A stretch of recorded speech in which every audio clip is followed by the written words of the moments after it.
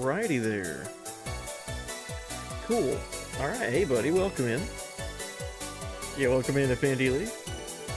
Hope all is well. It's the middle of the week, right? So hope the week has been going good for you. Welcome in, thank you for being here. We are going to be doing more Final Fantasy X. Of course. What else is there to play other than the game I've been playing for a few weeks now? I've really loved revisiting Final Fantasy X. So where we're at in the story, we're at a place called Mount Gagazet. We've already made our way kind of towards the peak of Mount Gagazet, so we've been climbing this big snowy mountain. And we're about to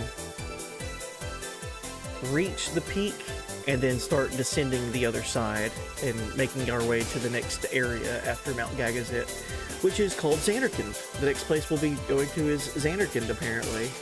So, our characters have been talking about that place the whole game.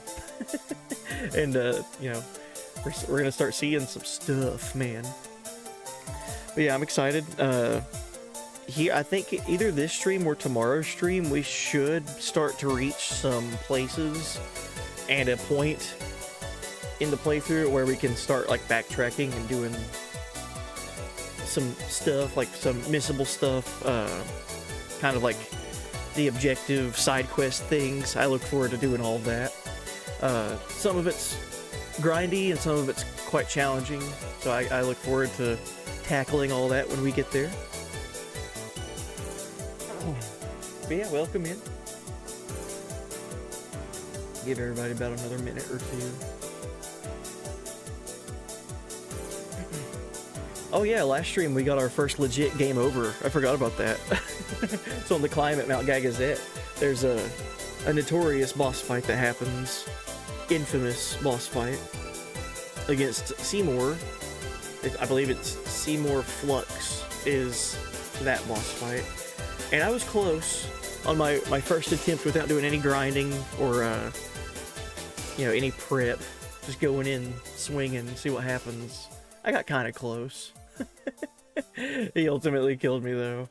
And then we had to do the fight over again. So yeah, Seymour Flux gave me my first game over. Like 30-ish, maybe even 40 hours into the game. So, I was half expecting it. Alright, well anyway, let's go ahead and run the intro, and I'll see you guys here in about 90 seconds or so.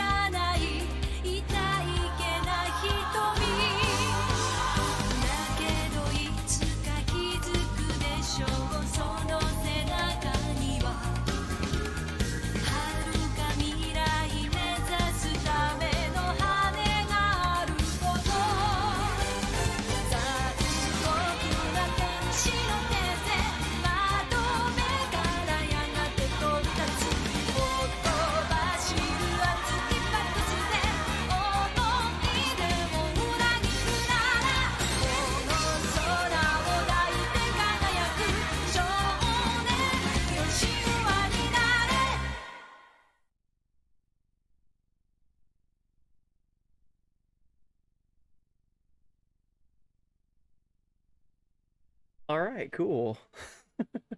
Welcome in. Oh, you're making a hot dog, Affinity Leaf? Heck yeah. What do you got on your hot dog? I'm always very basic when it comes to making a hot dog. Either ketchup or chili, and then that's about it. When someone says the works and they put like just like a mountain of stuff on it, I'm like, how are you even eating a hot dog at that point? It's like there's more toppings on it than there are ingredients of hot dog. Mayo and ketchup. Mayo, really? I don't think I've ever tried mayonnaise on a ketchup or on a hot dog before. Usually do relish and ketchup, but I'm out of relish. Oh. Yeah, welcome in, Munge. The important question is a hot dog a sandwich? I see we've chose chaos for tonight's topic for stream. I see we've decided to burn the stream to the ground now. I'm of the idea that food is transformative. So if a hot dog starts out and the bun is intact, that it's not a sandwich. But if the bun were to rip, thus forming two separate slices of bread with the hot dog in between, then it transforms into sandwich. And then there's some people that are like, it's still not a sandwich. And I'm like, all right, keep telling yourself that.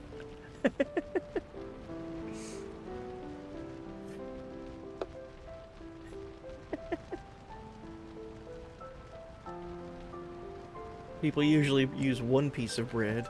No one puts a hot dog between two slices of bread. There's gotta be somebody out there that does that. I'll do it out of spite.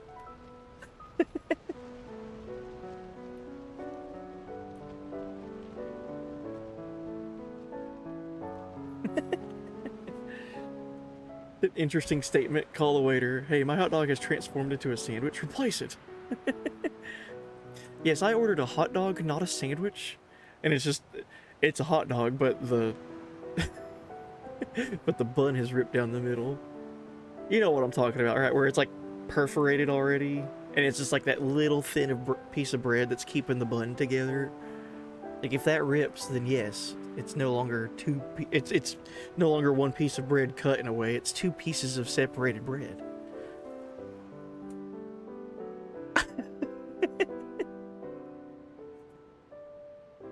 Welcome to Final Fantasy X, where we're returning to Xanarkand. Our heroes have been climbing Mount Gagazet, and we have made it kind of to like the cave that's at the top of Mount Gagazet. We have to rely on some of our swimming party members to solve some puzzles. We solved one puzzle already with Waka, Riku, and Titus. But I'm sure there'll be more. And then whatever's waiting for us on the other side of Mount Gagazet, I guess we'll wait and see what's waiting for us. So yeah, welcome in. Let's go ahead and boot up the game and get started. Yeah, Gagazet Mountain Cave. This is where we're at. Where's Zell when you need him?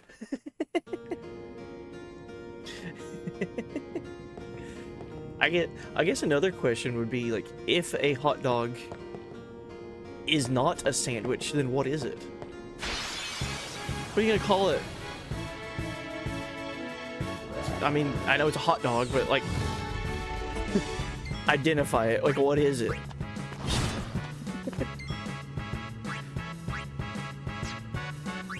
Let's get Riku out.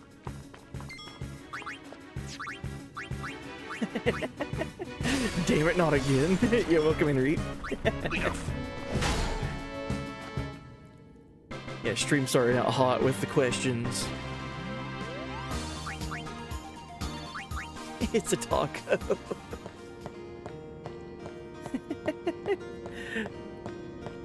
Oh yeah, I can't go that way yet. Alright, so yeah, like I said, we just arrived to the cave here at the top of Gagazet. And I got to the save point and I had to call it quit/stream, so finally continuing. But wait, is a taco a sandwich?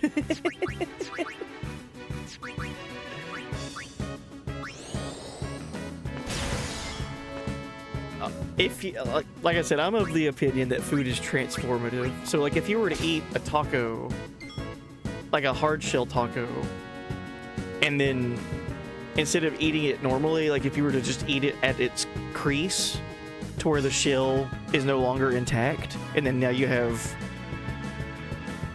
shell on the bottom, food like middle part of the taco, and then shell on the top, and it's separated, then it becomes a sandwich. Yo, Infinity Leaf, hey buddy. Thank you for the resub. 26 months. That's crazy. Heck yeah. Thank you for that. Enjoy all the benefits.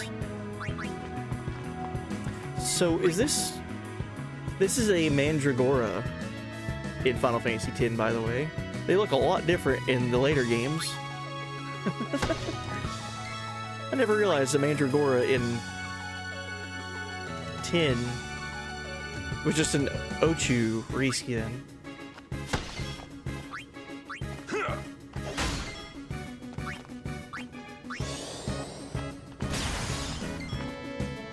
How is it still alive? Farewell. There we go.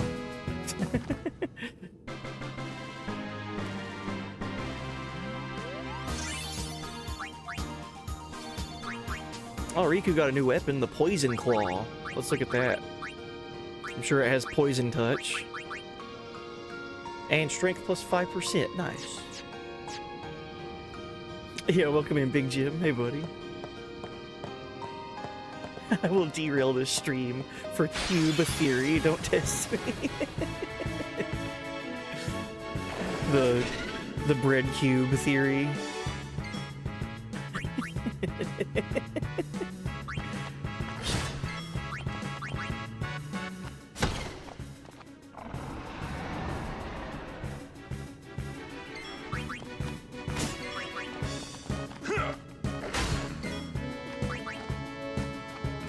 Oh geez, it's not dead.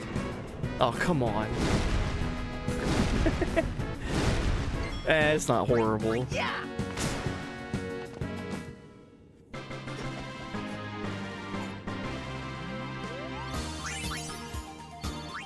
Da, da, da, da, da. Yeah, welcome in, Dr. Ice. Doctor. So I just want you to know that I'm again obsessed with this game and considering playing it again. Oh yeah, absolutely, you should. It's wonderful. I've thoroughly been enjoying my time revisiting FF10. Oh, and Infinity Leaf, you started doing YouTube stuff. You got 3 videos out now. Nice. Heck yeah. Hope you have fun with that. Neozimus, welcome. Thank you for giving Dactyl. Need Dactyl. Give Dactyl.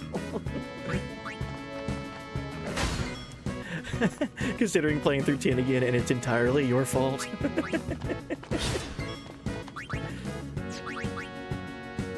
You should.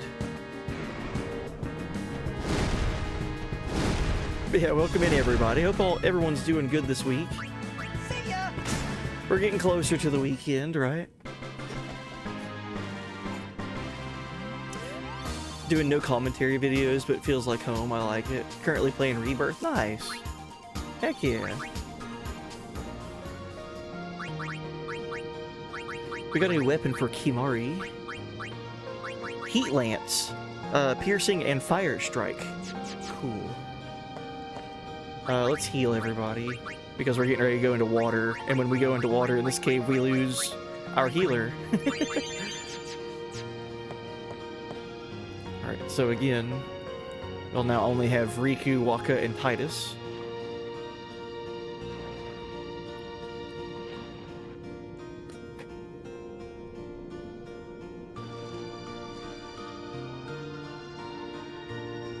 Yeah, I hope you're having fun with uploading stuff on the YouTubes. I dabbled in that forever ago whenever I got my capture card. Like, before I streamed, like I was trying to figure out and understand how to capture gameplay. And I've got a couple of videos on YouTube where I just took FF7 remake footage and like spliced the original FF7 soundtrack in it, and it came out fine. Like, it was just a fun little learning as I go experience. But this year, like legit at the start of the year, I was like, I should start probably saving my VODs, because I haven't done that ever. So I've been uploading my VODs onto YouTube. All of Dragon Quest III and all of this playthrough are going to be on YouTube. It's fun. It's just a fun thing to know that it's always going to be there. Oh, Dr. Ice, that's a crazy question. FF7, FF10, or Chrono Trigger? Which one has the best battle theme? Oh, man. Are you talking, like, just standard battle, like, normal battle themes? Or can I pick and choose specific battles? Do boss fights count? I need some rules here.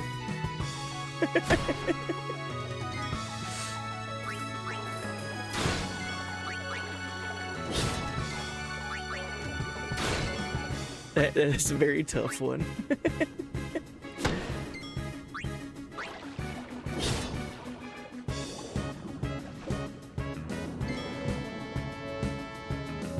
Because you gotta think too, that's like, even though that's 6 years apart from each other, like Chrono Trigger being 95 and then FF10 being 2001,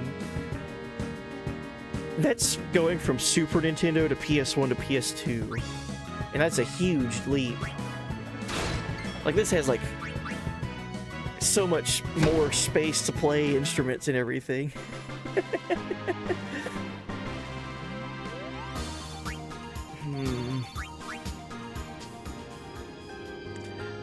If we're just going standard battle theme,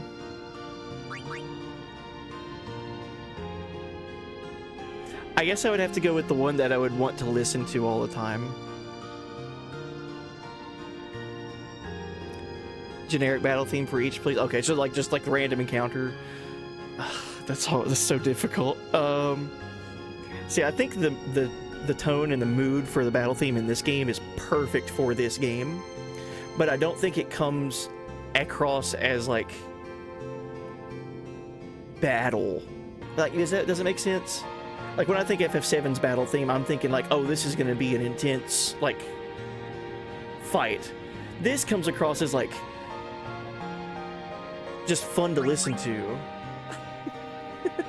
And then Chrono Triggers is also like kind of like it's a upbeat, but it's also like mostly the drums that you're paying attention to.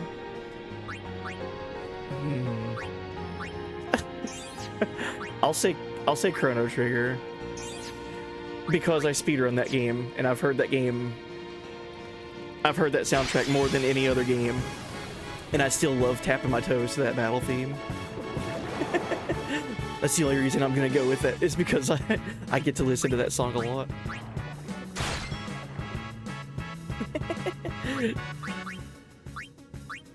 Yeah, it's a fun question.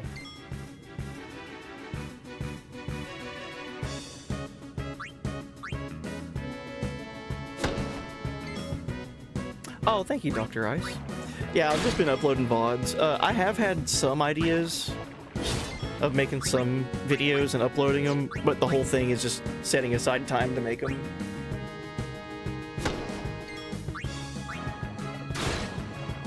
Nothing crazy, just like little fun little lists, like top 10 lists or whatever.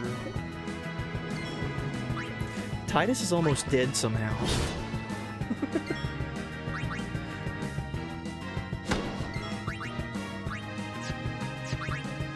We need to heal.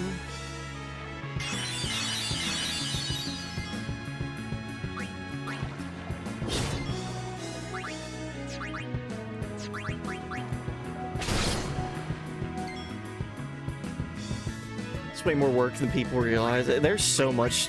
It's like with streaming too. Like, you can put as much effort into it as you want. It's such a. I use streaming as like a big creative outlet. Like, I just love sitting down and thinking of things that I could add to the stream to make it fun or look cool or change things, whatever.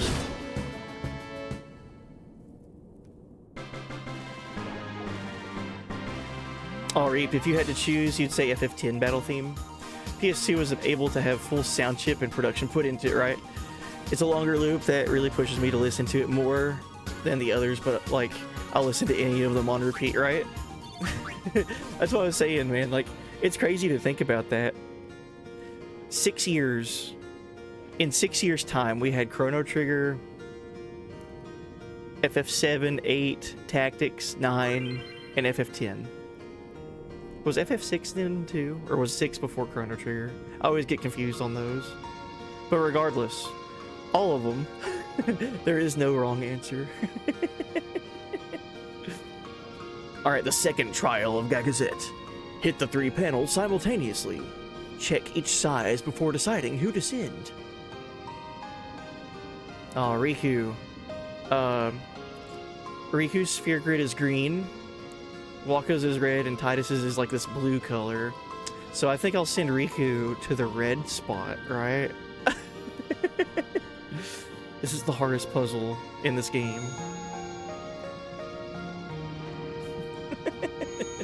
Gee, I hope I did this right.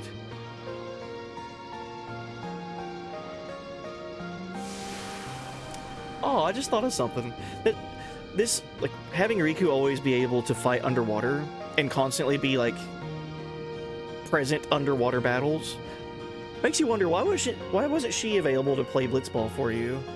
She's an Albed. So, I mean, that would have been cool if Riku could play Blitzball.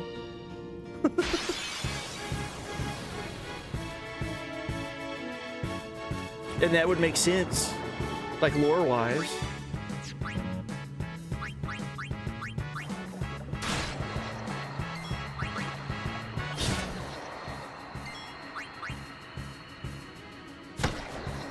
Yeah, golden era.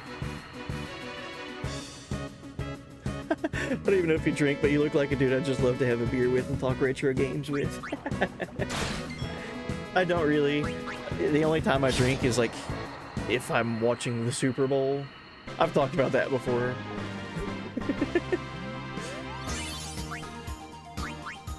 The only time I drink is if I'm able to watch the Super Bowl at my house. And even then it's just like one. And then that's it. Never realized that it's their colors. Oh yeah, their Blitzball, or their sphere grid colors kind of give away the clue for that. Oh, and Munch, I've been thinking of doing a little retro gameplay through on YouTube. Nice. Started with Mario, talk about how it was built, some history and game design facts. Nice. Once I finish it, I'd build a level in a game engine. The only reason I haven't done much video editing. Not sure if I can make it look decent enough. That's the thing, like, the more time you would spend on it. I'm the type of person that whenever I sit down and work on a project, I'll work on it until I just feel like it's done. I won't have like a set idea of like, I am now complete with this project. Like, I'll work on it until like I'm obsessed over it, until I feel like I can't work on it anymore and like make anything better about it. So like, being able to, for example, like a stream setting, I can constantly think of something like I can think of something next month and be like, oh, I'm going to change this going forward, and like integrate something into the stream, be it a meme or be it like an overlay change or whatever. But that's like a ongoing project versus a finalized forever thing, right? Like my anime intros, like the anime parody intros that I have. Like, I worked on the Evangelion one and the Cowboy Bebop one for so long, and then I was just like, I can't work on these anymore. I'm tired. I'm just gonna say I'm done with it and hope that it works good. And then it's done, and I have to be happy with it, and I am happy with them.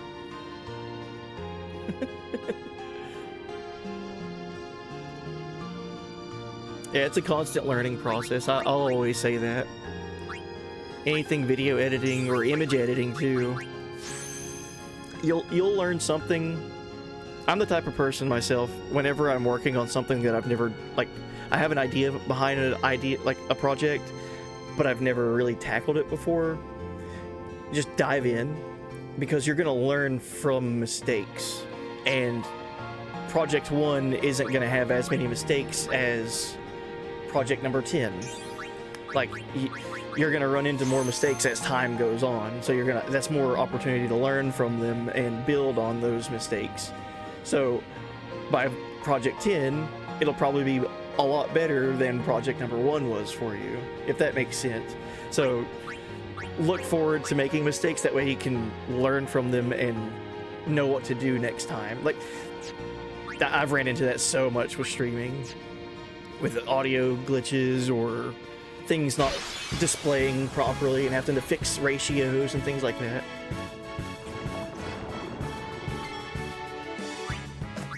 I think it was the last Chrono Trigger speedrun that I did, like 2 months ago at this point. It was the last Chrono Trigger speedrun that I did, where I joked about it, but the more I've been thinking about it, the cooler I think an idea like this would be. So, whenever you see the credits play in a game, or a movie, or whatever, whenever the credits roll, and you see all these people's names talking about what worked on this project, this movie, video, game, whatever it is, a lot of people will just be like, oh, well, that's the credits, time to wrap up because the entertainment is over, right? I had this idea of, like, what if we did, like, not a series, but, like, just a deep dive on a lot of, like, games creators. Not long ago, I played through Threads of Fate. I did a playthrough of Threads of Fate. Most of you were probably here for that. And it was fun because I didn't even know this when I jumped into it, that there was some people that worked on Threads of Fate that directly went and worked on this Final Fantasy X, like, right after it. So, like, I had no idea, like, I never put that together. So, fun little, like, oh, aha moments like that could... Square is gonna be full of those, like, aha moments. But, like, just doing, like, a deep dive in the careers and the works of the people that made our favorite games and stuff, I think that would be cool. And if I never get around to making it, I hope one of you will make that. Make a video, like, franchise, a series, whatever, talking about the people that worked on these games. The people behind the games.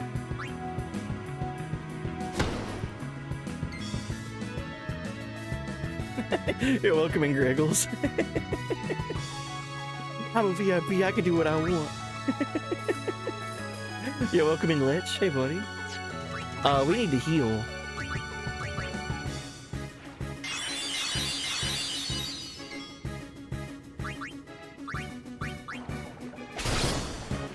Yeah, background info dumps. Right. Why do my characters have to be dying?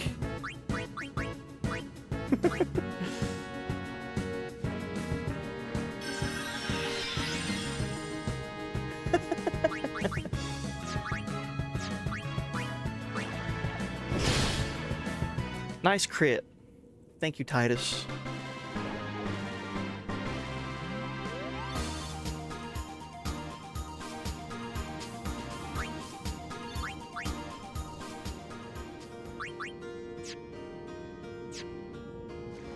Hopefully we get out of the water before we run into another encounter. I'm gonna jinx myself here, watch this. Nope, okay, good. Yuna, heal us please, we're dying. Oh, Lech, hey buddy. Hey, thank you for the resub, 3 months. Heck yeah. Has it really been that? Jeez. Thank you for that. And immediately, if you watch someone on here go G to the next level, who plays games at the end of the game, reviews them in depth and rates them 1 through 5 G's. The game reviews are my favorite part. Cool. I've never thought about doing a game review for games. Like I'll share opinions about it and like be like, oh, this is how much fun I had at, like, scale 1 to 10. I've done that before, but it's never been like a review of like, should you play it? Would you like it? It's just like, how much fun did I have type of thing.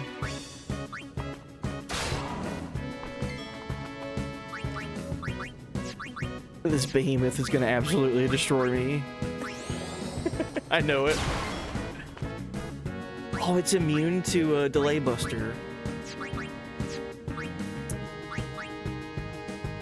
I'm thinking about using Waka's Overdrive. Maybe we can darkness it.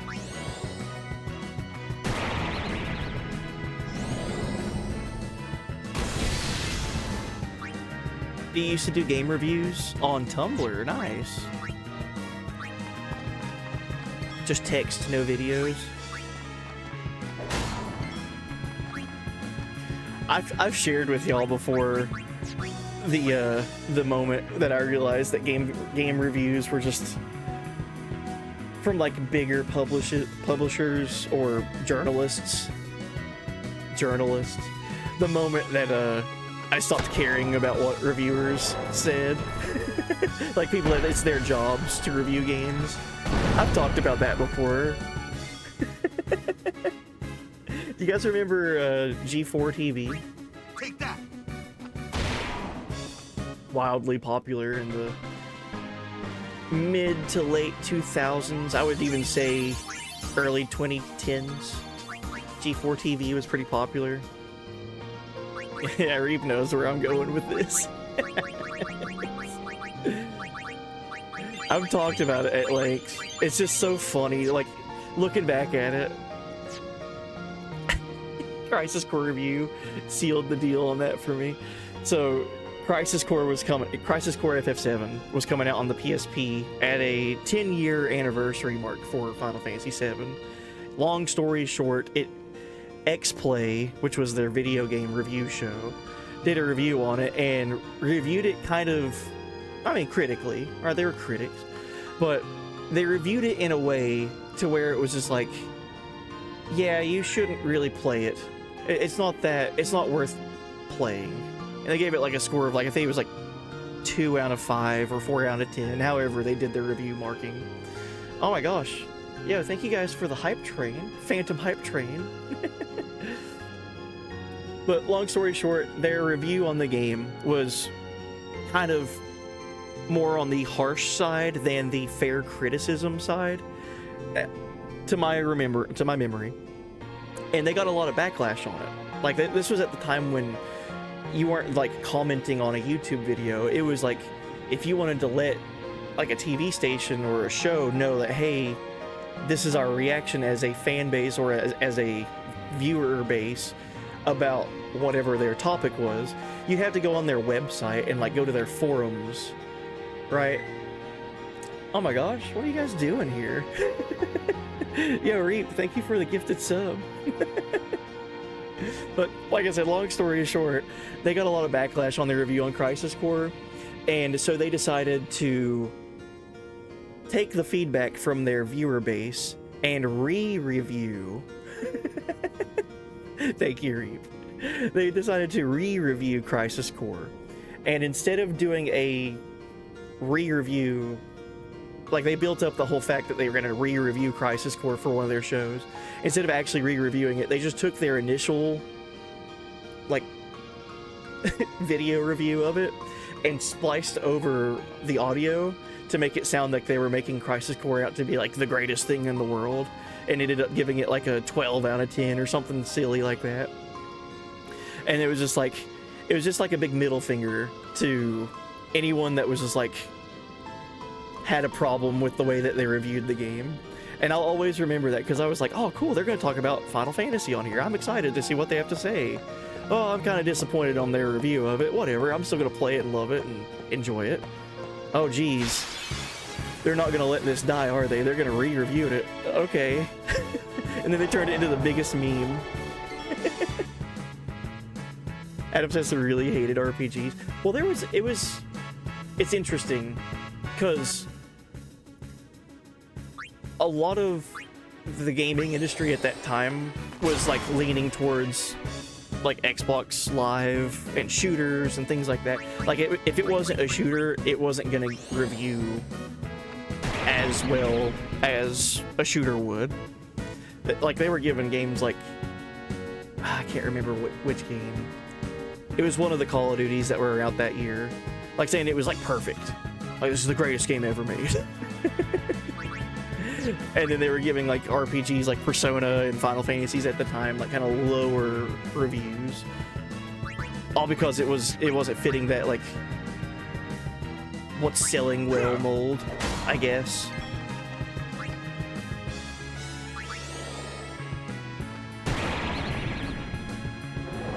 It reminds me a lot of I hate to talk about this because I'm not a negative person. You guys know that. Usually when people watch me, they tell me I'm super laid back and chill. It reminds me, I can't remember the guy's name, but I saw a clip not too long ago where it was just somebody just harshly criticizing, I think it was Rebirth, FF7 Rebirth, and FF7 Remake. Just like dragging it through the dirt, man. It was just, I was like, okay, is there any point to... You didn't like it. Well, too long didn't read. You didn't like the game. Okay. But it was just, it felt like a gathering of people that had problems with FF7 Remake and Rebirth, just like flocking to find someone else that also didn't like it just to shit on it for like, just because. That feels so tiresome. Like a lot, that just feels like so much effort to be to just be annoyed.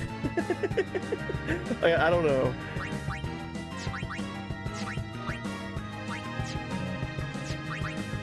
Take that.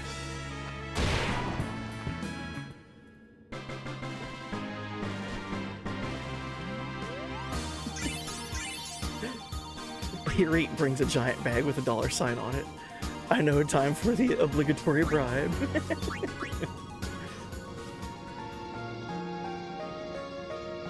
I enjoyed Remake, haven't played Rebirth yet. I preferred Rebirth. It's just because they took what Remake did and grew on it and just kind of expanded it and made it more. And that's what I'm looking forward to with the third game. That's the thing with Rebirth going into whatever the third installment of Remake's trilogy is going to be. Like, Rebirth was so good. I honestly don't know how they're gonna one-up it. Like, it's magic. Like, I don't know how they're gonna make what was already super good, like basically perfect in my eyes, and make it better. I don't know how they're gonna do that, except for like maybe just adding more. It's gonna be wild.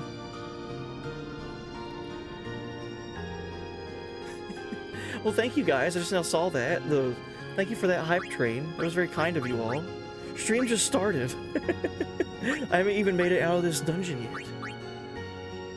Healing. That's what I'm doing.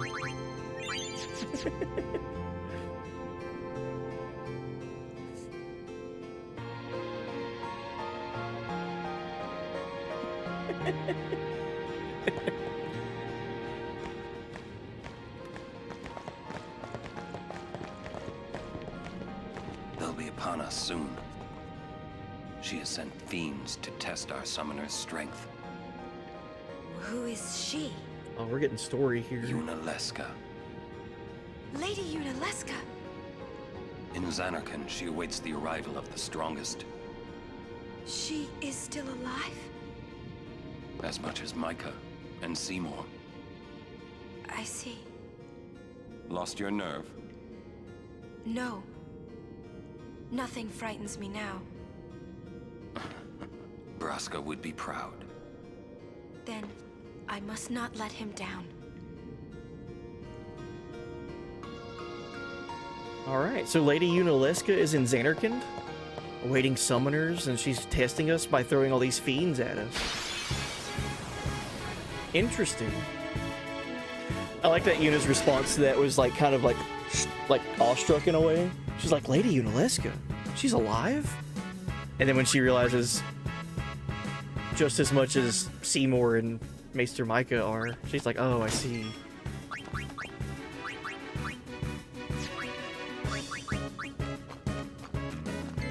We've learned earlier that in the playthrough that Lady Unalesca is the first summoner to have defeated Sin 1,000 years ago. So she's in Xanarkand still. How crazy is that? She's been here for 1,000 years?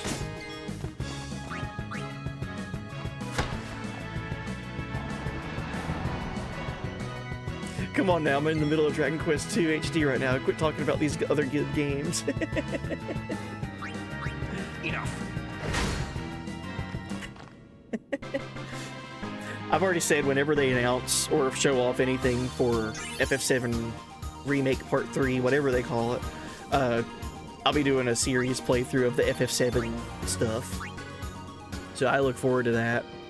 Starting with the OG and working my way up to Rebirth in preparation for the next and final game, possibly.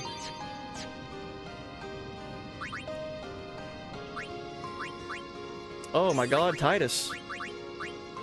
Quick hit. Nice. So Titus has finished his sphere grid, basically. Got his final ability, quick hit.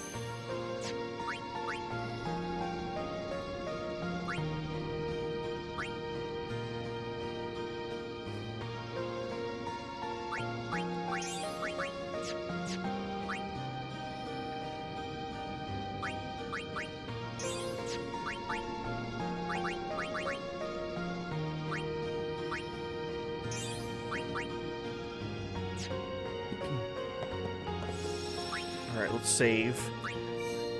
Keep climbing this giant mountain cave. They give me a random save point. I'm sure nothing around the corner up here is going to try to kill me. I'm sure of it.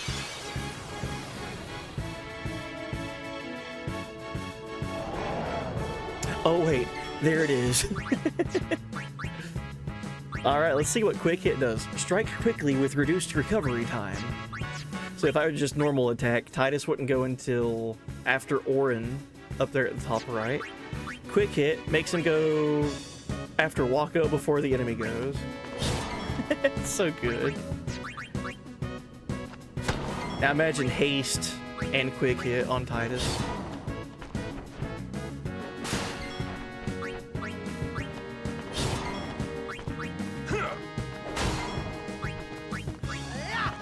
It's ridiculous, dude. Just wait till everybody gets quick hit.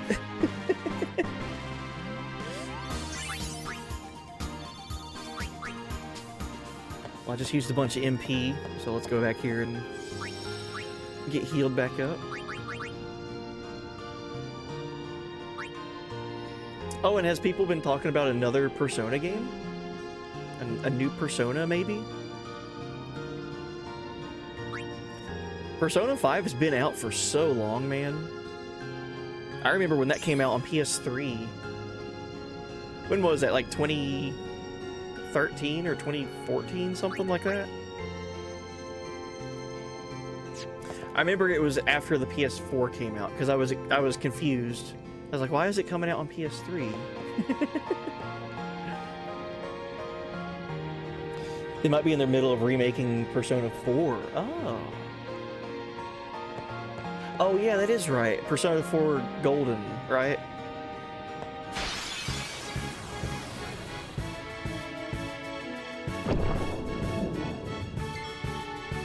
Oh wow, this is my first Dark Flan for me to run into. Let's not. We haven't fought this yet. This playthrough. Let's scan it and see what it's weak to.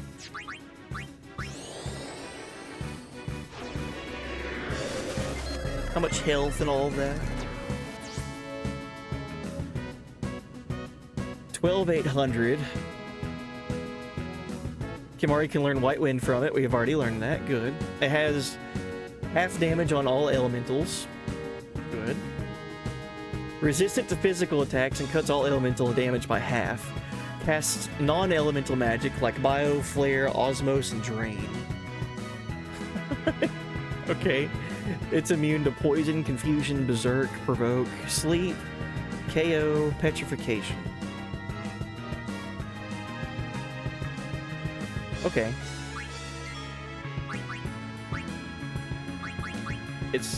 I don't think it's in Silence. I don't think it's immune to Silence. Well, there you go. Let's mental break.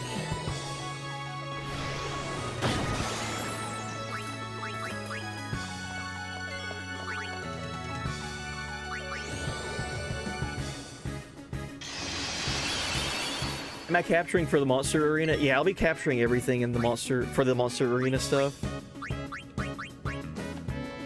And this is the first time I've ran into this guy, this playthrough, so might as well try to capture it.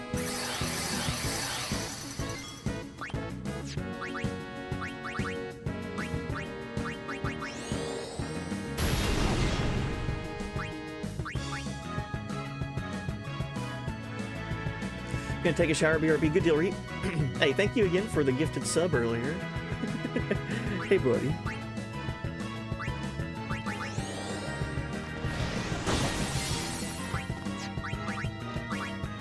I think I could slow it too. I don't think it was resistant to slow. It just missed. Excuse me. Did silence wear off? Come on, man.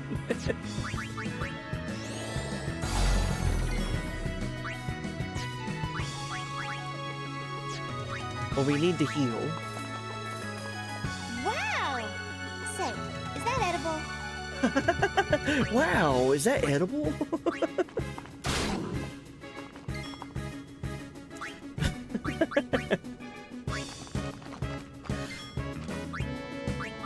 I know what we should do. Let's get reflect on Mirror everyone. of light, reflect magical spite.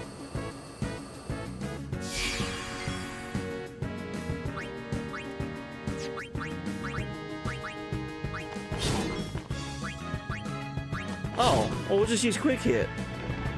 It's doing crazy damage. Yeah, never mind. I thought I was gonna have to do some kind of workaround. Just let Titus smack it. Alright, cool. I like that Riku was like, wow, can I eat that thing?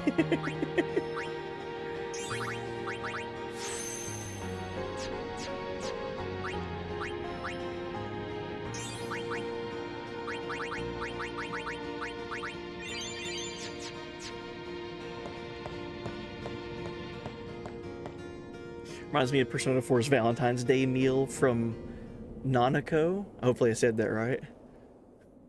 The flan. It comes!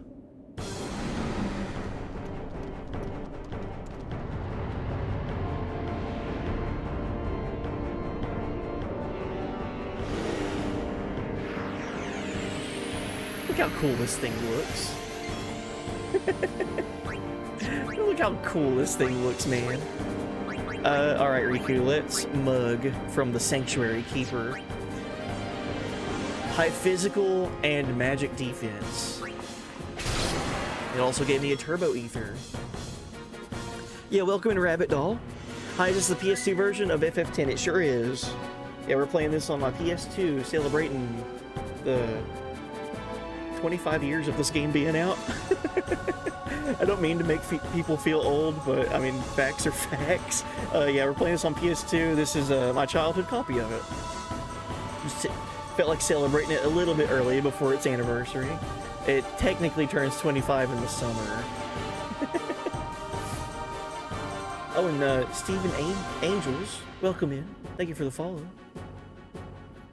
Alright, we need to haste everyone.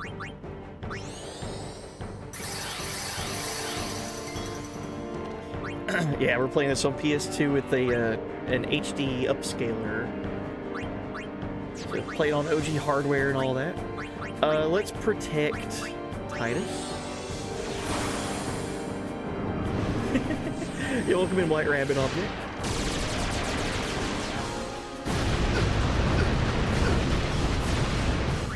Okay, that only hurt a little bit.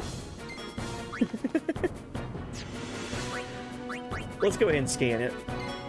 Just see what we're dealing with here. Yuna was over there struggling. Did you see that? Alright, Sanctuary Keeper has 40,000 HP.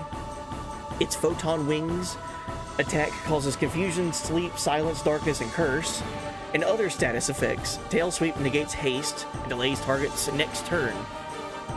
Uses healing magic and reflect among other spells. Oh boy.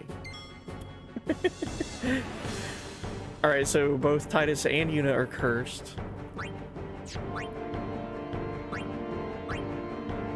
Meaning they can't use their overdrives.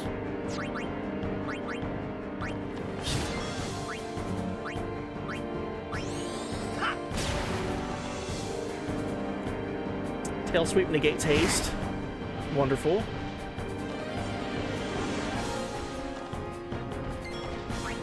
Alright, let's go ahead and do some big damage with Orin and Waka. Let's go ahead and use Shooting Star.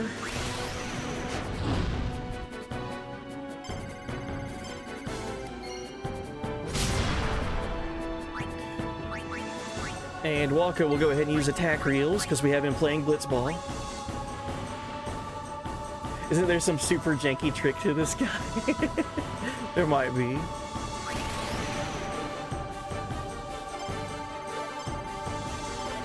I mean, he does have a lot of HP. So I wonder if there's another way we can quickly defeat him.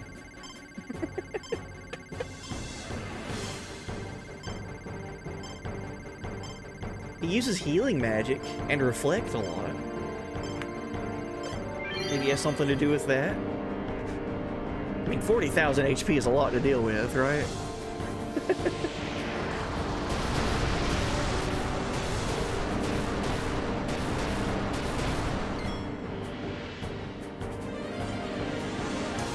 And that was your first time seeing Scan on the PS2 version? Nice.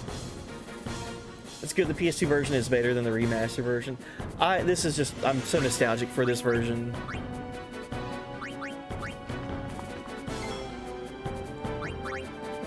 We need to use an Albed potion.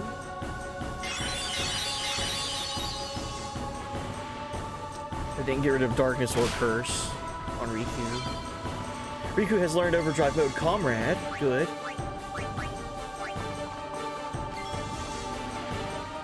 Oh, he goes immediately. See, how much health does he have? We've got him below half health. So 17,000 life. Let's go ahead and get Shiva out. Might as well. So what was it in the HD version of Final Fantasy X and X-2? Like, they lost assets or something? Or they couldn't find certain assets, so they had to remake characters' like faces or something like that? And they just didn't look as good.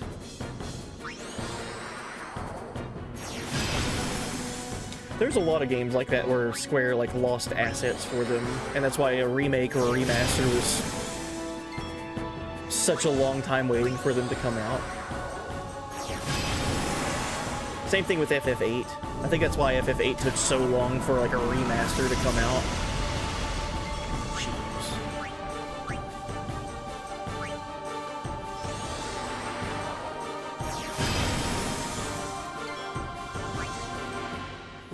Alright, let's go ahead and use Diamond Dust. GG Shiva. I know this won't kill, but thank you for doing a good amount of damage for me. Regen? Kiraga, oh my gosh. He just healed for all of the damage that Shiva just did, and then some. Alright, let's go ahead and dismiss Shiva before she gets KO'd. And it was just the faces in the remake, they have no expression. Okay, well Yuna's dead here.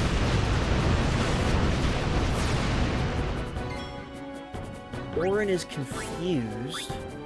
Okay, I'm gonna go ahead and use this remedy on him.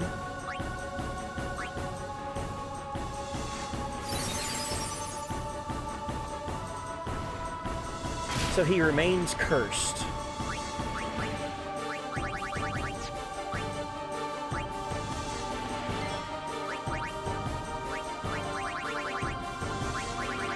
Where's my Phoenix down? There we go.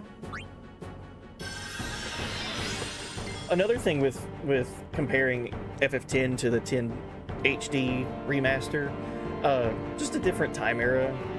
I enjoy the idea of memory cards and like physically holding your media and having your game and everything about it involved in the game. I'll still remember the first time I ever saw the PS3 and the PS4. Whenever you go to save your game and it like just like taking you away from the game and it goes back to like kind of the console overlay for saving your games. I was like, what is this? Did they get rid of save screens in games? Sure enough, they did. But like, I like having save screens in your games to look at. I always thought that was just a nice little touch.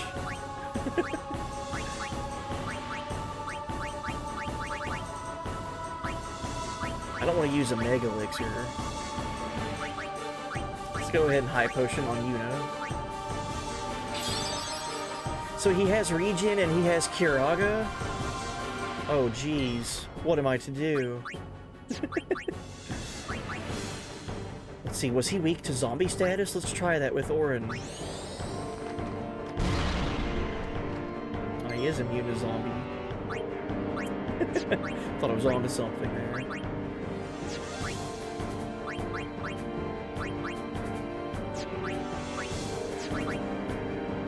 So he still has 26,000 HP. Woof.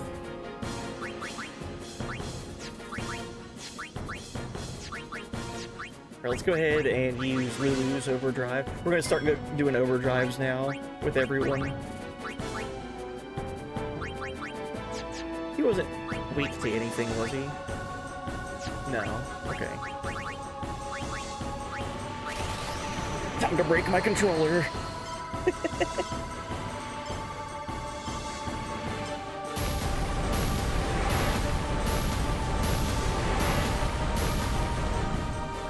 Worth it.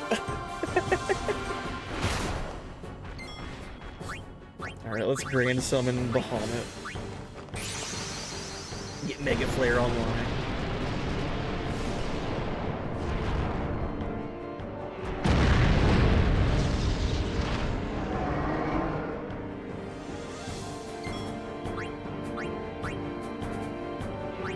See how much damage he does against Bahamut.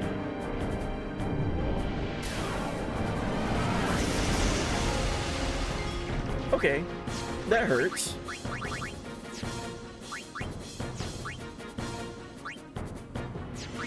Let's go ahead and use Mega Flare.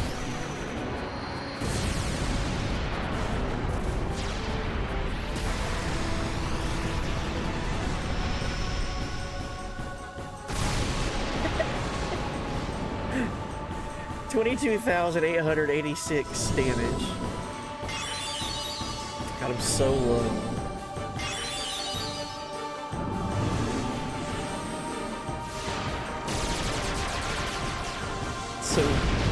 Such cheese strats from the boss here. He's got more health. I basically have done no damage to him. That's hilarious. Oh, and he put Curse on Bahamut? I didn't even know your Aeons could get cursed. Wow.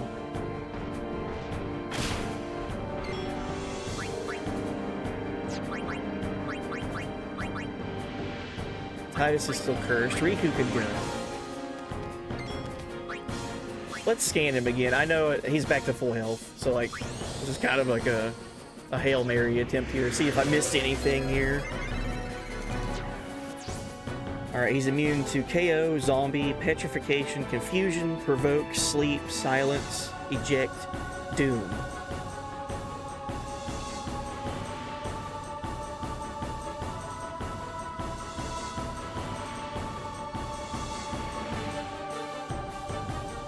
Okay, if he's using Kiraga on himself, I could reflect on him, so he then heals my party with Kiraga. Problem is he's got regen at the moment. If he didn't have regen, that would help.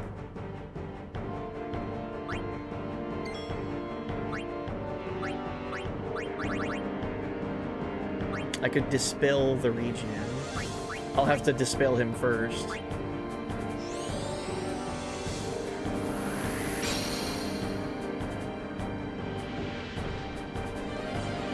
Nice evasion, Lulu.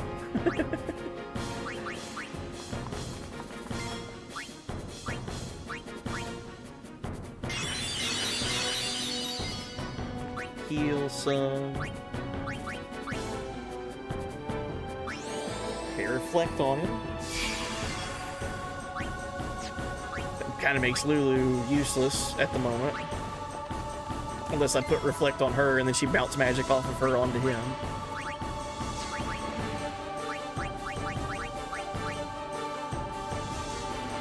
Let's remedy on Titus so he can use his overdrive soon. Or not. How did Remedy miss? Should I use holy water, I guess?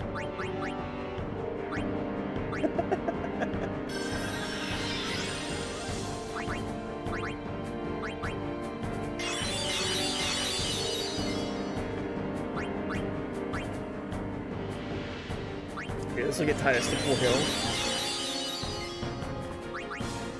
And Titus needs some HP, or MP back.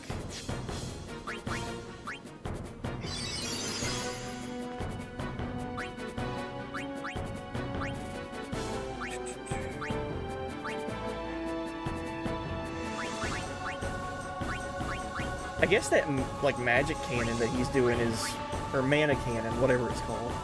I guess that's, technically magical damage, so let's put shell on people.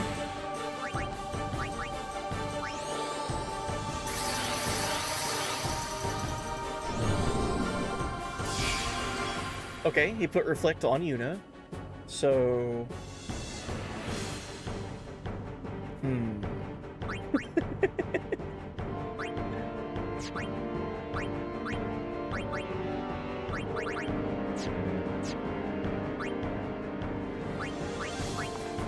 Start healing my big guys again. So you can't put zombie on him.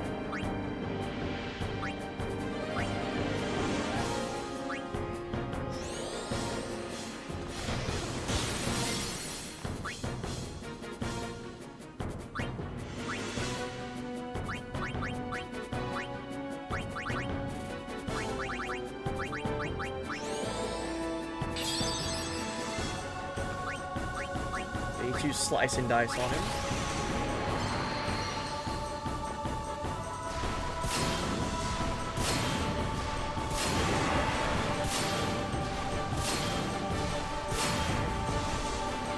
Did about 14,000 damage.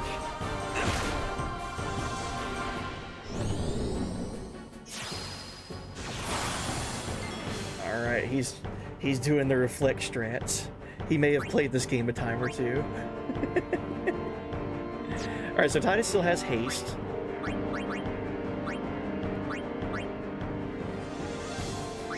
Let's haste Ori.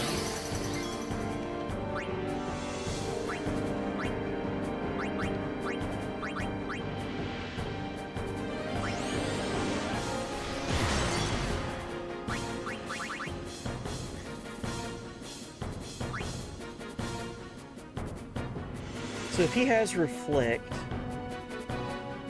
and I try to cast Dispel on him, it should bounce off of him and Dispel something on one of my guys. So we'll Dispel on Yuna, and it'll bounce off of her and hit him, right?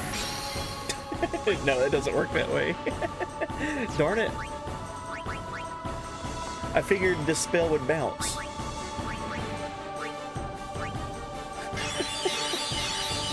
Curse my overthinking.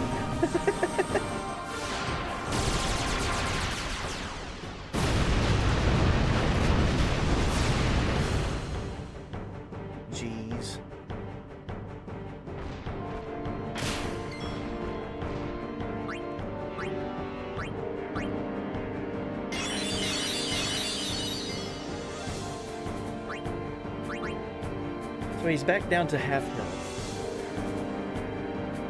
I was just wondering if Dispel would bounce. And then he hits me with his proton lasers. Proton lasers, whatever.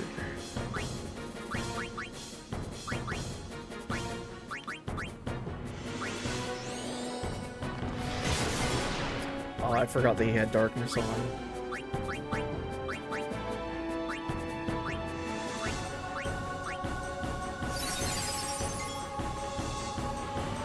Spell doesn't bounce because it doesn't target a character, it targets an enchantment. Ah.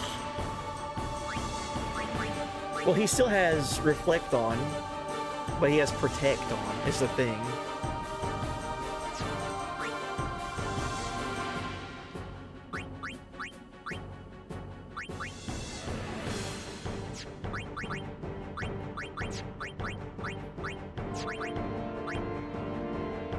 So I want to try to keep Orin as high HP as possible because he can tank stuff. I'm going to Dispel him to take Protect off, and that should also remove Reflect, so I'll need to put Reflect back on him as soon as possible. Or else I fear him using Kiraga on himself.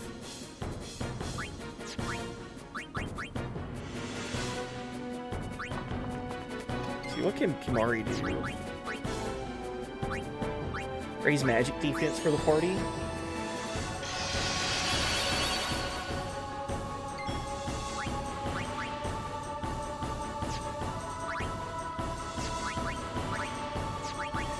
Wait a second. I think Threaten works.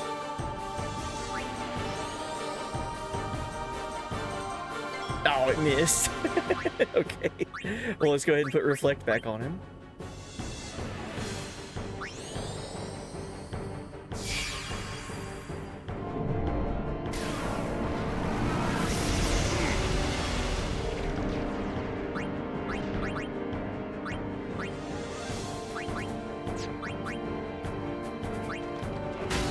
Okay, Kimahri's got his overdrive.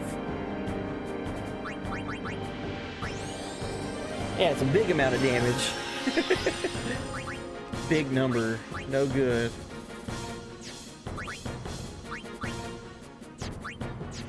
He should start using Kiraga here soon. Okay, Reflect on Kimahri. So we'll Dispel that.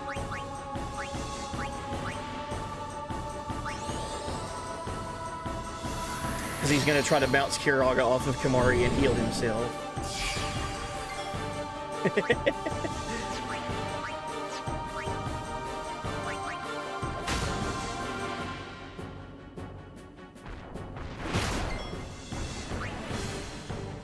Right, Ronso Rage.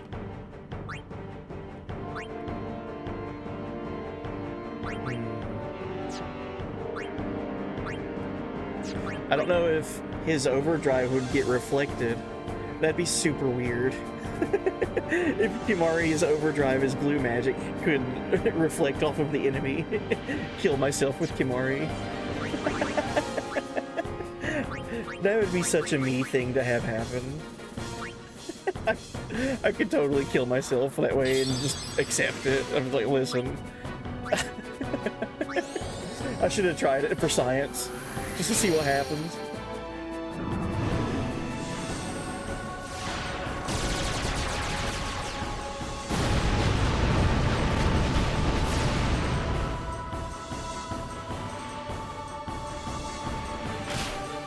So happy he attacked Orin there.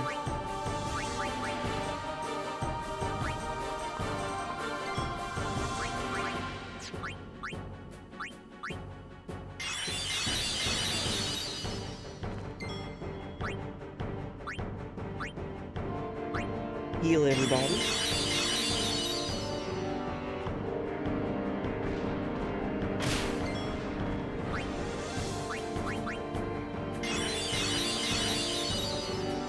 If I had Yuna's overdrive ready to go, I could have used Mega Flare right now and won the fight.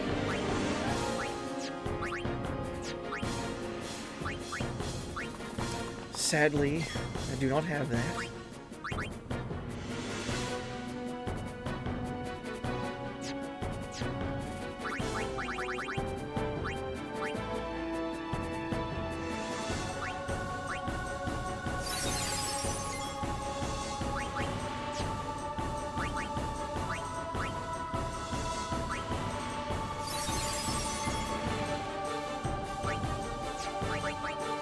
Where's he at? He's down to 10,000 HP. We've been here before. And then he full healed.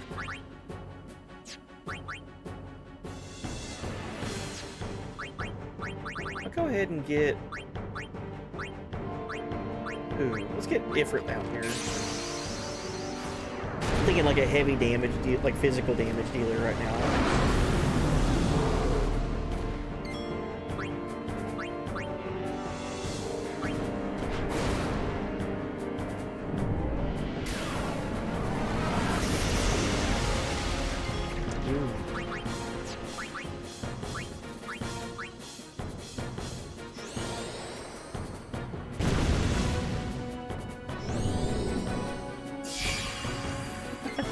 He's casting Reflect on Ifrit. So we'll just bounce fire off of the boss to heal Ifrit. How funny is that? Like a charm. Come on, man. Well, I didn't see that coming. He's got regen back now.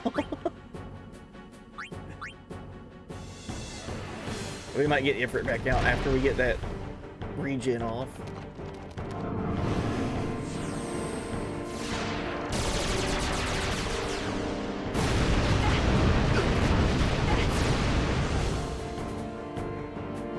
He's silenced you, know?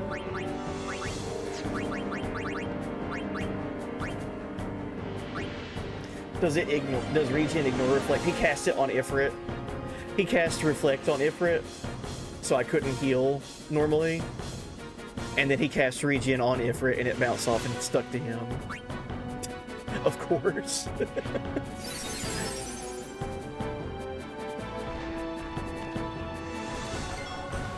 Just gaining 1,000 HP every turn.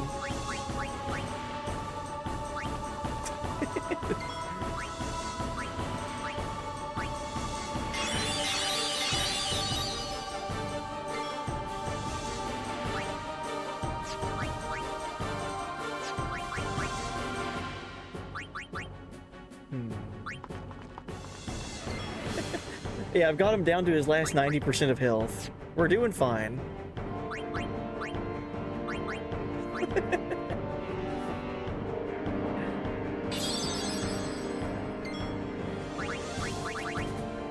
Yeah, I can't have him keep regen. Is he immune to zombie? He is.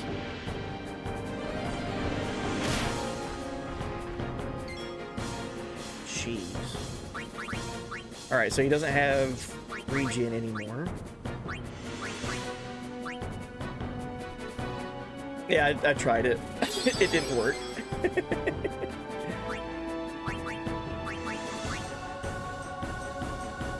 we'll go back to having to reflect on him.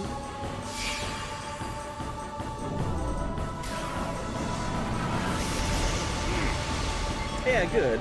I didn't need Kimari alive right there. Thanks for that.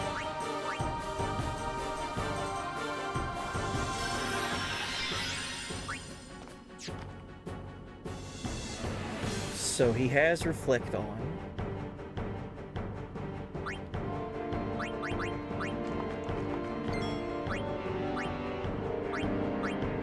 Let's heal with an Albed potion. 20,000 HP. She can't use her overdrive, she's cursed. I threw all of my money at him. Throw 110,000 gil. How much damage would we do?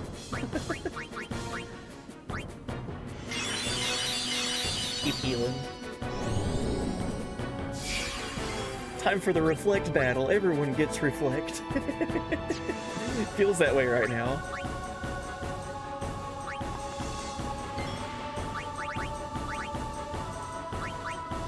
Can't remember if he had immunity to darkness or not.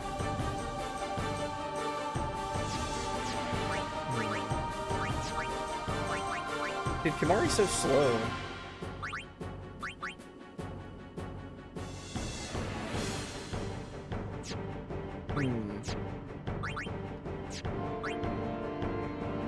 Thinking he put reflect on Kimari, so what if I got to Kimari's turn and just took him out of the fight? Instead of trying to remove reflect.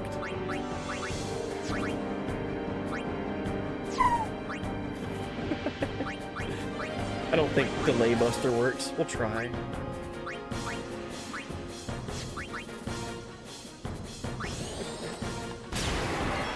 Yeah, it's immune. Okay.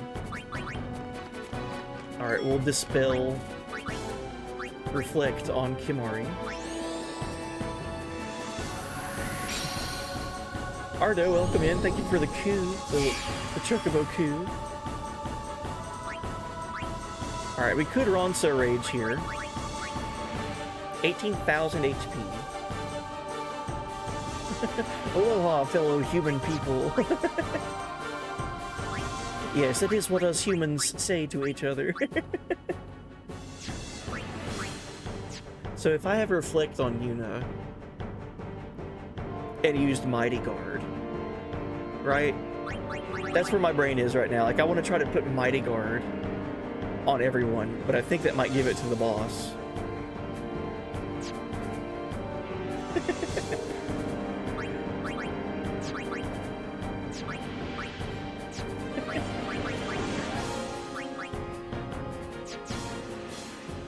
But yeah, welcome in. Hope you're doing good. Just attacking.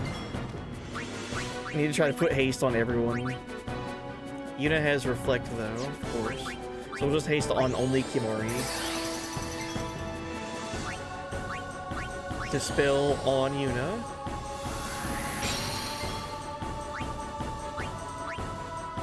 And this will give haste to Yuna as well. Doing okay? Good. That's better than doing bad. We'll take it.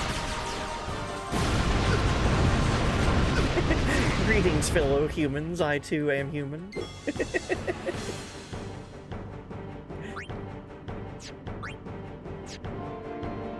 Oh, Yuna's got silence on. Gotcha.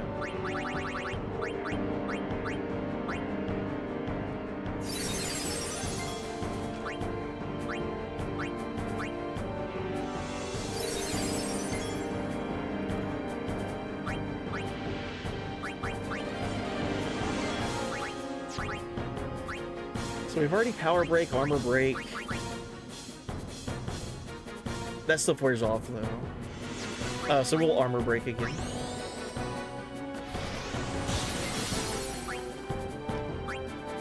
Of course, Kimari's cursed. Of course he is.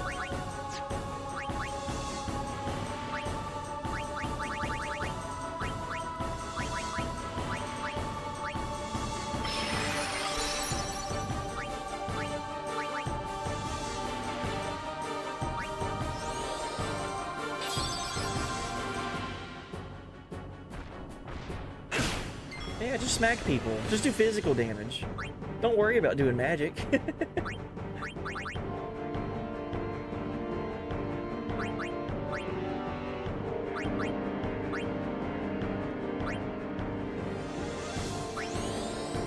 It's free real estate.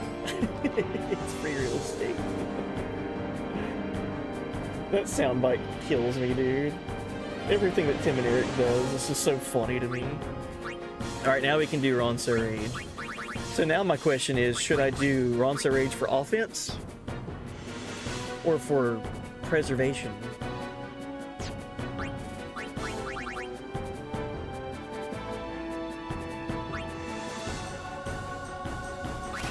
Yeah, we'll do Mighty Guard.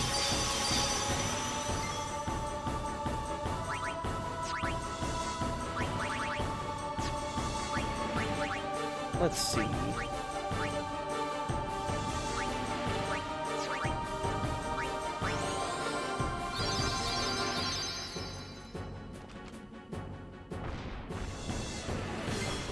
Alright, good. Titus is low on MP. I'd bring him out to get haste on everyone. Let's see what we can do with Walk. Can we steal his MP from him? See how much MP he has? Oh. And never mind, he reflects that. The single note.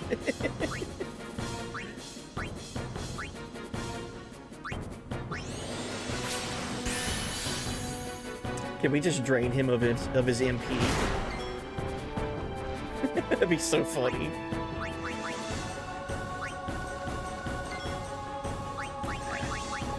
We'll keep roaring out there. Okay, we've already done armor break. Let's do a mental break.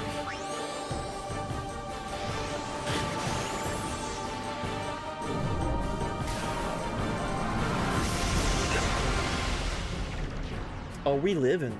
Good. Yeah, welcome in Twitchy Templar. Thought we had a rough time. This boss fight hasn't been nice to me. We're surviving though.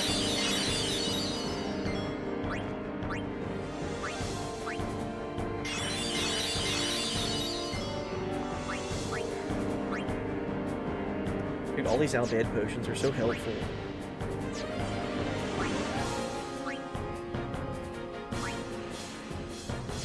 How much health does he have? 10,000 again. Oh, jeez. It's over 9,000! Let's throw a single grenade at him. See how much that does. Not worth it. Alright, I'm gonna risk it bringing Titus back out.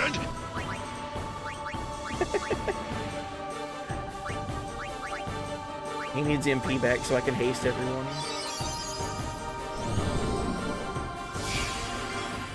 Okay, Titus has now been reflected, so... Bring Yuna back out. Show me a move! So no one's got reflect on. Everyone's super protected. I see we found the channel points. Yuna, smack him. See how much damage you do. 50 damage. Heck yeah, do it again.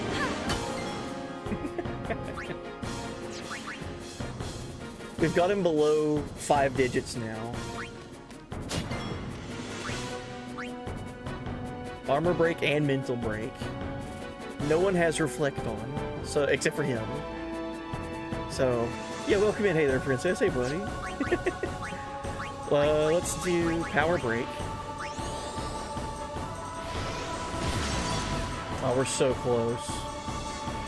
If Orin gets to go again, we win.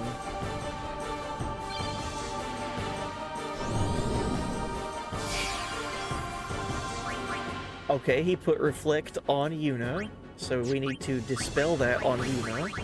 But that's gonna get rid of like all of her buffs. That's crazy. Or I could just swap her out for somebody else. Not Titus. Titus has reflect still. Let's swap him out. Swap out for Riku. Heal with these Al-Bhed potions. Yeah, Sanctuary, Keeper. Down to 3,000 health, and we've been here before because we got him down to like I think 6,000 health, and then he like full healed all the way back to in like 2 turns, full health. Okay, everyone's good on HP right now. Let's remove Curse. Holy Water. And then use Riku's Mix Overdrive. This should do it. 3,000 damage.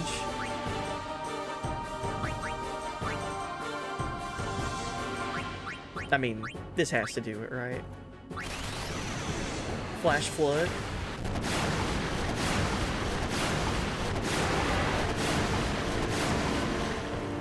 Almost. Oh yeah, that was it. Good. First try. That was probably twice as long as it should have been, but we got him.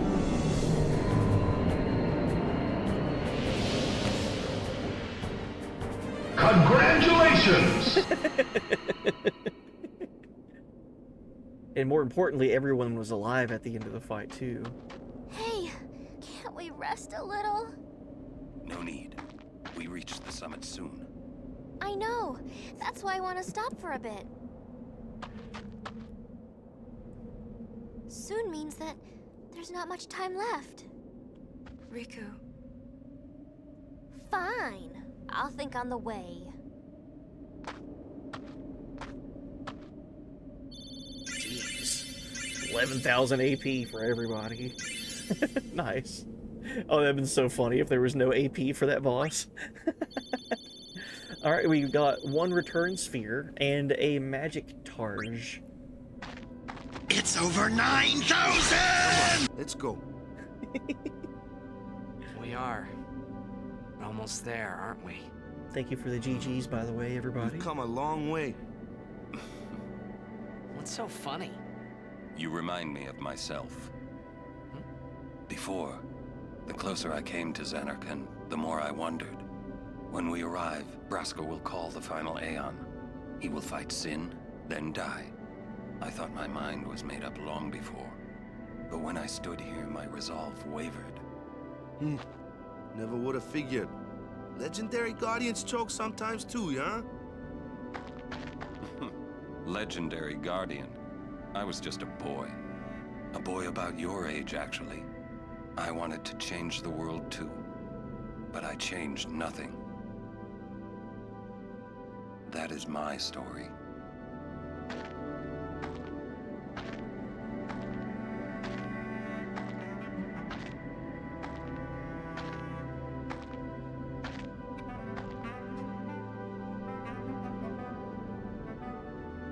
I love Orin.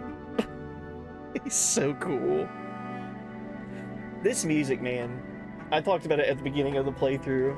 The first time we hear this song, it just gives you goosebumps. It gives me goosebumps every time I hear it. There's one thing that this game does expertly is whenever it knows its music cues, it always knows, like they knew what song needs to play when and everything. They did such a good job with that.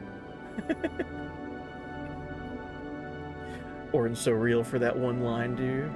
It's my favorite thing Orin says in the game. Oh, which part that he wanted to change the world, but he changed nothing. That was my story.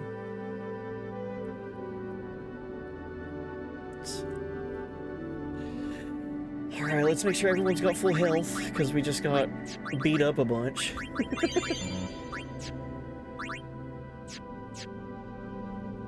Titus is hurting. I'm sure there's a save point soon. Okay, think about it. Jeff Goldblum playing as Orin. Thoughts? Jeff Goldblum as Orin?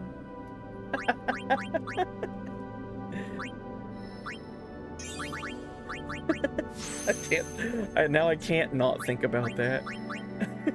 It's so good. What if it was just Jeff Goldblum cosplaying as Orin? So he didn't have to like be all serious and stoic all the time. He was still just Jeff Goldblum, but dressed up as Orin. So he still had all the Jeff Goldblum like mannerisms. I think I might prefer that better. Why not Nicolas Cage? Who would Nick Cage play as? I think Nick Cage would play as Sid. Dude, Sid. Nicolas Cage as Sid. Whoa, dude. A city dead for 1,000 years. A city I had to see with my own eyes.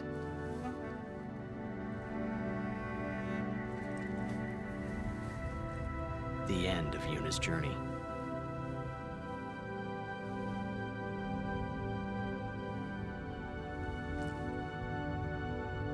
The last chapter in my story. My thoughts, they kept floating up and then slipping through my fingers, slipping away before I could pin them down with words. Yuna, I say no. If we go down there, then you'll...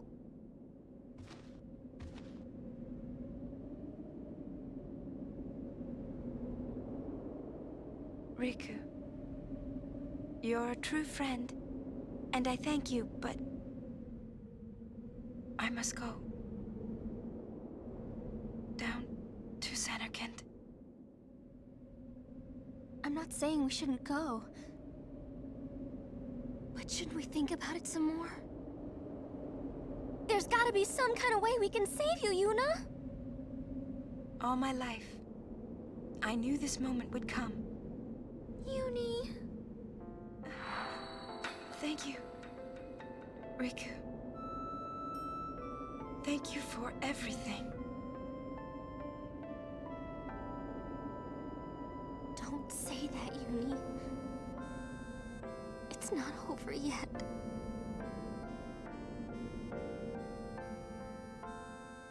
Tell Sid, thank you.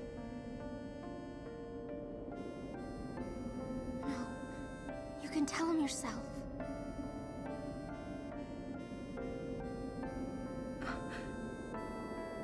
Please. Uni, don't say that because we're gonna see each other again, okay? Kimari, let's go. Hey, Yuna, you dropped something here.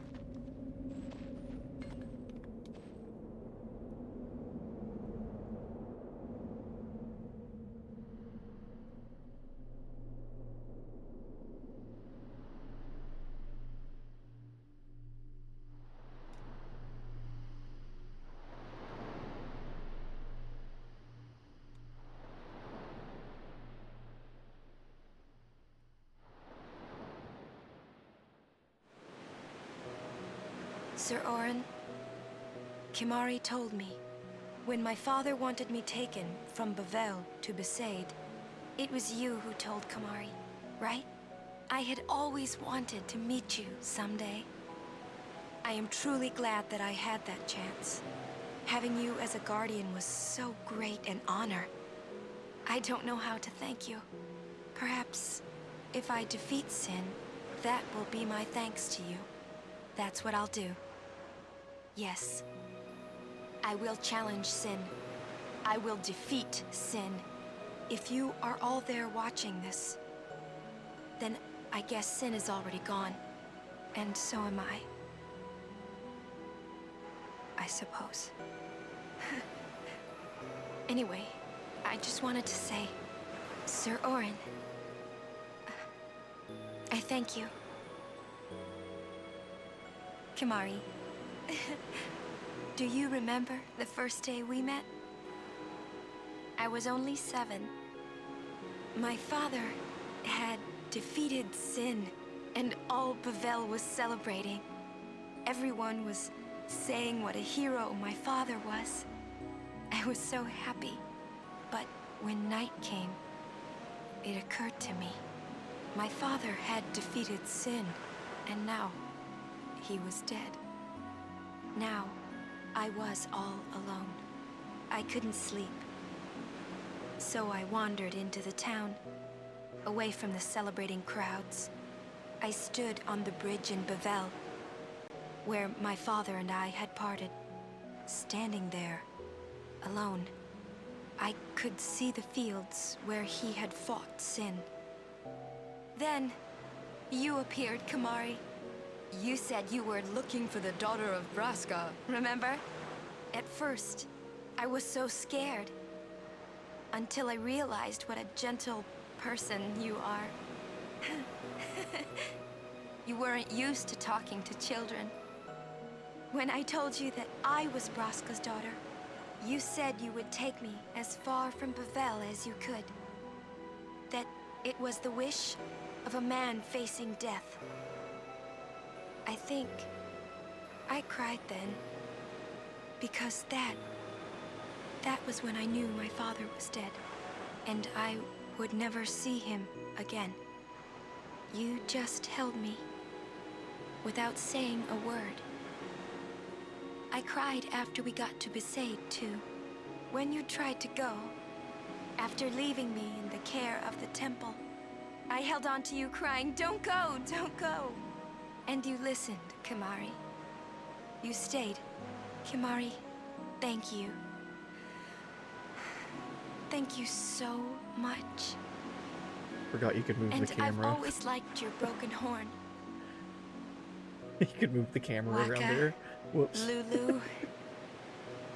I'll never forget my days spent with you, growing up in Besaid. We always played together, us and Chapu. That's why I was always so happy, I think.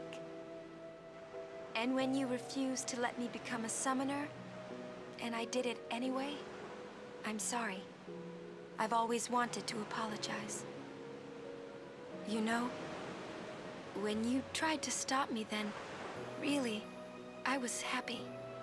I could tell you really cared about me. You were like my big brother and sister. No, I think you really were my big brother and sister. What else? I love watching you play blitzball, Waka. I even love it when you scold me, Lulu. Really. I guess that leaves the newest Guardian. Star player of the Xanarkand Ames. You are. I am. Well, I'm glad. I'm glad that we met. We haven't even known each other that long, but... It's funny. So this is what it feels like. It's a much more wonderful feeling than anything I had ever imagined. Wonderful. But it hurts sometimes. I wonder. I just want to say thank you for everything. Maybe that's why it hurts. When I think about us never being together again at all. I'm afraid.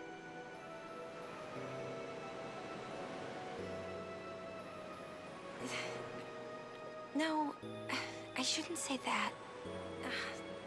I'll do that part over.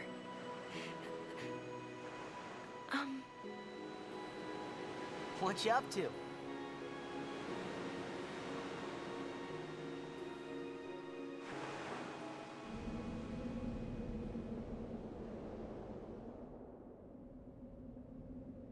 So tough, man. Because everyone except for Titus knew what she was doing there. You know? Just saying her goodbyes and recording them for them. They just knew to not interrupt her. And then at that time, you know, Titus was so wide-eyed about the world. Like, what is this Spira thing? You guys have Blitzball too? I'm from Xanarkand, right? Like, he just doesn't know. And he's the one to interrupt her. Such a tough scene, man. Yeah, Kimari, a real hero. I forgot that you can move the camera around there, but I'm pretty sure you can just, like, scale the camera over and watch Yuna as she's recording that sphere. Greggles, what is this? Buddy, it was a pleasure meeting you back at Luca. The very second you asked me to join your crew to Xanarkand, I felt like bursting into tears. And Reap, you were a formidable dueling rival. I enjoyed these spliffs we shared, and by the way, the sphere I'm recording is worth 50,000 gil. Buddy, if it presses you, make sure he sees 3% profit at most. Hey, buddy. It's been a long journey.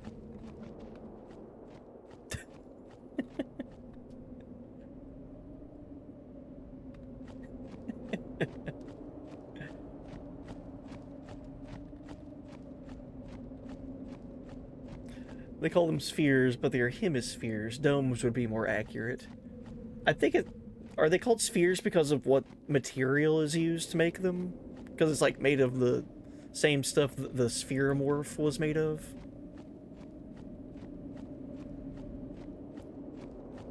They really thought about it. Hey, look at Xanarkand. Dude, Titus, this place looks like crap. You said that there was a big blitzball stadium here and everyone partied the city that never sleeps. What is this?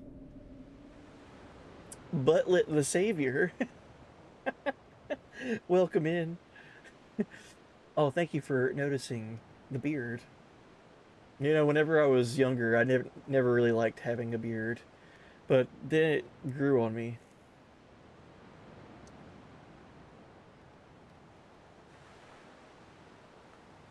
Yep, I hear it.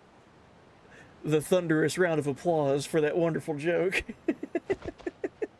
Yeah, welcome in.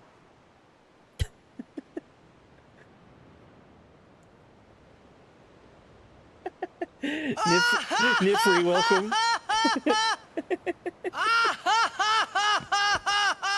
Alright, let's go ahead and get to this iconic ass stuff here.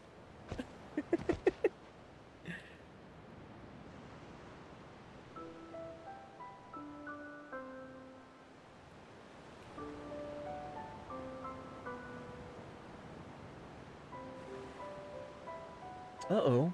Did I reset my game? Look at this iconic scene. We've seen this before.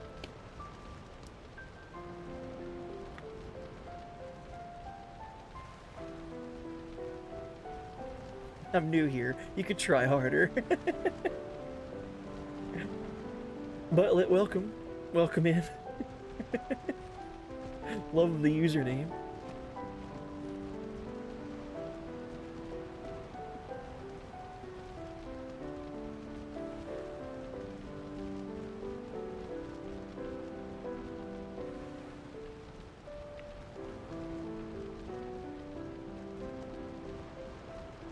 So pretty.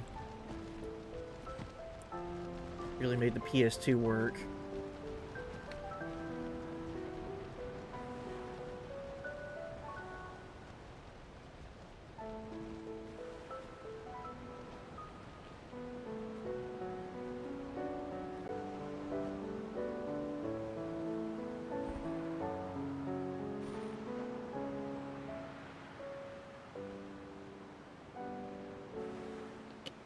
One thing that this game really does a good job at is making you feel the relationship between all the characters. You really feel like they're like not just a party of heroes on a journey. It makes you feel like it's a family. Like, it's wild. This game's so good. Listen to my story. This may be our last chance.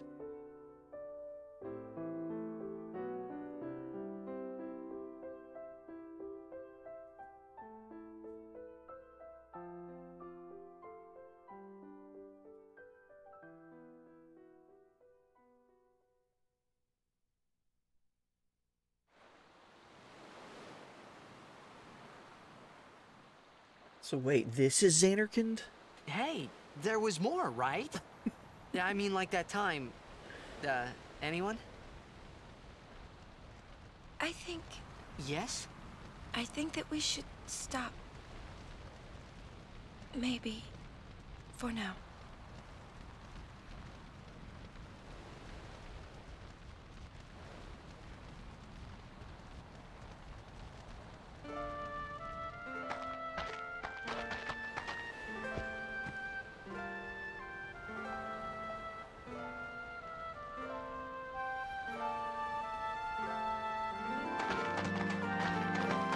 Oh, welcome back. I didn't know that ads were playing. Yeah, welcome. Let's go.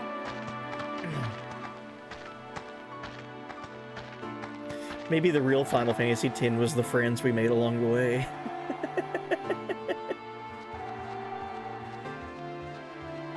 Oh man. We're not gonna put out this campfire? We don't want Xanarkand to burn to the ground, do we? Alright, let's save.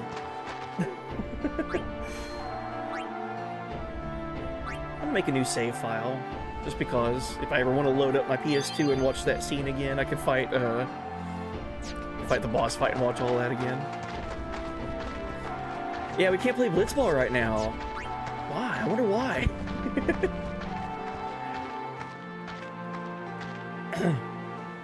The dynamic bias between Wakka's perception of the Albed and Riku coming in pre-packaged as a cutie patootie, and Wakka finding conflict within himself and being forced to self-reflect on his beliefs. 7 also had great character development, double points because no voice acting in the OG. Oh, for sure. 7 and 2 are my two faves, nice. Blitzball can burn. What do you mean we can't use the sphere, the save sphere, to teleport back to Lucas Stadium and play Blitzball? We're in Xanarkand. Xanarkand ruins. Like, why couldn't we just go back to the pretty much the beginning of the journey? Smokey the Bear would never.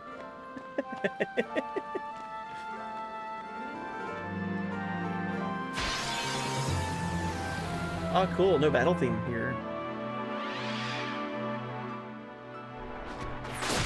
Don't ambush me. This music. So good. This whole soundtrack is so good, man. This is, I think, our second Mandragora for capturing purposes.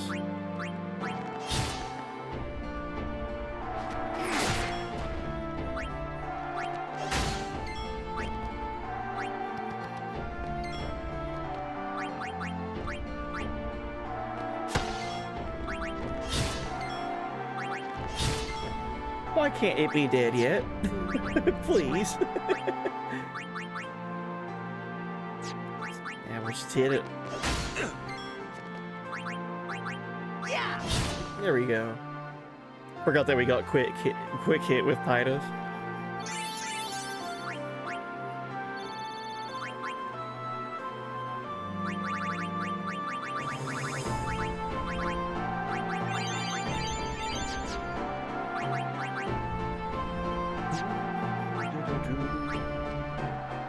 Alright, so now I'm kind of stuck with my characters until I start getting level 3 unlocks.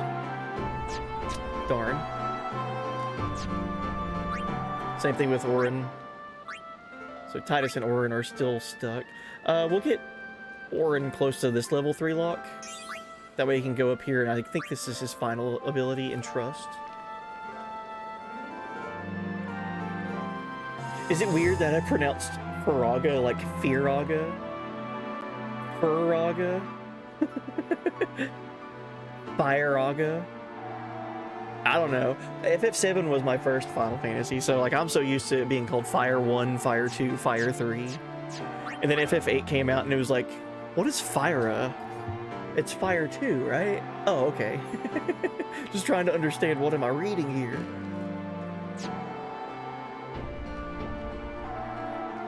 Me and FF8 have beef. You mean you have beefaga?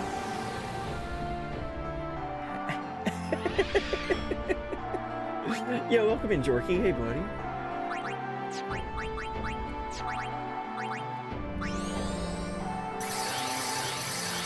That game made me cry, Og.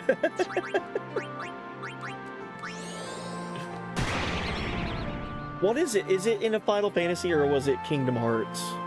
I'm forgetting my spell names. Where they had like a move after the Agas. I think it was like Fire, Fyra, Firaga, and then it was like Firaja with a J. It's like F-I-R-A-J-A. Thundaja and all that. Yeah, there's another level to it. I can't remember if it was a Final Fantasy or if it was Kingdom Hearts. It might have been both. I can't remember.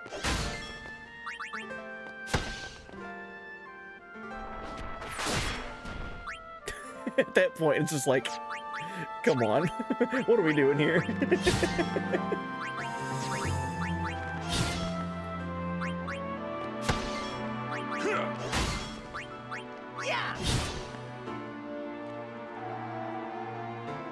It might have been Final Fantasy 12 that I'm thinking of.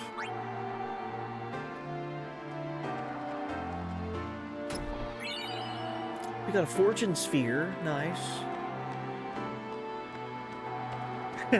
Having just recently played through a Dragon Quest game for the first time, the previous game before this one, I love the spell names in Dragon Quest, man. Those spells are so funny. Sizz and Sizzle, Cusses, Kazap, it's all that stuff, man. It's so charming. All right, this is our second Dark Flan. I think I got to armor break it.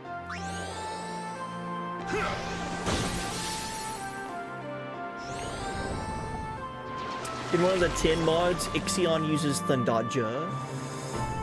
Cool. I do like the way Persona names their spells. We were talking about that, I think, during the Dragon Quest playthrough, right? Like different spell names from different games. Oh, don't use White Wind.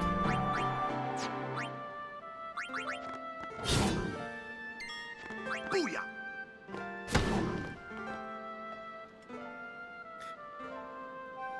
Love the battle system flexibility in 8, but the story, I crash out every time I talk about it. I love 8.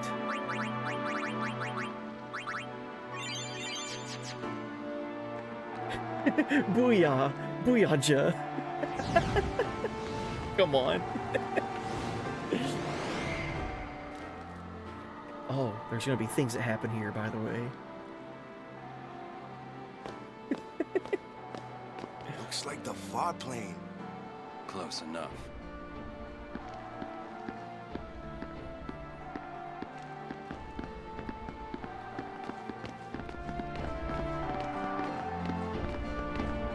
Notice all of the fireflies flying around here in Xanarkand.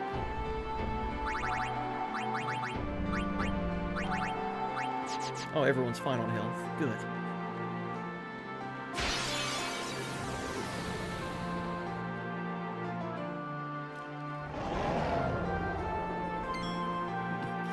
Oh yeah, I love Triple Triad Yacht Rock Smooth. Absolutely. I've been on record saying that many times. It's the best mini game.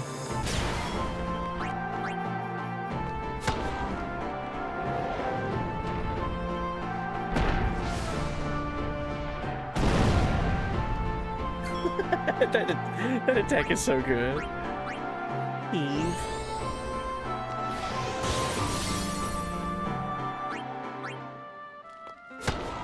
Okay, are you gonna kill Orin? No. Good. Are you gonna die? Waka used Booyahja.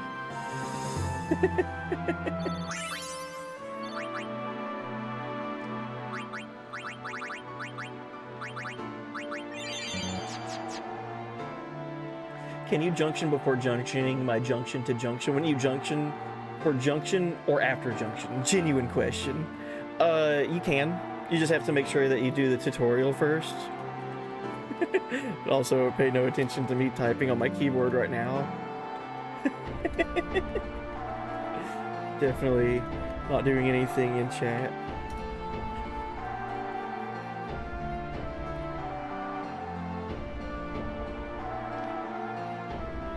There we go. That quote, that is now forever enshrined in our house of quotes. We're up to 205. Jeez.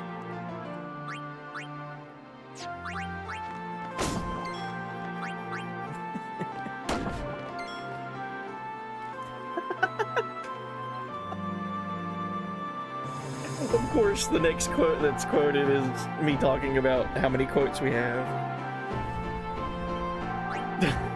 We now have 64 quotes. Oh, I messed up. Darn it. Let's steal from this thing.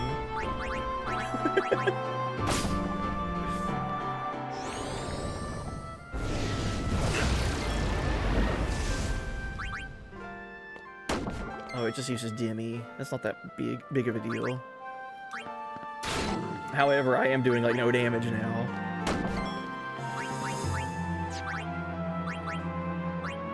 There we go.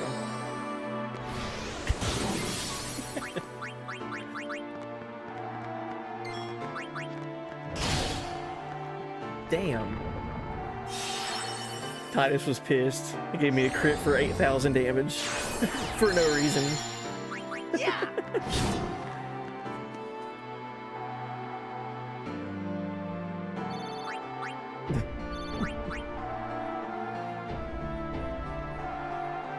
I'll try to catch up on chat here. 6, 9, and 10 are your favorite Final Fantasies. Yacht Rock Smooth, nice. It's so hard for me to pick. I'm really bad at picking favorites across anything, like music, bands, video games, stories, and all that. We got a spiritual Targe for Riku. But for Final Fantasies, just because, like, these are my favorite games, along with the Chrono games, 7 will always be my favorite because it was my first one. And without it, I wouldn't have experienced all these other fantastic stories and characters and all that. But FF7, my favorite. And then I think FF6 is the greatest Final Fantasy ever. It's just everything from Final Fantasy 1 through 5 had like its different like pros and cons about them, but the pros far outweighing the cons. It just felt like 6 was like where all of the experience and expertise went whenever they were like, okay, let's make our final game for this console generation of the Super Nintendo. And then they came out with 6, and 6 was so good that they tried to push themselves to new heights, and that's why 7 was so good. So like without 6, FF7 wouldn't be the way it was. But Final Fantasy 7 and 6, and then Tactics. I almost have as much experience with Tactics as I do with 7. They've been out pretty much for the same amount of time, so I'm trying my hardest not to say 6, 7. Okay, I'm trying to avoid saying that. All right, we got a new armor for Riku. MP Stroll. That's cool. Why give that to my non-mage character, though? 67. He said the thing. Yeah, welcome in, Shun. Hey, buddy. Oh, 4 and 6 are your favorites? 4 is fantastic. A few years ago, I went through and did like a kind of a series playthrough where I played through all the numbered Final Fantasies in order, and I was shocked whenever I'd played FF4 a lot whenever I first got my hands on it back in the day on PS1, but I'd never beaten it. So whenever the Pixel remasters came out, I was like, finally, I get to play through this game again and beat it and experience it fully. And whenever I beat it, I was like, man, I got so close to beating this game without even realizing it. Anyway, there is so much FF4, like, narratively and just, like, storytelling devices that they use in 4 that carry over into FF7. It's insane. I urge anyone that's never played FF4 before, but you've played 7, go back and play 4, and whenever you start seeing things, you'll be like, man, yeah, I can see a lot of FF4 and FF7 now. It's insane. So I highly recommend FF4.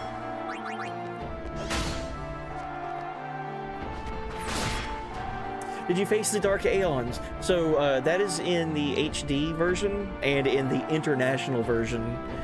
This edition, I guess you would say, of FF10 does not have the Dark Aeons, and it does not have Penance. It's kind of the only thing that's missing.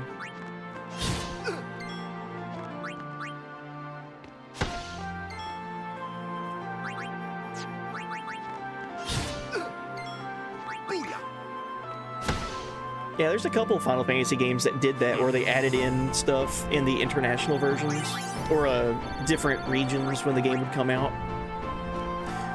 Going back to talking about FF7, FF7 did that.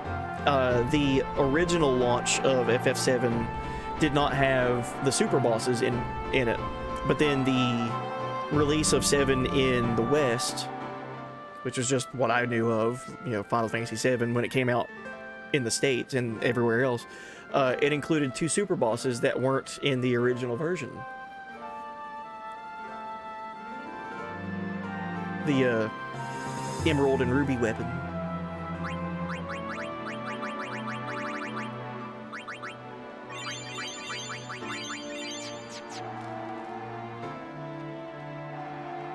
Also, shout out 5, needs more love.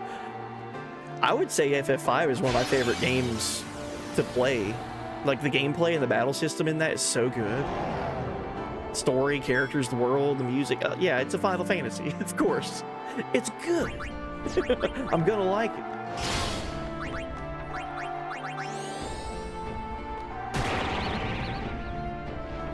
Yeah, what else was in 10.2 that wasn't in the, like, initial release? I think, like, there were some jobs that they added in, or dress spheres. Take that.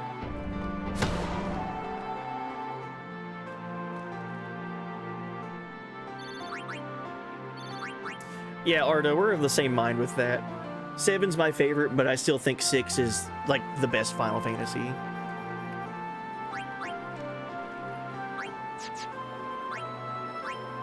Whoops.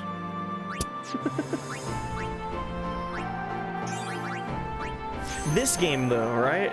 FF10, though, right? This game's wonderful. I love this game so much.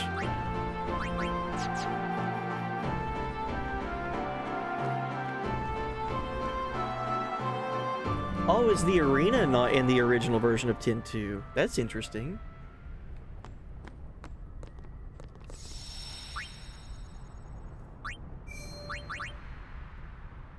Do you like this song in 10 or What Can I Do For You from 10.2? I like them both, honestly. Whenever I played through 10.2, it was about 3 years ago. I think that 3 years ago was also the last time I played 10 before this playthrough. I had never beaten 10.2, so that was another game for me that I played it when it came out, but I'd never beaten it. And then replaying it a few years ago, I finally did everything in it. I'm like a few trophies away from getting the platinum trophy in it. It's just some grindy stuff. But when I played through 10.2 for the first time into completion, I was kind of blown away by the soundtrack, honestly. It shows you how much of a change that Spira has gone through. Like, what is it? It's like, it's a completely different composer, I think. Every song is like got such a different vibe behind it. It's wild. Go listen to Yuna's theme from FF10 and then listen to Yuna's theme from 10.2. It's like night and day, but it's not, that's not a bad thing, right? Because they obviously have 2 different stories to tell with Yuna's story. Yeah, 3 years ago.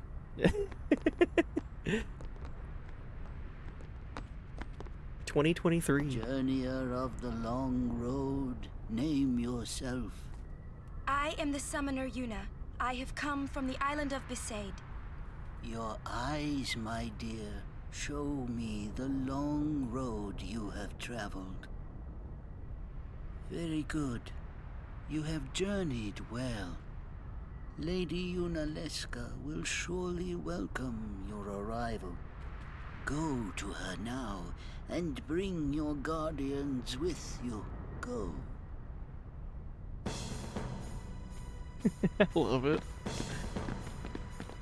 Just walks off and crank up that opacity on him.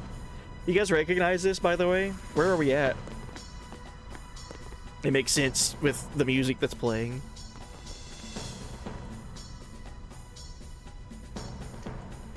It's the Blitzball Stadium from the beginning of the game.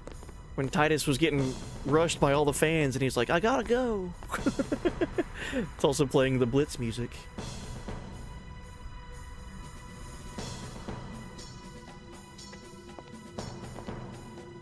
You can see the stands and everything.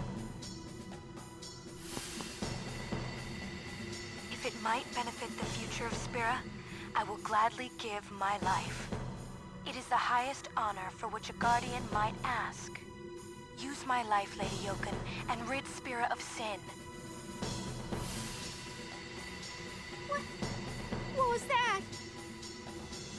Our predecessors. She said Lady Jokun, didn't she? Wait, she guarded High Summoner Jokun? This dome is filled with fireflies. It's like one gigantic sphere. People's thoughts remain here, forever.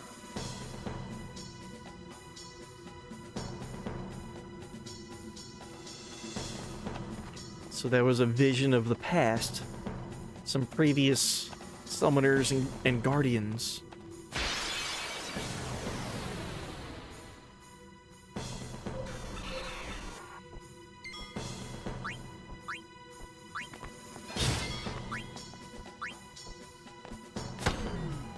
Oh yeah, I would love, yeah, if they'd made a game for Final Fantasy X that was like a prequel game, kind of like Crisis Core for FF7.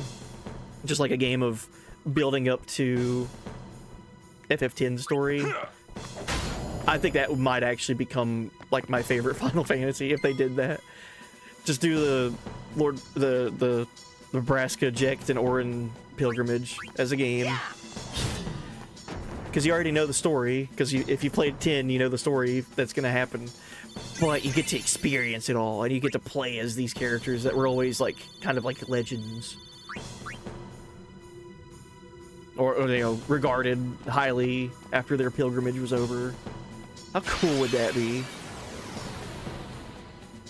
Crisis Core obliterated me. Whoa, look at this. Fallen monks? Oh, they're not one-hit wonders.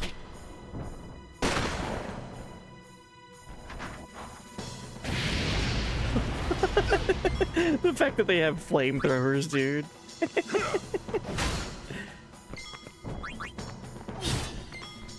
Okay, Waka's got darkness, so we'll bring out Riku. I think they have something worth stealing. Candle of Life.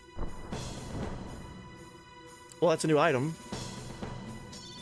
Can't remember if it's worth stealing or not, but at least it's at least it's new.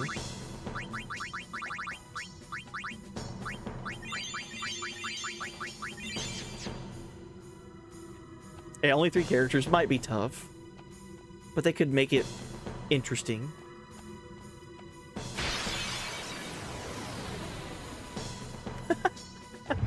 Oh, immediately for you watching some of my Smash stuff on YouTube. Cool. I hope you enjoyed watching those those matches.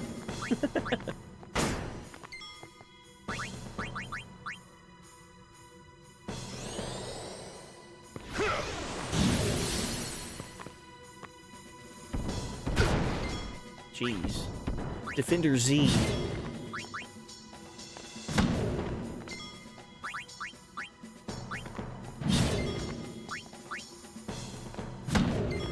I need it to die like 5 turns ago. I needed it to die 5 turns ago. Come on, man. Alright, Orin, you served me well.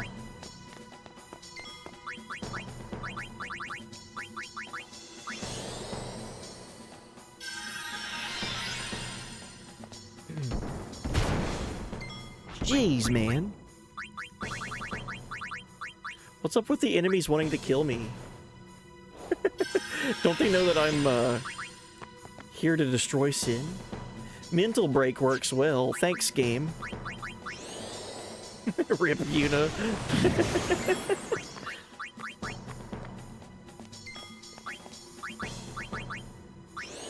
Let's see how well mental break works.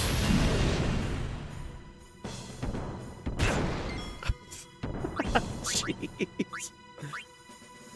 I think I'd be better off just physically attacking at the moment.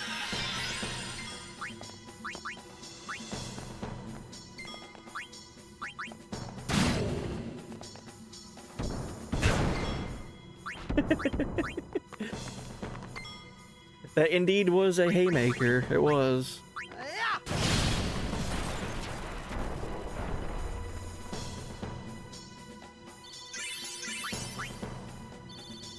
Oh, that thing drops level 2 key spheres. That's cool.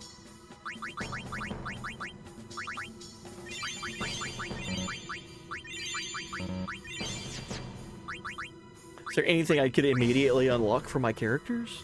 I know I need a level 3 sphere here for Titus. And there. We'll be doing all the min-maxing with this game too, by the way, so I can't unlock anything immediately. It's not that big a deal.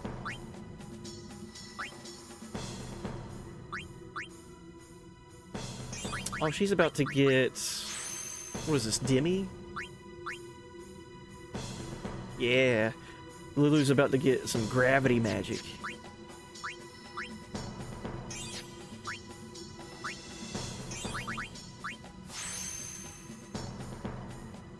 When life gives you Orin, make hay.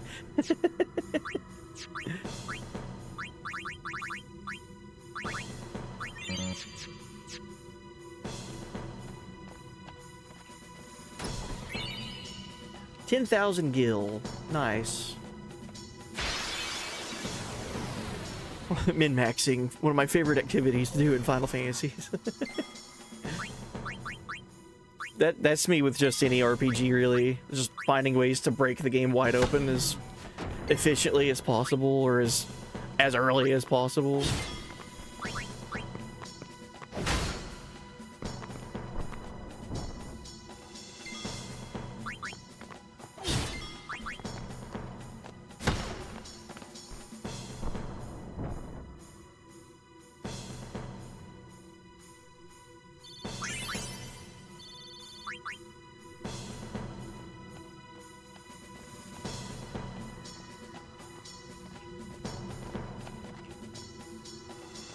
Trying to remember when it happens.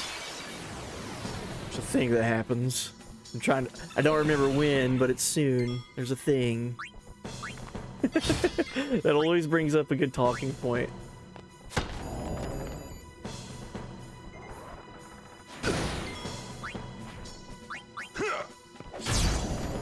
God, Orin. Orin is so mad. I died twice that fight.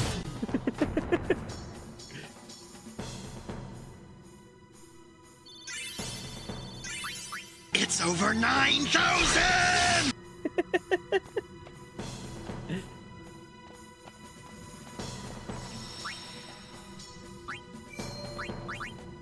Yeah, how dare they hype me up with all this blitzball music to not let me play it right now?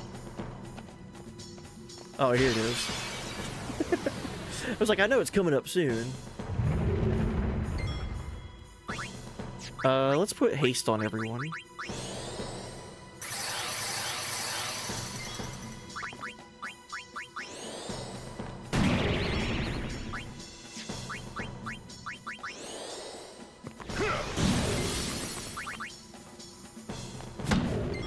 Yeah, this would be much more efficient doing it this way. Stop making hay.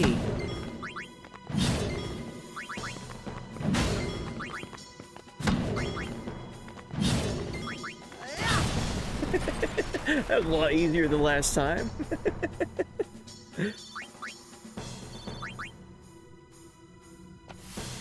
Okay, here we go.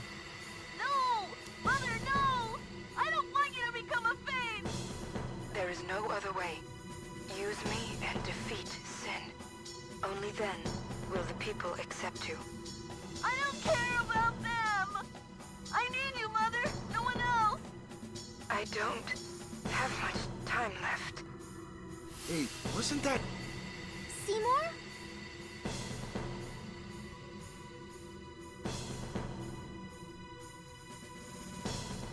Whoa. Seymour? As a kid?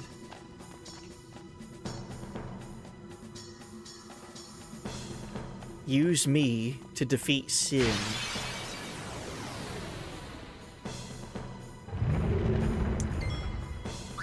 That's such a scene. It brings a lot of discussion. So now, we never knew that about Seymour.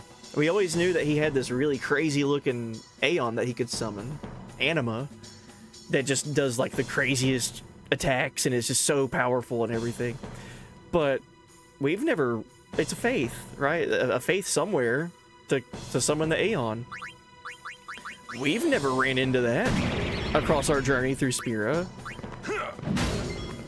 And it didn't exist until whenever Seymour was a kid. So Anima is relatively new compared to all these other Aeons and Faith.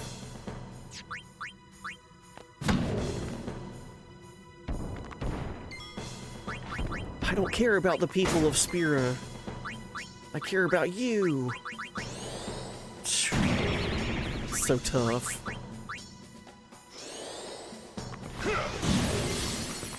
One of my strongest RPG memories is the first time I got fully maxed out in 7, killed the weapons, and looked around and realized I had nothing left for my maxed out party to fight, ever since I make a point of power leveling as early as possible.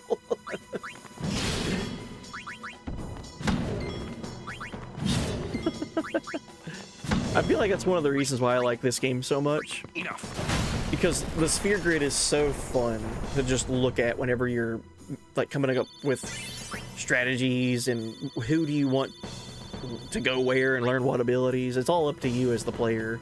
You're not just like giving something handed to you whenever you reach level 50. It's not just like, oh, you reached this level, so you get this ability. Like, it's up to you to decide where you want your character to go on the grid to start learning stuff. And then by the end of it, like once you've completely min-maxed the crap out of the sphere grid, you just have all of these god characters that are just so untouchable. Like, the only way they could die is because of gimmicks. Hey, we got a friend sphere. Let's take a look at that.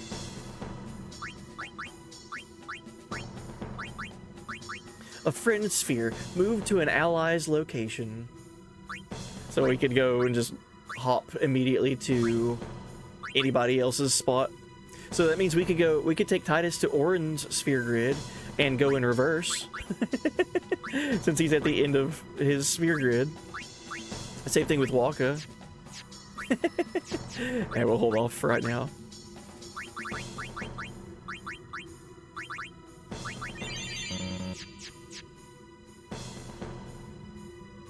Yeah, Seymour's parents really messed him up.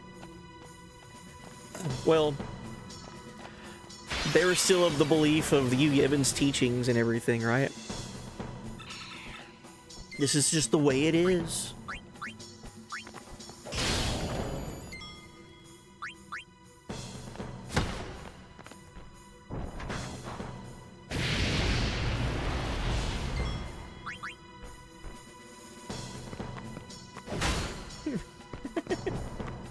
Anima? More That's like how it's done. A mama. Am I right? Come on. I always love it when you get a bunch of choices on how to build your characters. Sure, it breaks the game, but the fun is, it's worth it. And it's fun to do it, too. Like, I know it's a long process with, like especially in the HD versions when you need to worry about the Dark Aeons and worry about luck stats and all that, but I always say that FF10 has 2 games in it. You have its story, and then you have its post, like, end game with the monster arena. Whoa, dude. Hey, Braska, you don't have to do this. Thank you for your concern. Fine, I said my piece. Well, I haven't. Lord Braska, let us go back. I don't want to see you die. You knew this was to happen, my friend. Yes, but I cannot accept it. Young Orin. Orin, I am honored that you care for me so. But I have come to kill grief itself. I will defeat sin and lift the veil of sorrow covering Spira. Please understand, Orin.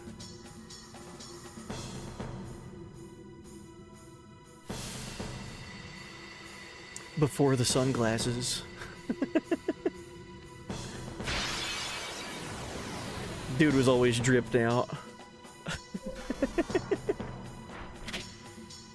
Oh, and Jorky said, one thing I don't like is as soon as Yuna learns Flare and the Aga spells, Lulu becomes useless. Well, everyone has the ability to learn all of the spells, right? Like, you could have Riku casting Ultima if you wanted to. What are they doing putting darkness on me?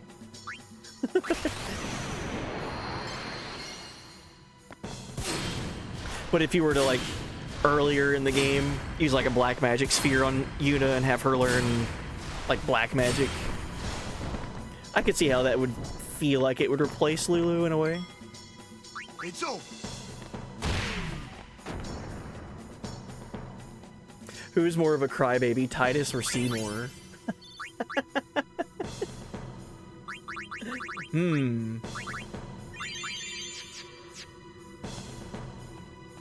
But is the crybabying justified?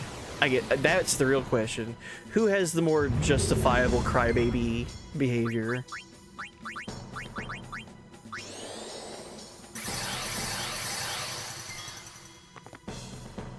I would... Oh, man. I was about to say I would say Seymour. I don't know.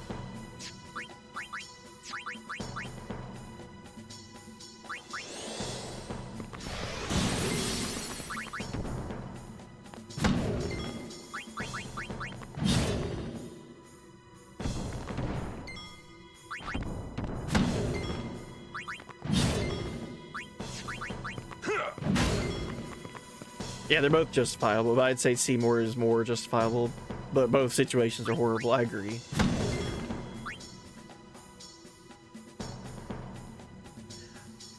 I would say I'm leaning more towards Titus. Yeah!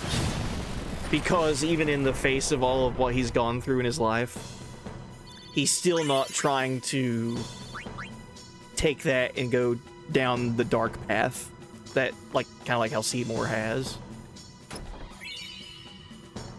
Hey, I got a level 3 sphere. Cool. First one. So now I can start using Titus again for his sphere grid. So if Titus were to go here, that would be getting him to learn Shell and soon Protect. So this is Yuna's grid. He could also learn Cura, depending on which way I go. If I wait just a little bit, I could have Waka go down Oren's grid.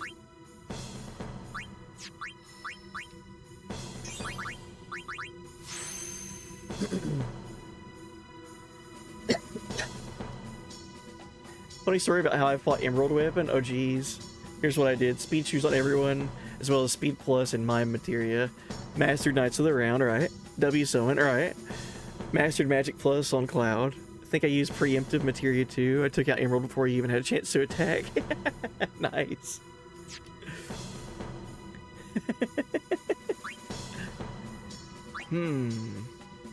What's up here?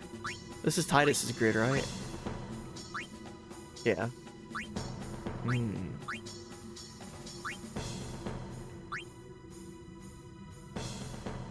I could have Oren go this way to get his final Entrust ability.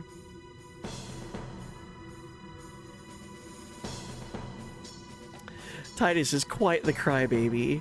Hey buddy, paraphrased. Thank you.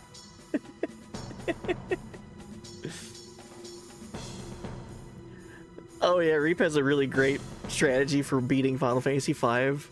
The AFK strat. And it works. I'll go ahead and get Entrust with Oren. Just go ahead and start using these levels with him.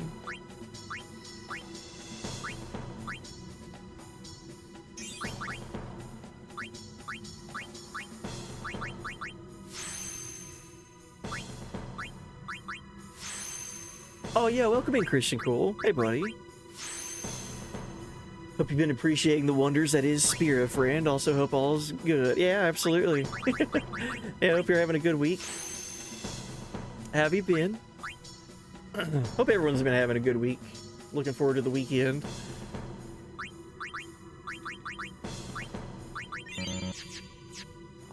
Alright, so we got Entrust with Oren. I guess we could go ahead and read that. So, Entrust costs 8 MP. Contribute your overdrive charge to an ally's gauge. What's that? You don't want to use Oren's overdrive, but you want to feed his gauge to someone else, like Waka or Yuna? Entrust. Super good.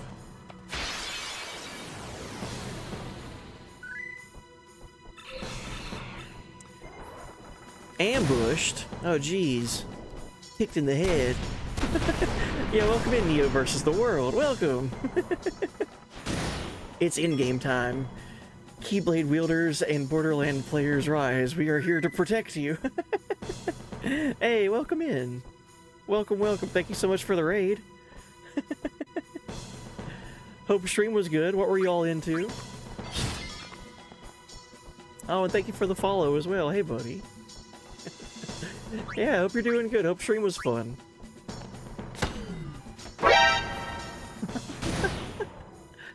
I'm getting kicked on the top of my head right now. Pay no mind. Oh, got recommended by Rinvelo. Cool. Hey, Rinvelo, thank you for the recommendation. And also, welcome. Thank you so much for the raid. We're over here celebrating and enjoying some Final Fantasy X. Oh, Chryso. Yo, good luck up there with the waifu slots. Let's see who you get. Oh, good luck. I hope you get a good pool. Hey, congratulations. Your waifu is Queen Braun from Final Fantasy IX. That's awesome. I'm so jealous.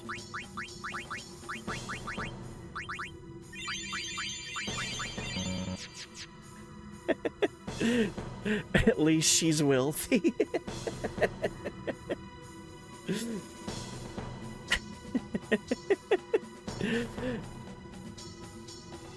Just doing a little bit of Stellar Blade and played some Fortnite, so it was a fun stream. Good.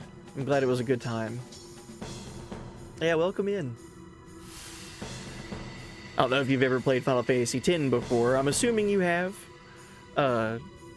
Also, I like the Keyblade wielders and Borderland players rise up raid message. That's fun. But we just reached a destination about 45 hours into this playthrough, and we're going to start seeing a lot of major story stuff happen. So, hope everyone's buckled in, ready to see all of this.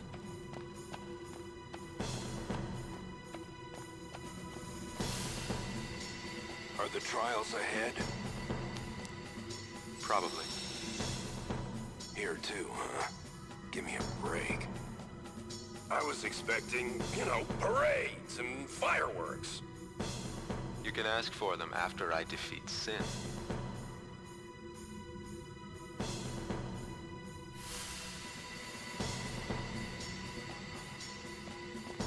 All right. I like that it even showed them using the save grid, the save point. All right, let's save. But yo, Neo, thank you again for the raid and the follow. I have returned the favor. Oh, and you have not played 10 before? Really? Oh man, I highly recommend it. This is one of my favorites. Celebrating 25 years this year of this game existing. You plan on playing 10 and 10-2 also? Good. You should. I recommend them. No better time than now. I'll say that. But where we are at, we are kind of heading towards some major story plot moments. So spoilers beware, just in case. This is not my first playthrough. This is probably my I'm in the double digits probably of playing this game. Different playthroughs and all that. So I've been an FF10 enjoyer since day one, pretty much, since it came out. So we are playing this on PS2. This is my PS2 copy that I've had ever since I was a child. But yeah, kind of just wanted to go back and revisit it whenever, like we're in a time capsule. So playing it on OG hardware and all that. But spoilers ahead, so just beware.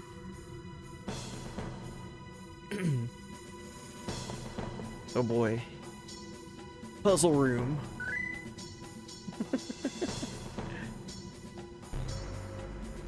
They need to release Final Fantasy X-3. Oh, look at this. We get to play Tetris. Alright, so we got yellow straight block, blue block, orange T pieces, and green zigzag. Alright, so obviously this is one of them. We just need to step on the corresponding tiles. This is one of them. Doo-doo. This is one. Okay, brain. Don't fail me now. Okay, we don't need that one. That's a square. Square piece bad. Don't need that one. That one's not it. This is it. Yeah, it's turned sideways. Oh, geez. So now I need the green. Oh, where's the green? I sound like a crazy person just out of context. If you're only listening to the audio. Oh, I need the green. Where's it at? Okay, this was the orange. Where's the green? Here it is. I found the green. Oh, and Reap, thank you for the radical lurk. Anyways, gotta get up early tomorrow. Y'all behave. Good deal, buddy. Hey, I'll be back on again tomorrow, continuing more FF10. In my mind, I'm thinking of where stream compared to the story, like where we might end at tonight. So I'm looking forward to all of stream tonight and tomorrow night. If you do the thing, and you do it right, and you don't fuck it up, it just works. I like that quote. I like that. That's verbatim. I know where that's. I like where that's from.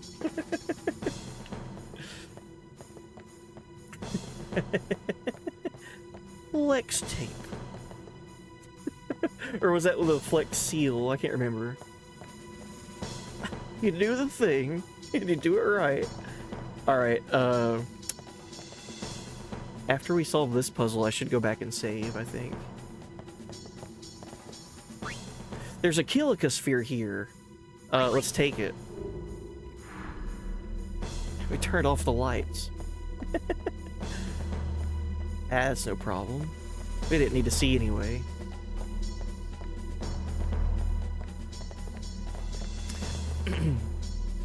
But yeah, Rinvello is saying they need to release Final Fantasy X-3. We were just talking about, I would like to see them go the opposite direction instead of it being like a continuation of the story after 10-2. I would want it to be like a Crisis Core situation, and it be like a prequel game, and you get to play as the story that built up before 10. I think that would be magic. Oh, geez. Okay, I guess I'll go back and put the Killica sphere back where it's supposed to go. Okay, we're playing Tetris again. So I need yellow, one yellow, one green, 2 blues, and 3 oranges. Oh boy. So this is a blue. Yeah. Found 1 blue. This is another blue. Okay, blues are finished. Aw. I'm sorry. Is that not 2 blues? I'm sorry, what?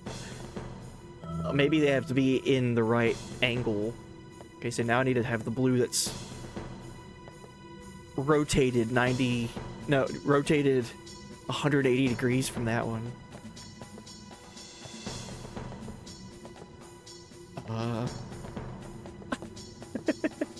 Well, here's my yellow. Okay.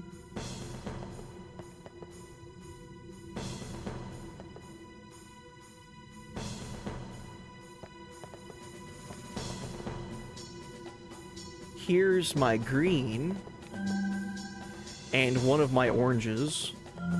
Yeah, or reds, whatever. Here's another red.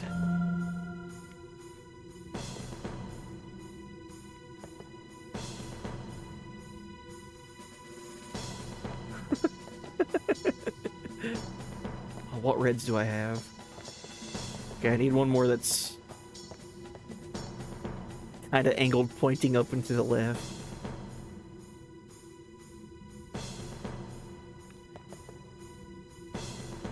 This one. Here's my other red. And I think this is the blue I need up here. At the main top right. Jeez.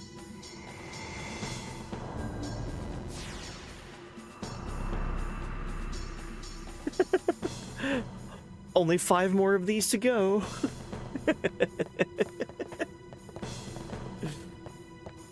So does every summoner have to do this? Sphere-shaped recess is in there, okay.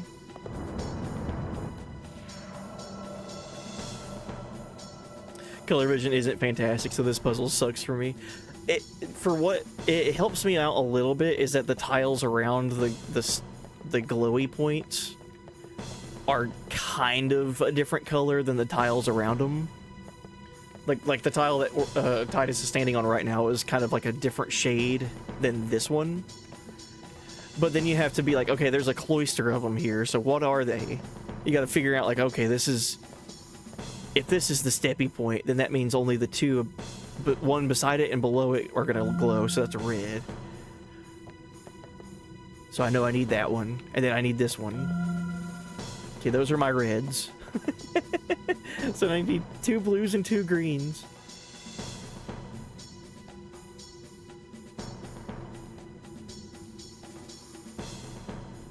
Okay, I don't need anything there, I don't think. We're getting there, hey there, princess. These puzzles are hard.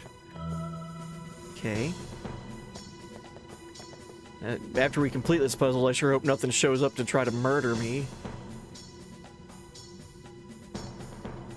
Okay, here's the other blue. Are you colorblind too? Red and green color insensitive, I think. I suck at those circle puzzles where you have to say the number. Oh, right, yeah, I know what you're talking about. I struggle with those too. Or it's like a bunch of little tiny circles and they're all kind of like one family of colors. Like it's like a lot of blues and lighter blues, darker blues. But then you have to look at it and be like, okay, in this giant mess of circles, there's a 3 somewhere. And some people could just immediately see it. I am not some people. I stare at it for way too long and eventually get there. Okay, where's my greens? Here's one of my greens. Yeah. Yeah.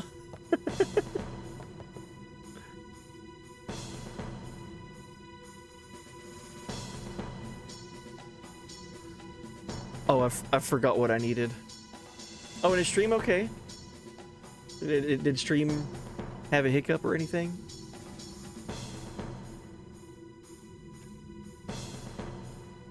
It told me I was reconnecting to chat, so I don't know if stream died. Let me know if you can hear me. Stream is fine? Okay, good. Thank you.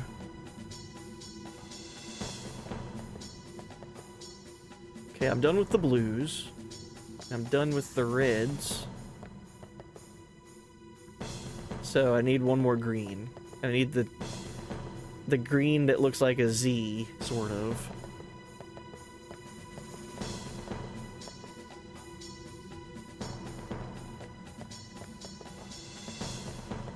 It's not down here.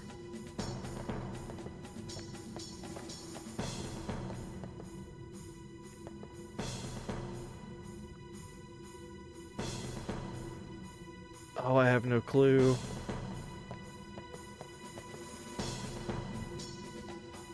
I think it's this one.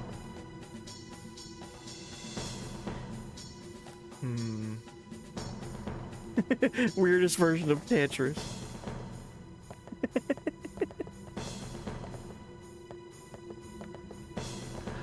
I think the green I need is here.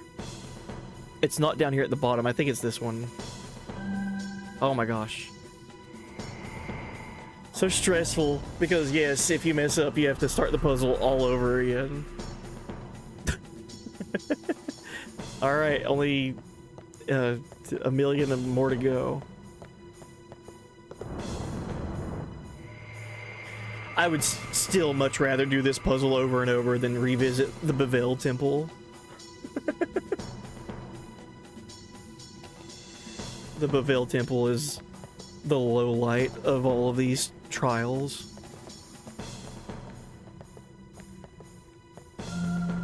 Okay, so we got to get all of the reds, it looks like.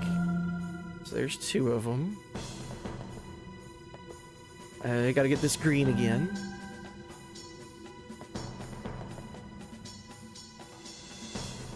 That was a blue, so I don't need that.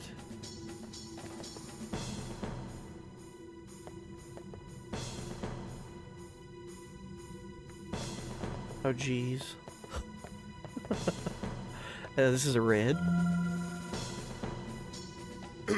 A previous summoner really should have put a cheat sheet out here for us.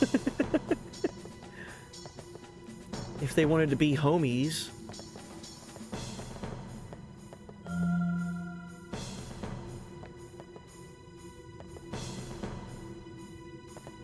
Is this a... That's a green. I don't need that. So this is a red.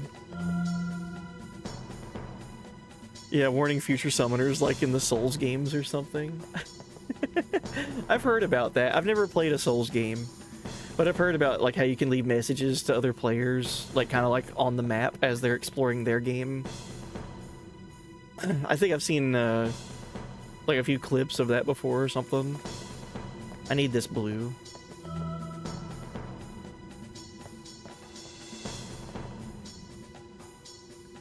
So I need... Oh god.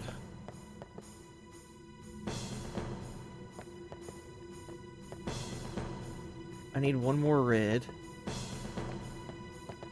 And one more blue. I think. Okay, this is a red. We need this one. And now I need the blue, but it's gotta be here, I think. Yes. God, this is so hard. How do speedrunners do this, man? Do they just have all of this memorized? Like, just remember, when you get here, these are the tiles you step on in this order, don't mess it up. Or else you wasted, like, 3 minutes or something. I could have swore we've done this one before. Guess not. Yeah, welcome in, Flame Saber. Hey, buddy. Welcome, how goes it? Hope you're having a good week.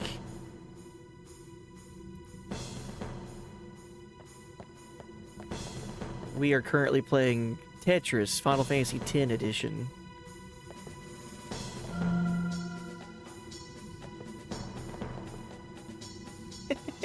Doing pretty good. Nightbot, they didn't say hey buddy, they said hey there. Nightbot might be the friendliest Twitch user I've ever seen. Always online too.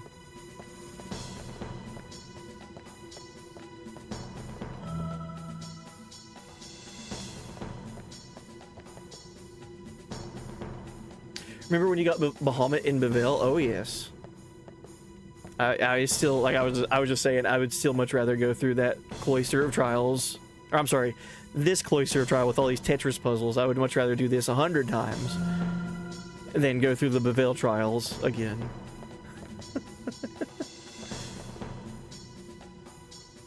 Okay, I need this red.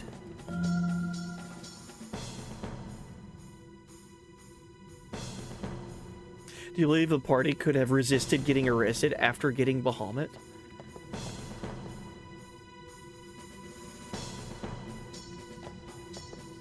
Maybe. There have been moments in the game, though, whenever, for example, when we are escaping home on the airship, and we were in kind of like closed quarters, and there was dialogue with Donna, where she's like, it's too close quarters in here for me to summon an Aeon. So maybe that was going on in Bevelle Temple, right?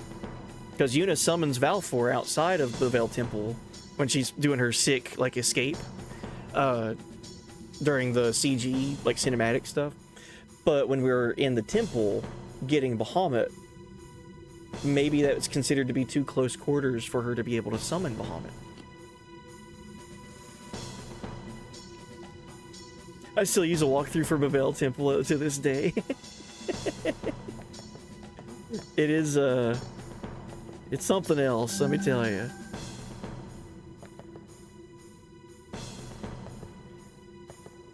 Okay, I need this red. So now what do I need? A blue? I need one blue? It's up here. Thankfully, these don't change spots on the floor. That'd be a completely different puzzle if this was going on. Imagine all of these moved positions. That'd be so nightmarish. Okay, so I pushed in 4 of these pedestals and done their 4 Tetris games. Now I think we take these. A Besaid Sphere and a Kilika Sphere. Okay, Kilika Sphere up in the ante. No lights. Playing Tetris in the dark.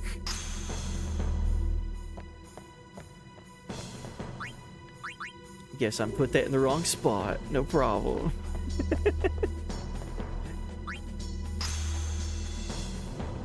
There we go. I think Donna didn't want collateral damage hitting civilians.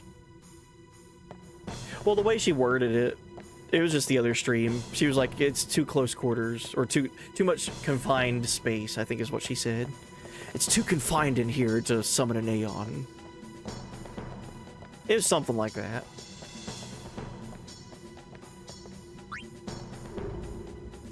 Here's what Titus reacted in FF10 in a nutshell. Oh, I've loved watching those. Seriously, guys, we're giving ourselves up? We were like 20 of those guys, and here we are giving up because they're pointing guns at us. It's the old storytelling trope of having characters, especially in video games, that are so powerful in battle that you fight against enemies with guns and they shoot you and you just heal and it's no problem. But during a cutscene, they pull a gun out and it's like the biggest deal ever. It's like, oh, I guess we can't get shot in the head all of a sudden.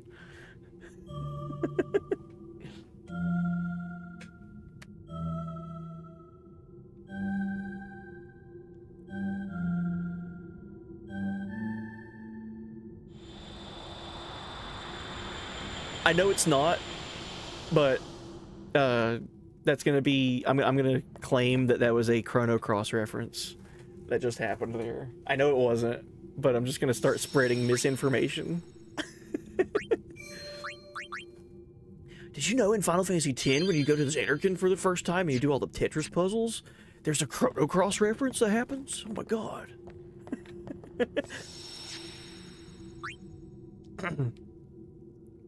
In the ship, you don't want Bahamut mega flaring inside. Oh, that'd be horrible. Alright, I think we're good. I will go ahead and change some of my equipment. I don't need capture on my heroes. So let's give... Dude, look at all these Baroque swords.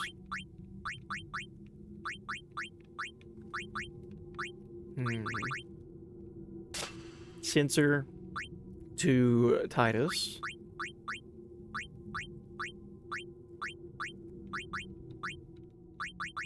Strength plus 10% on Waka.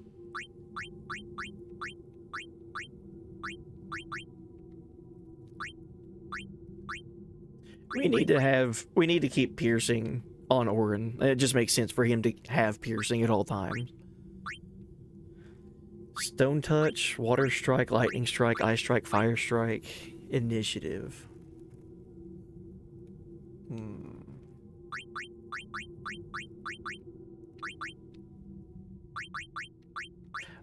And Strength plus 5%.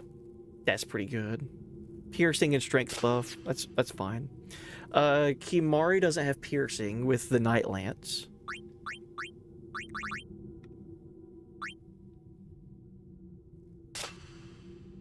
Let's give Zombie Touch.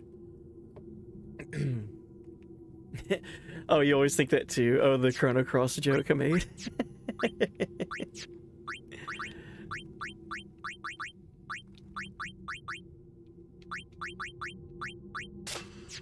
Just raise everyone's strength, I guess. Did reflect on Sanctuary Keeper work? Yes, it was pretty much required. Yeah. He was casting reflect on himself. So I would then dispel it.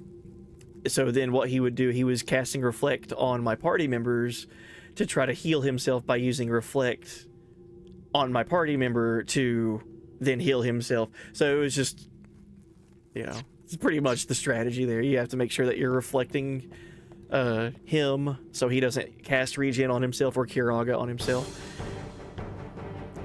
Oh, great. We finished that puzzle, by the way. Surely we could just walk here and nothing bad happen. Well, this isn't good. This boss is incredible, by the way.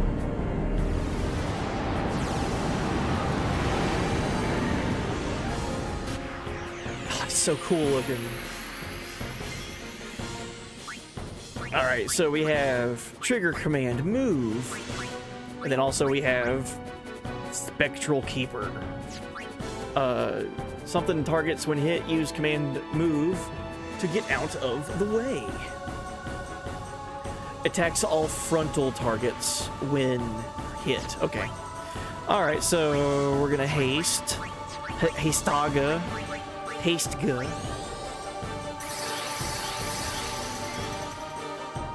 I was gonna recommend using slow and reflect, but didn't want to backseat. Oh, you're good, buddy.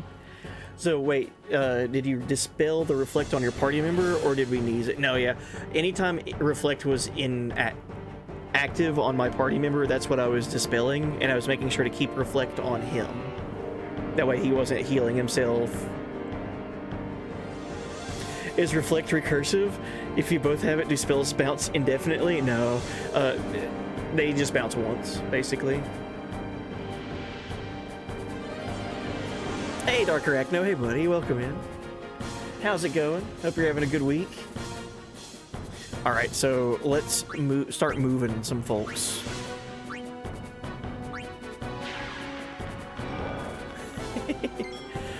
All right. Can't remember if he's just gonna immediately counterattack, so I'll wait until it's Titus's turn to attack him.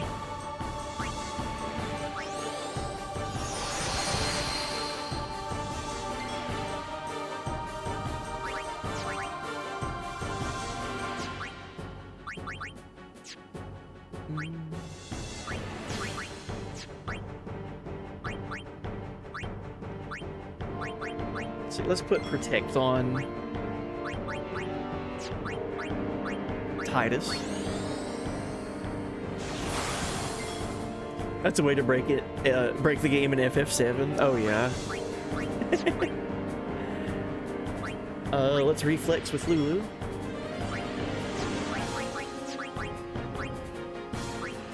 Raise our evasion.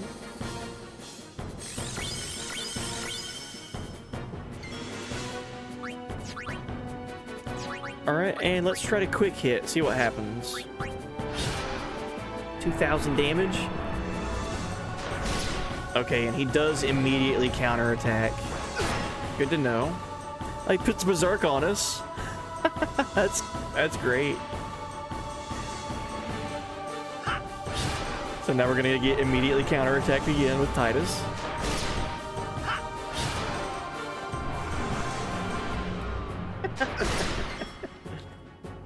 Okay. Let's just cure. Titus is doing good. He's just way too fast at the moment. He's got haste and berserk, so I can't move him. Glyph mine. Jeez. Alright, let's take that berserk off of Titus. That'd be Remedy, I guess. Remove Berserk.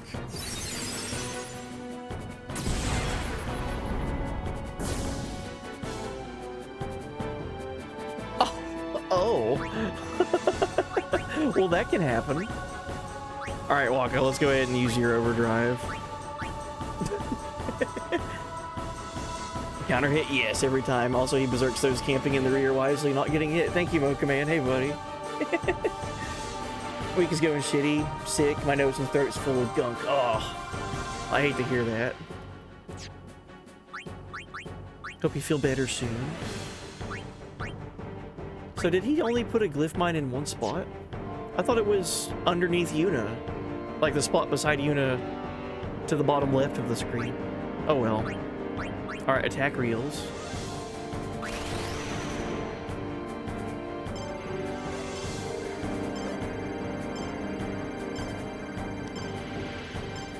Reflect is really the question in every Final Fantasy as to how much cheese it can do. Your favorite Reflect is 12. Oh, it is Reflect in FF12. Nice. I miss playing that game. It's such a fun Final Fantasy. There's so much in it.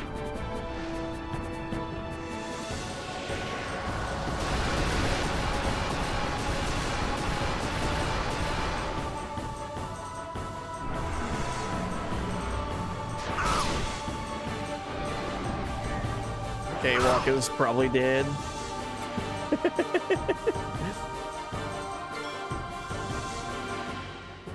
Maybe not. Well, if he berserks Wakka, and then Wakka dies next turn.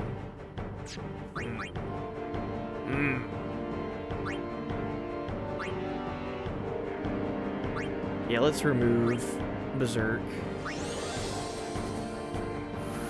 And bring Orin out, I guess. Oh, I used Dispel. Well, there you go. Dispel does not work. GG game. Figured Dispel would get rid of Berserk, but it did not. Yeah, smack him, Yuna. 31 damage.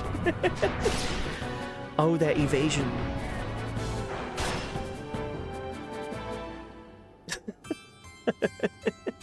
This game's hard. Hey, Dark Arachno, thank you for the 50 stream watch streak. Heck yeah. Do you guys like how I got killed by that boss? You ready to see it again?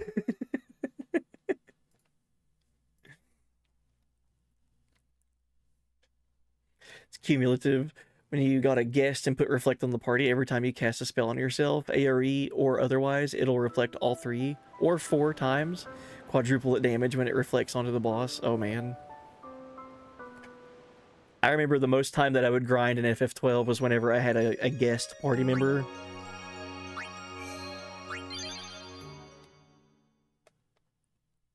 It was pretty rad how I died to that boss, wasn't it?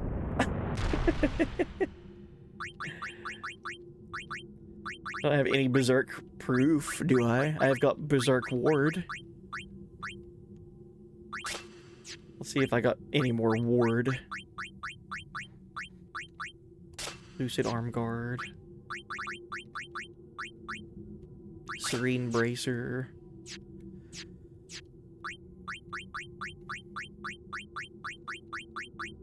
No one with proof yet, though.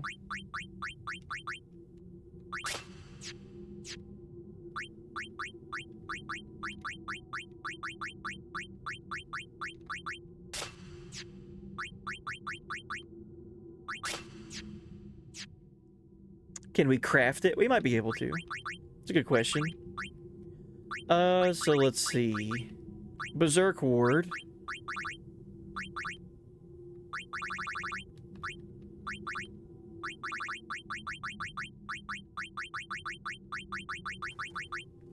Does not look like it. At the moment.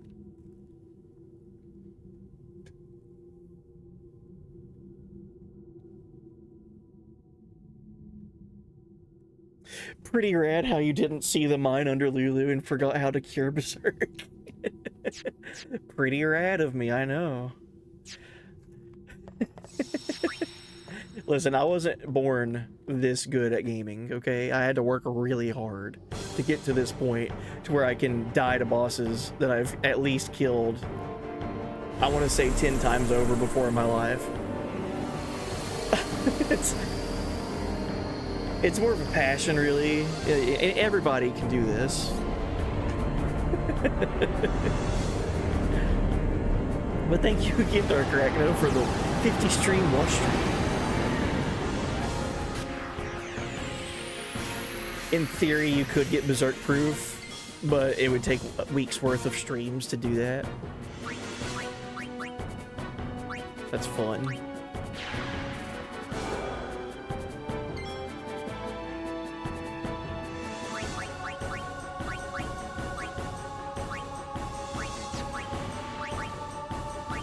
Let's have Orin be our a tank here.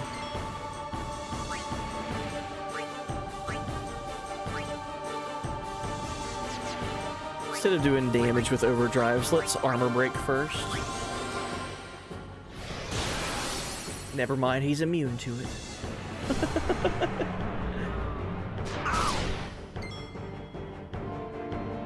Oh, he hits Waka from that angle. Interesting. Okay, well now I know. Yeah, I hope you get to feeling better, Dark Arachno.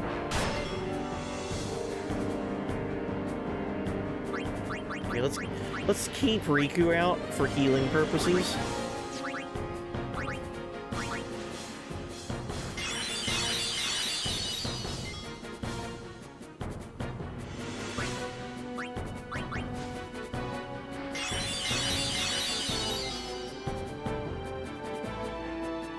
Yeah, I think we'll be able to overcome. It's just, wait a second. Oh, it's immune to zombie. Okay. I should spend a turn with Kimari to, scan it, see what it has.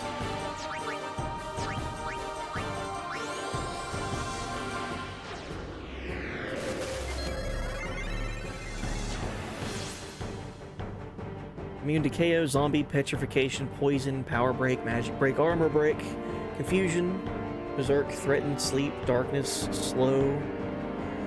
Okay, so it's not immune to mental break.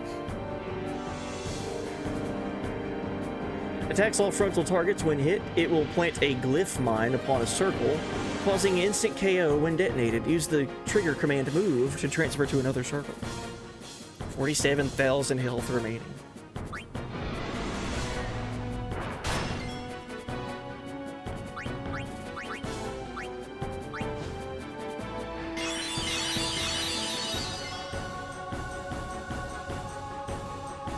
My strat usually involves a whole lot of Aeon overdrives. I can see that.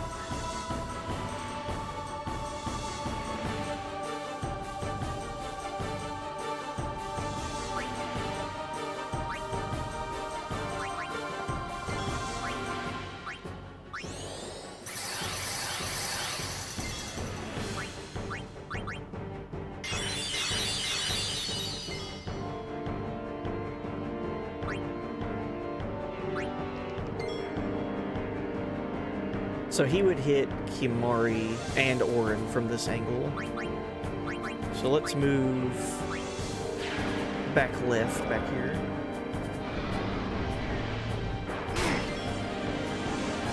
Okay.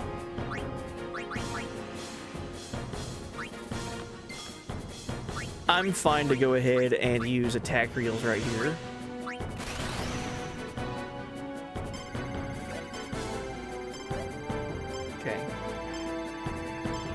Berserk proof is 32 Hypella Potion. Confused proof is 48 Musk. Death proof is 60 Far Plane Wind. Yeah, that one we already have the requirements for collecting one of every monster in the Calm Lands.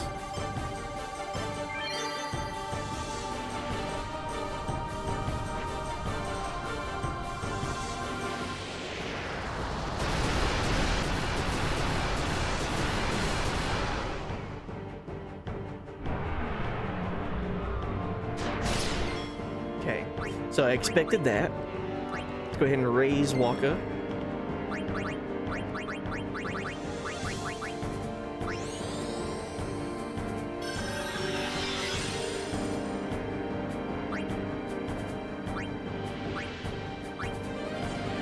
I'm curious, if I don't use Orin's Overdrive and wait for Dragon Fang, could I hit the boss and a glyph mine if he places one down? I'll hold off on that. I think that would be curious to see if that would work that way.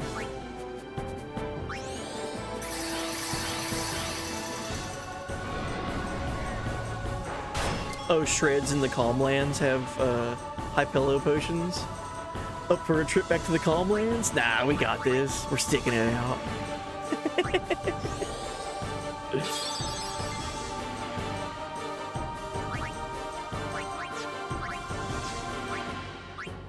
Yeah, let's try to do all of our party buffs, like aim and reflex and focus and all that. Raise our evasion.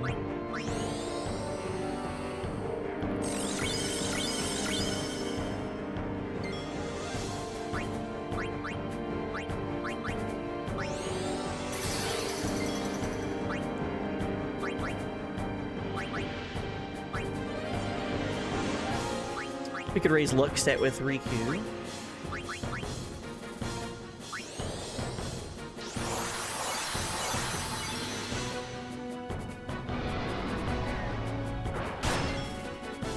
Man, I'm getting really lucky that no one's getting hit with Berserk, even though they only have Berserk Ward and not Proof.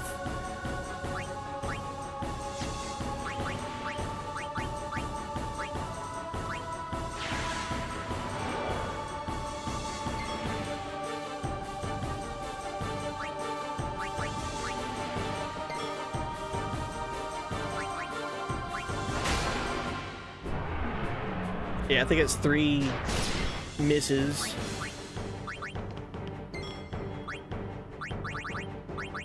On Berserk hitting. Okay, so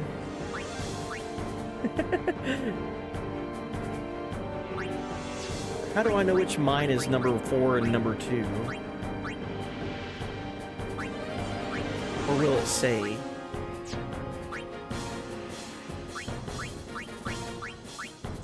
I don't know how to tell. Alright, well, let's just be smart and move anyway.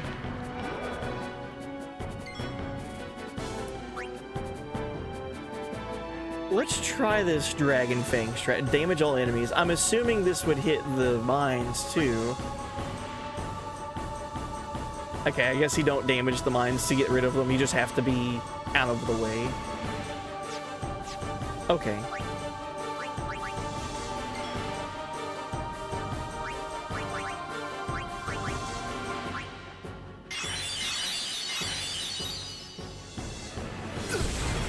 It didn't give me a chance to move Titus.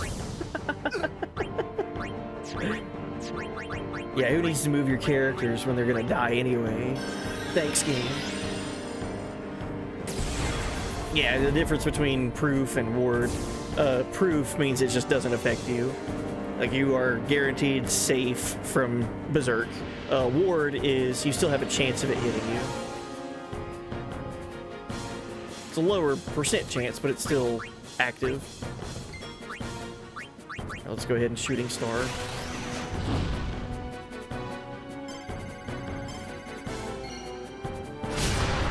Just don't die. Take this, Titus.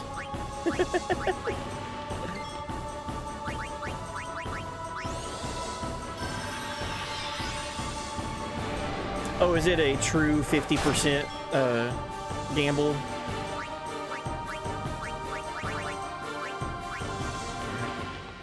We got her overdrive. Time to Grand Summon Bahamut.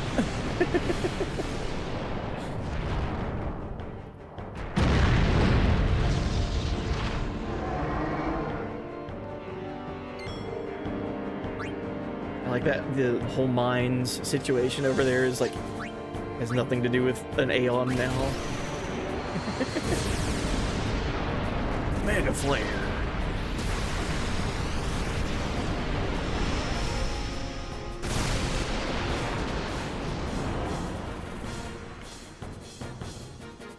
We needed that Grand Summon.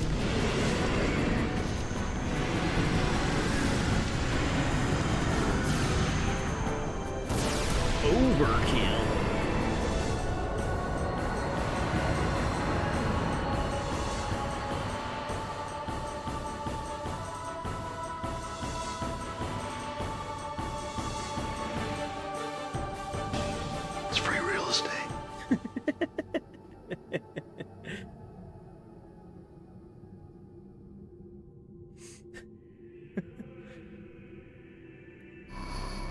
Oh, the Hymn of the Faith.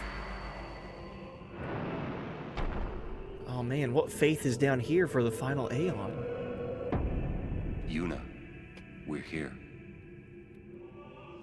The Hall of the Final Summoning. Go. Yes.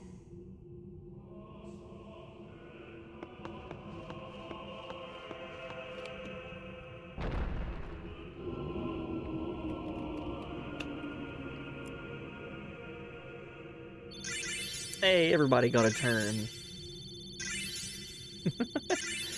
Good. I got 2 level 4 key spheres and an elemental arm guard for Waka. What do you mean, no final Aeon?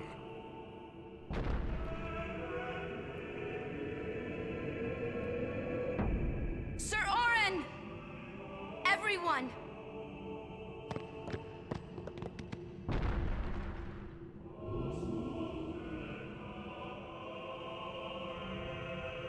I love that you get to see all the flashback stuff happening, like, retroactively, or at the same time as Titus is experiencing it.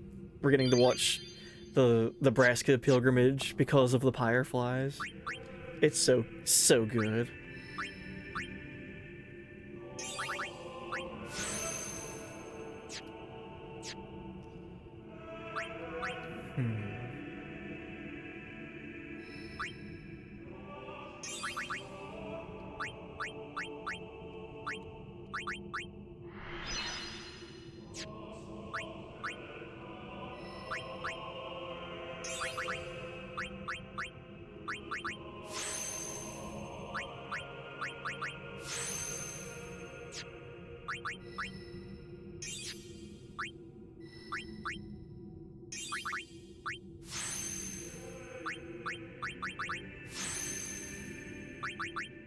Oh yeah, down here is dual cast. Yeah, double cast. Look at all these little 4 spheres you need. We need 1, 2, 3, 4 level 4 spheres just to get double cast from that direction.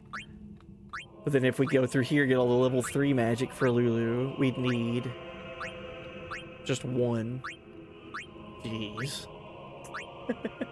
However, we did learn Demi with Lulu.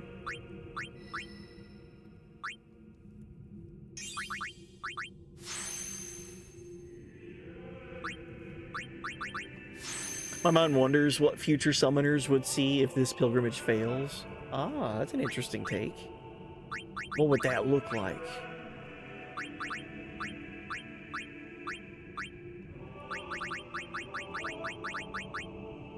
Oh, I don't have any level 3 spheres. Hey, welcome in, Hans. Can't hear, but I needed to be on, so I maintained my streak. I'm streaking. Another 50 stream watch streak. Hey, buddy. Hey, thank you for that.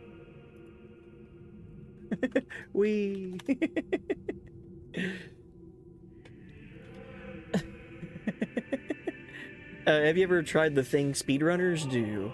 Taking Yuna through orange spheres so Bahamut does ungodly damage. Oh yeah, eventually that'll happen. But not in like a rushing type of thing. Yeah, speedrunners do that because the Aeon's stats are based off of Yuna's stats. So if you take Yuna down Orin's grid, Orin's grid has a ton of like physical damage dealing, increasing, like strength increase from physical attack like modifiers and nodes. So take Yuna down Orin's grid, all of the summons start hitting harder with their physical attacks. Once you get Bahamut, Yuna should already have a healthy strength stat because of Orin's grid. Summon Bahamut for every tough fight and just smack stuff and watch him die. But yeah, I've never done that within the story. I've always had to do that with like the end game, like the monster arena.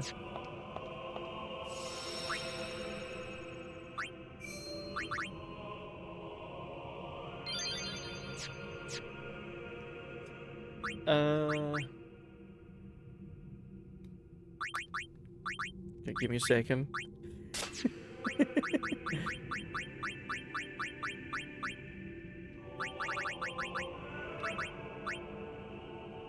Magic defense might be good for him.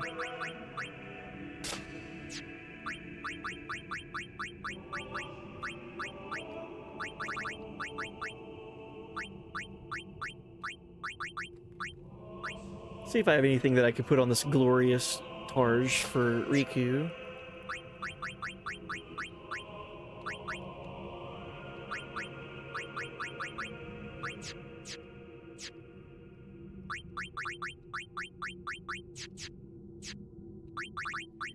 Alright, let's get to customizing stuff. Alright, so Riku I was gonna check for.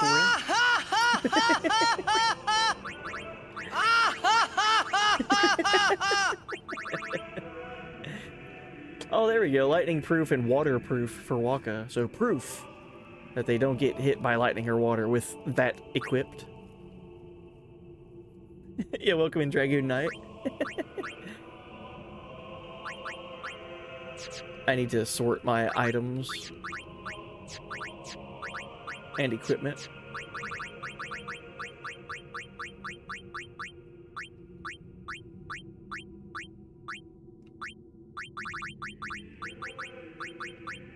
Alright, what can I give to Riku's armor? Silence Ward. Oh my god. Where's Owaka? Or Wants? Where's Owaka and Wants when you need them?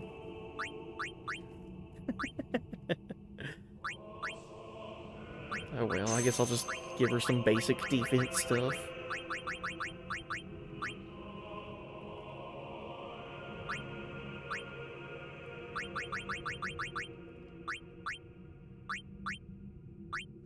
I guess we'll give her... no, I don't think I'll give her Stone Ward. If she gets petrified, I'll just use a soft, instead of using all my softs to make it a 50-50.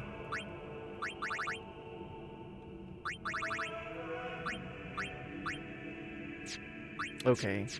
I figured I would have enough items to give somebody else a zombie ward, but... This isn't a faith. Nope. It's just an empty statue. That statue lost its power as a faith long ago. It is Lord Zeon, the first faith of the final summoning. First faith. What you see before you is all that remains of him. Lord Zeon is... his soul is gone. Gone? You mean there is no final Aeon? But fear not. Lady Yunalesca will show you the path. The final Aeon will be yours. The Summoner and the final Aeon will join powers. Go to her now. Inside, the lady awaits. Yuna, wait! Aaron, you knew this was gonna happen, didn't you? Yes. Why didn't you tell us? If I had told you the truth, would that really have stopped you from coming? Yuna. I'm not going back. Kimahri knows. Kimahri goes first. Yuna is safe. Kimahri protect.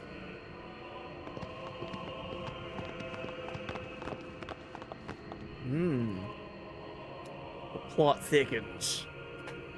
So we've arrived at the place to get the final Aeon, but it's just a statue. The faith here, Lord Zeon, doesn't have any life to it. There is no final Aeon with this faith.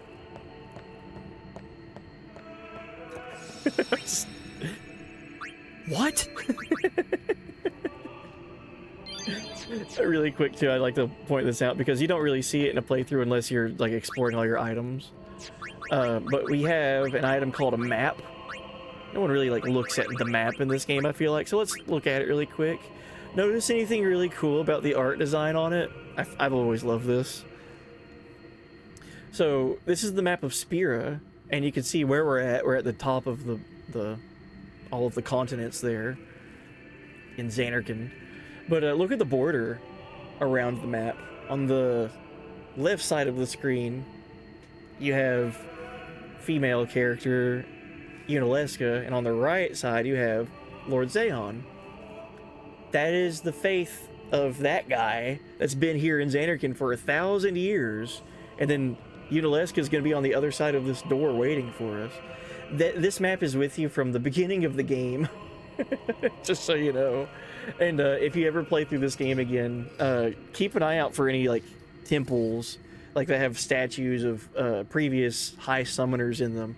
In Josei Temple, there's statues of Yunalesca and Lord Zeon as well. So just something that's it doesn't highlight it. They're just there for kind of like decoration. But then once you start realizing what these characters are, you go back and look, and it's like, oh my gosh, there's signs everywhere of these two. It's so crazy. A Kimari spin-off game would be like a John Wick movie. About 250 words of dialogue. All action. Orin is a nice uncle and explains enough so you don't have to question it.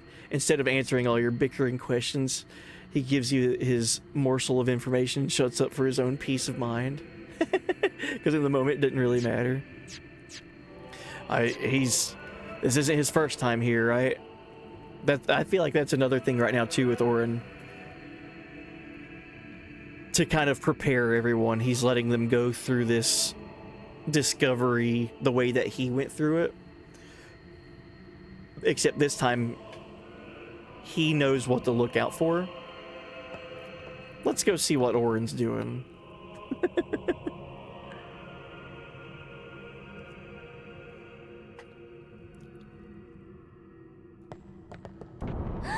Someone's coming!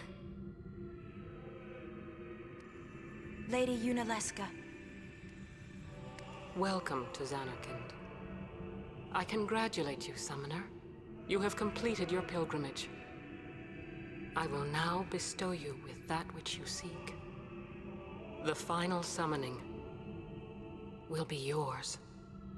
Now, choose. You must choose the one whom I will change to become the faith of the final summoning.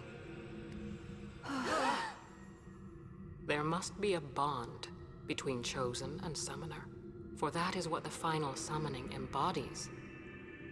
The bond between husband and wife, mother and child, or between friends. If that bond is strong enough, its light will conquer sin.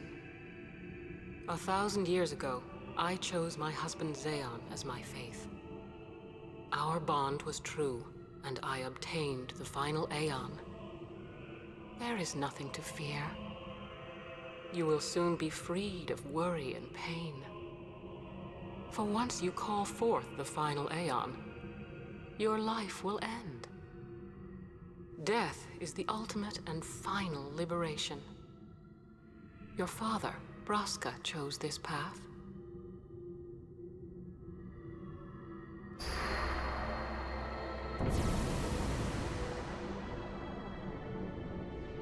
It is not too late. Let us turn back.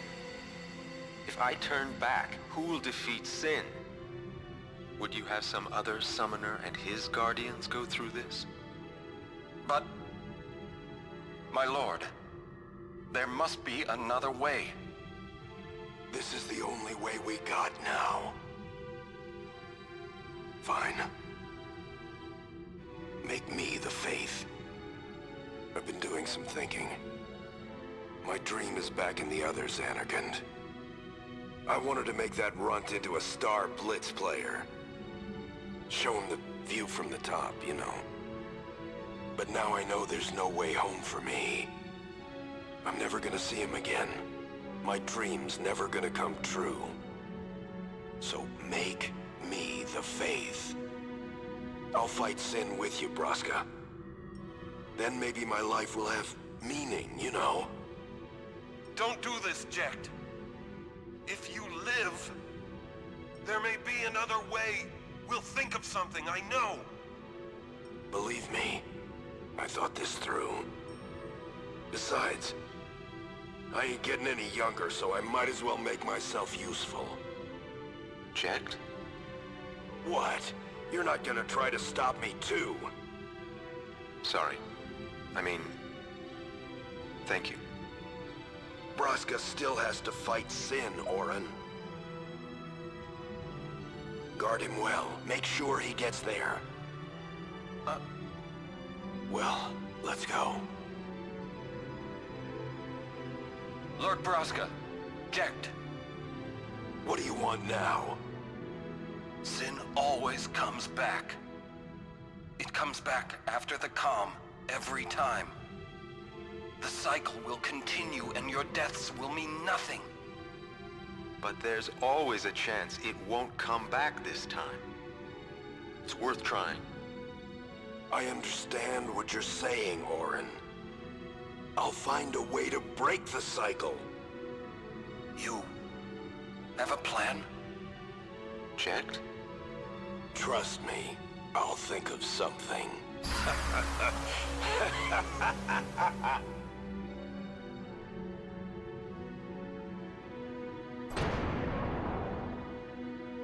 Orin has to see Titus and Riku's point of view now and think like, man, I used to be so much like him. We have to think of something.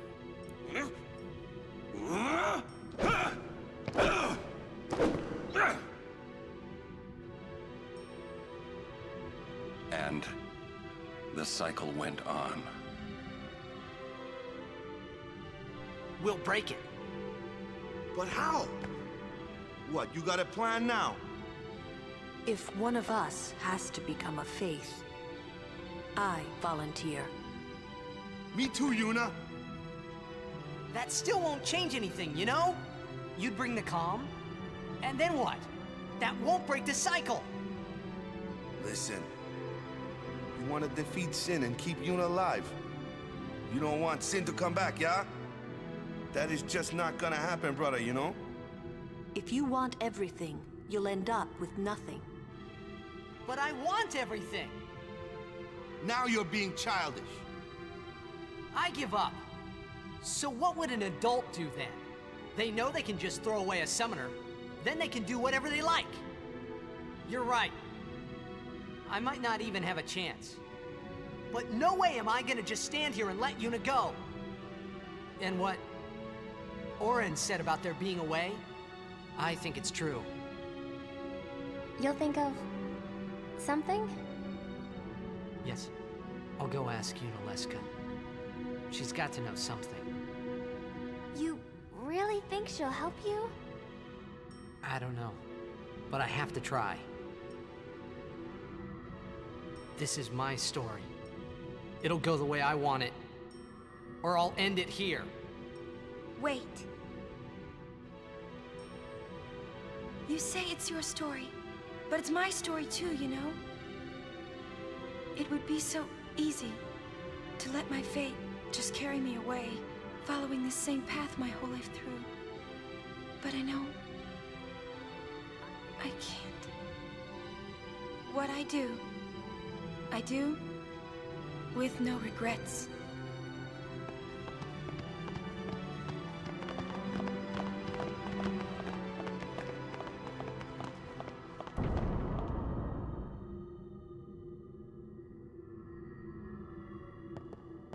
So tough to just seeing Orin be so stoic throughout the whole game, and then you get to Xanarkand and you see his through the Fireflies, like showing you his journey here with Jecht and Braska, and he just like he hates how he just let them go through with what they did. So yes, the final Aeon from Lord Xeon here was the first final, or was the first faith. But over time, it lost its powers, and so now, as summoners reach this destination, they must select one of their guardians to become the next faith in creating a final Aeon. So in the Braska journey, Orin was the one left out. Braska went on to defeat Sin by having Jekt turn into the final Aeon. So Orin was left alone. And so now he's gone through this whole journey again with Yuna and Titus and all these other Guardians, with this idea of we still have to find out a way to stop this from happening. It's so tough to... It's over 9,000! It's so tough to know that he's gone through this before. Oh, boss fight against Bahamut from 10. Yeah, good job. Good luck over there with your boss fight. Lady Unaleska. I'm sure Lady Unaleska might know some trick. Something we can do. Look at this place.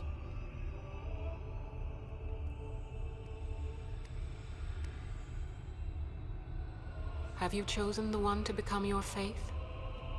Who will it be?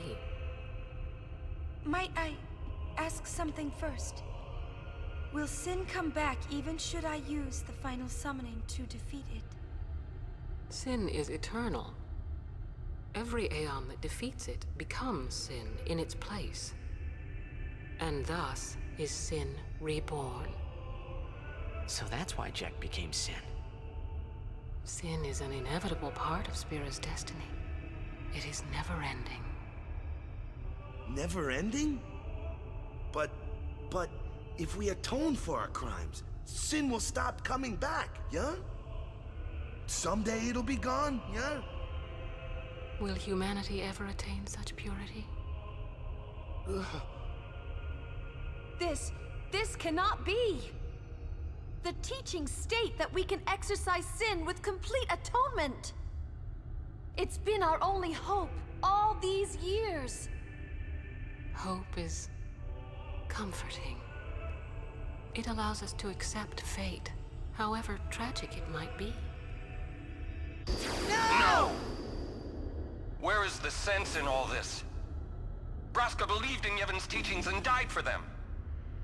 Jekt believed in Braska and gave his life for him. They chose to die because they had hope.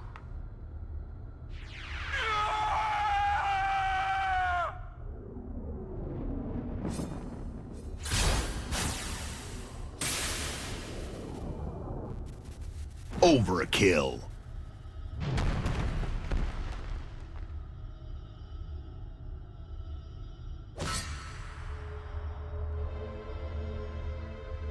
Yevon's teachings and the final summoning give the people of Spira hope. Without hope, they would drown in their sorrow. Now choose. Who will be your faith?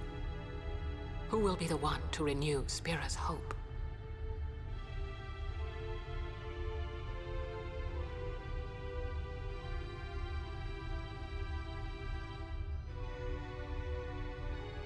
No one. I would have gladly died. I live for the people of Spira, and would have gladly died for them, but no more. The final summoning is a false tradition that should be thrown away. No. It is our only hope. Your father sacrificed himself to give that hope to the people, so they would forget sorrow. Wrong. My father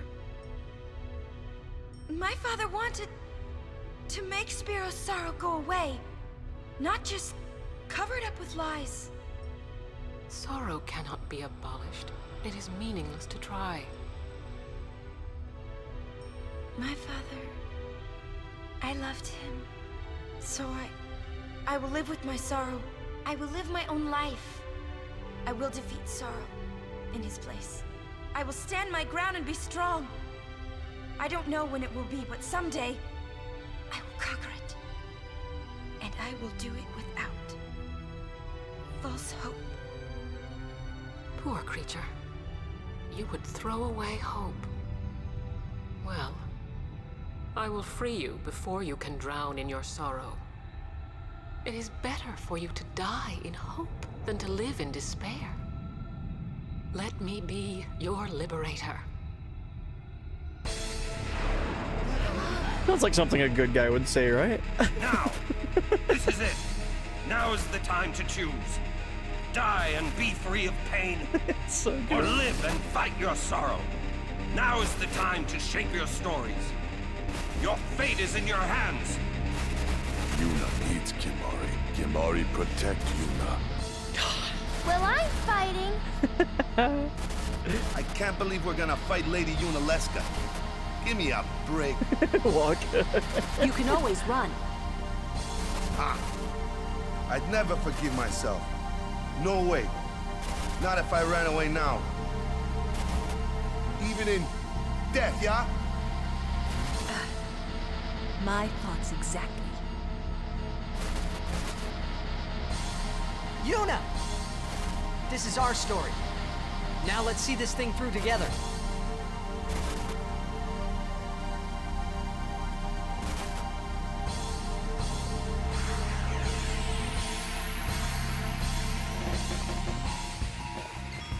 Yeah, dude, that speech from Orin, as soon as Yunalescu got in position, he's like, now's the time. Oh, it's so good.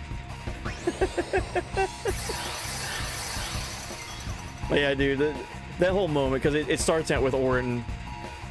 We get to watch what happened to him. And he comes and confronts Yunalesca, and we all saw it.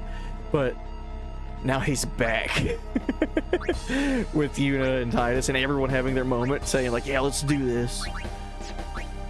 All right, what should we do? Let's protect on Titus. Yuna goes through so much throughout the game. Her speech here is amazing, considering how she was when you first met her. Oh, for sure. All right, so Yunalesca, vulnerable to holy magic, Reaper of Souls. Vulnerable to holy magic. Okay, thank you. Let's try armor break. Okay, immune to that. Blind. That's fine.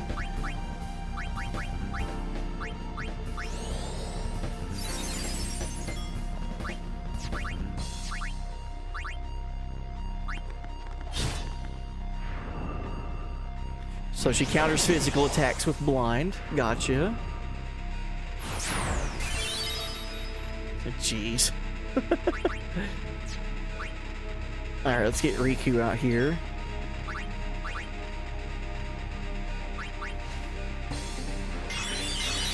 Yunalesca's first thought upon seeing Orin probably was like, you again? What must I do to get rid of you? Let's go ahead and start summoning. Let's get Bahamut out here. Just for fun. Oh, and chat, did you win your boss fight against Bahamut? I sure hope you did.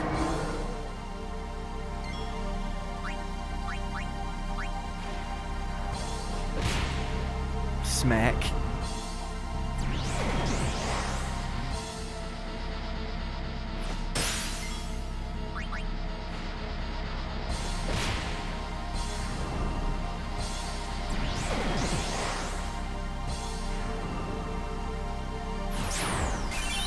That does so much damage.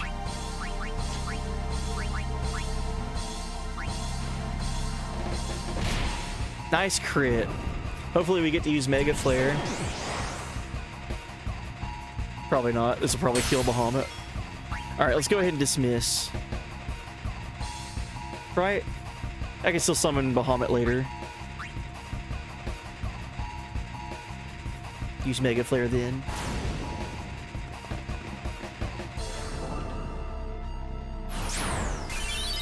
Still doing crazy damage to Orin.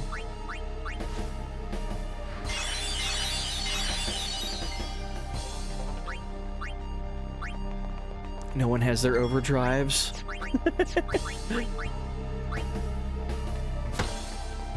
Nice damage from Waka.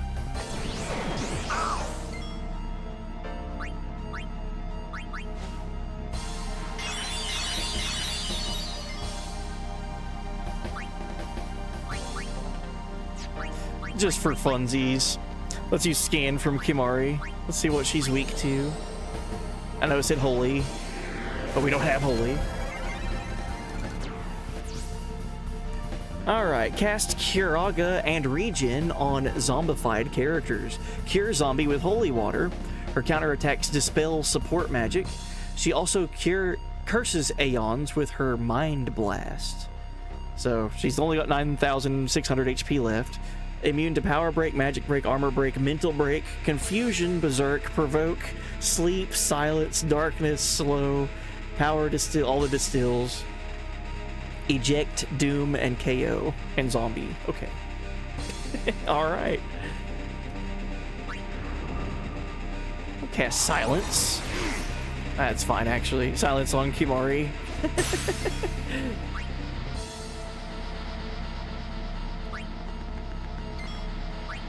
Oh. I didn't know that he still had blind. Okay. Chill on the party so Absorb doesn't do too much. We could. Silence on Kimari. He doesn't talk much anyway.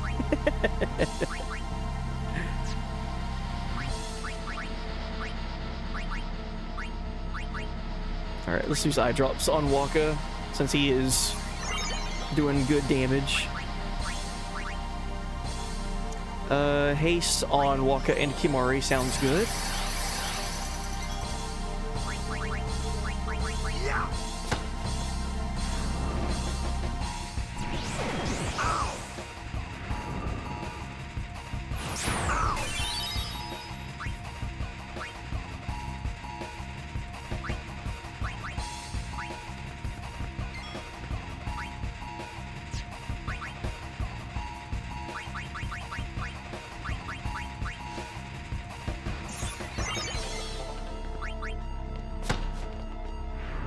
One more hit from Waka should do it here.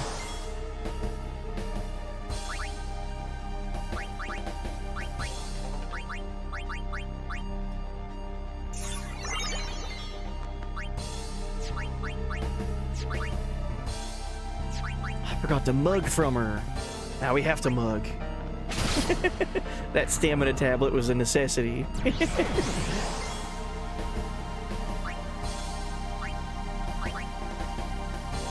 Riku doesn't have haste. That's okay. Waka doesn't have blind, and neither does Titus anymore.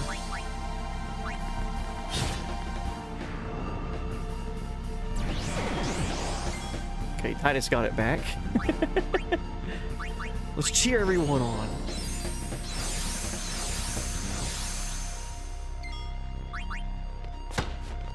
GG, Unaleska. Kind of tough fight, honestly. She didn't do any of her zombie strats against us, though. Oh my god.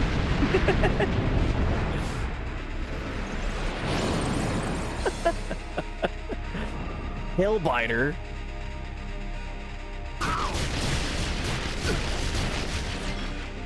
Stop. So much.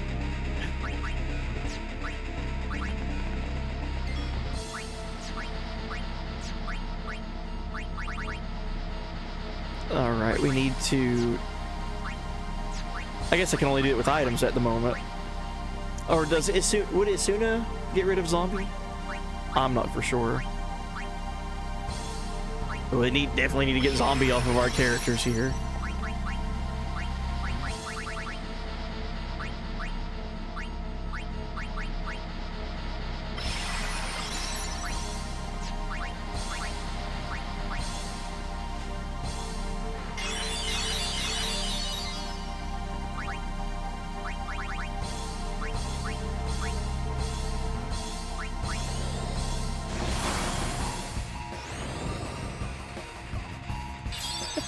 Oh, thank you, Unaleska.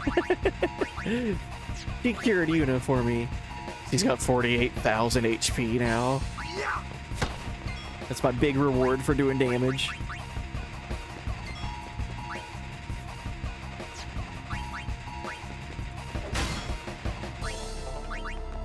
Alright, Titus still has zombie on. So let's remedy, because he's also got blind.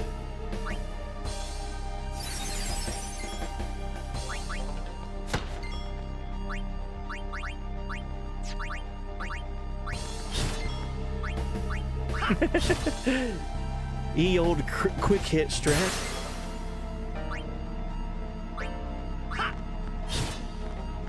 Oh, she got rid of haste on Titus.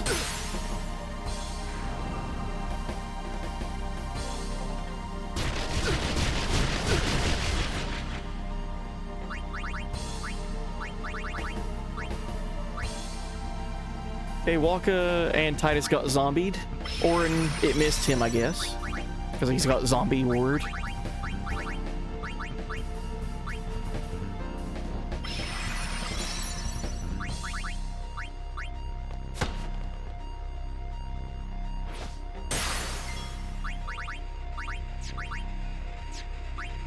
Oh, I'm out of MP. No one has haste anymore. Okay. It's all those quick hits.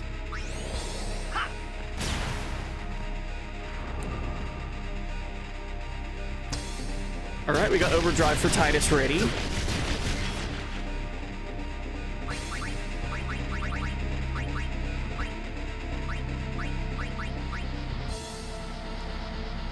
Zombie on everyone, of course.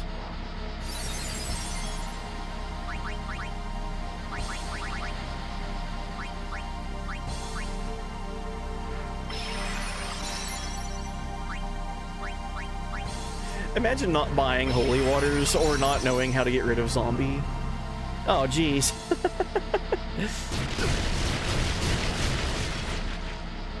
It got Orin again? Okay.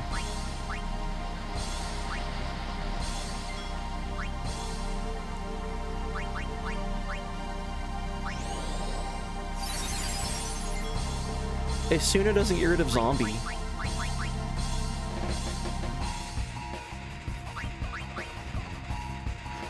This song's so good.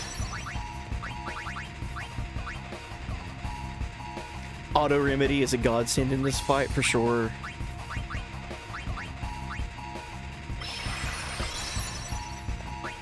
Alright, let's go ahead and slice and dice on Unaleska.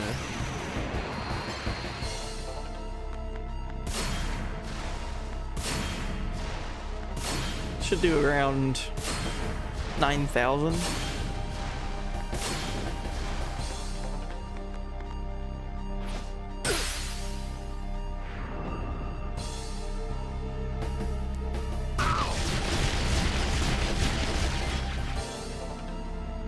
Everybody again.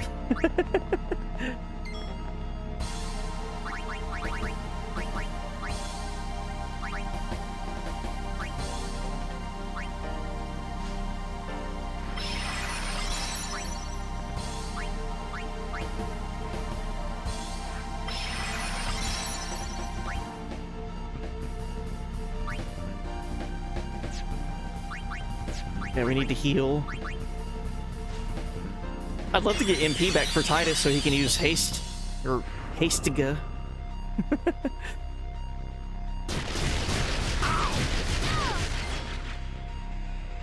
Jeez. Alright, that's what I'll have to do here. Let's Ether on Titus. It works on your magic too. I didn't know that. It just, oh, okay. Anything that's regenerative. I thought it was only on your health. Well, bye-bye, Ether. Whoops. I didn't know. 25 years into this game, I'm learning something new.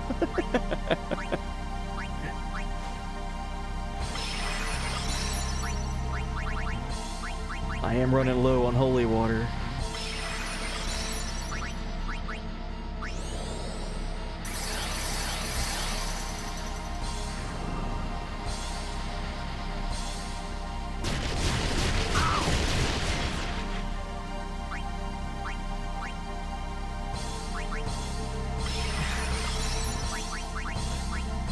Alright, we can do some defense, or do some offense now. Defense is fine.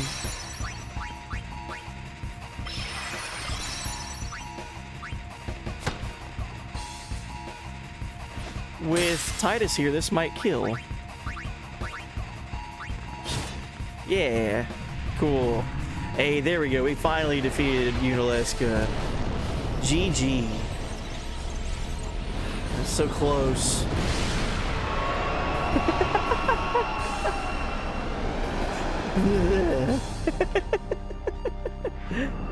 Megadeth. Oh, I love that band. Dave Mustaine.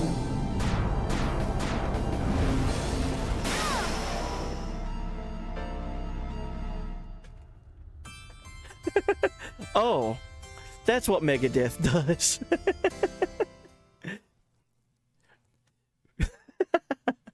I thought it was a level 5 situation or a level 3 situation. Triple kill. That was indeed. So you gotta leave somebody zombied. Gotcha. Unaleska has really let herself go. Oh, that means we get to watch all that cool cutscene stuff again. Good. Yeah, it's like she was giving us the answers to the test. You know what I'll do? Since we do have these sphere levels with Titus, they're not doing anything. Let's do... what? Have him go to Orin's grid?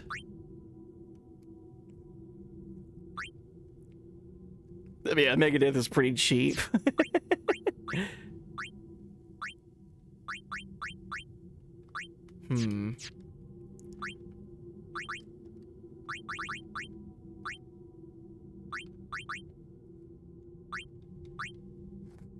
What would be helpful for this?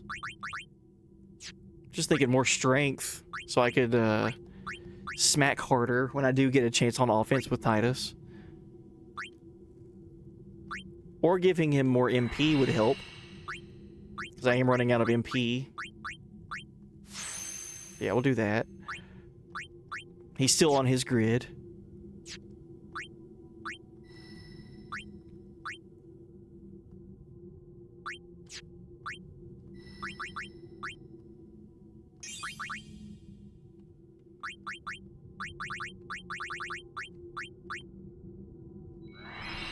I'll go ahead and increase his luck too.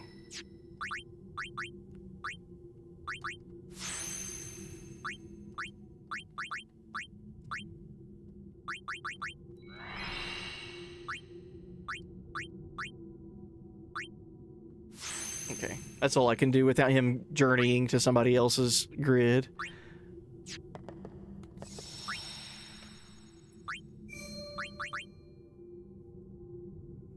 I can't believe.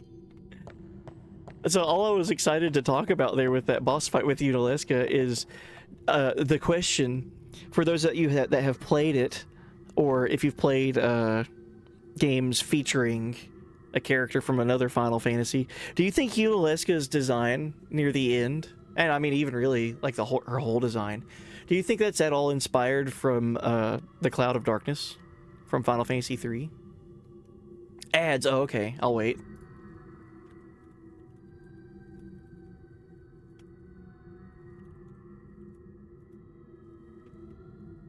Because I think it's interesting to look at.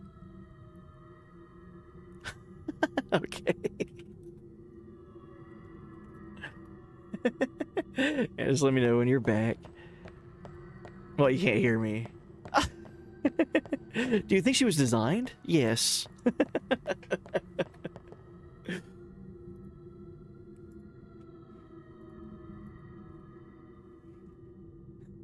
Okay, back. Okay, cool. All I was gonna say was, do you think Lady Unaleska's design, not just her boss mode design, but like her whole thing, do you think that it could at all be inspired by Cloud of Darkness from FF3? I always got that vibe from it.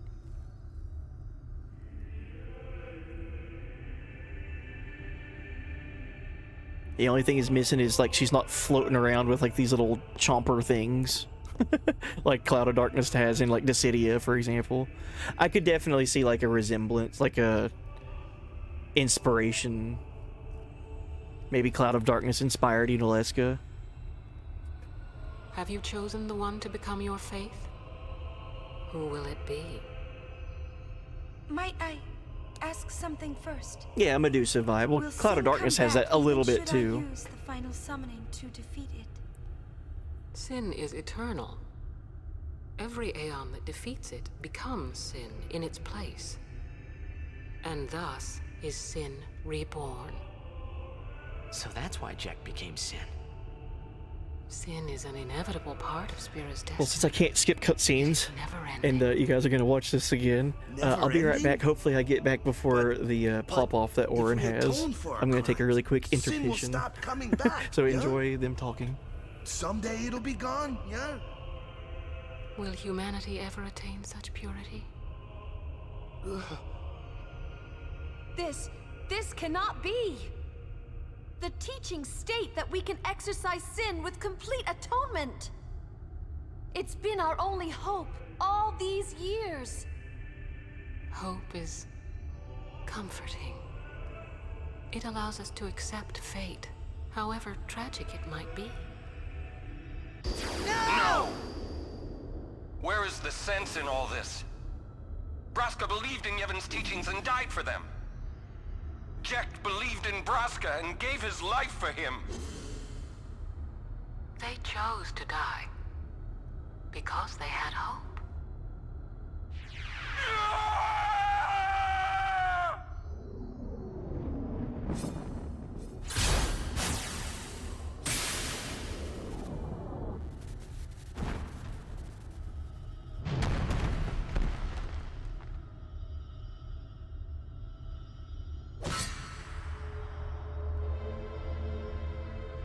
Yevon's teachings and the final summoning give the people of Spira hope.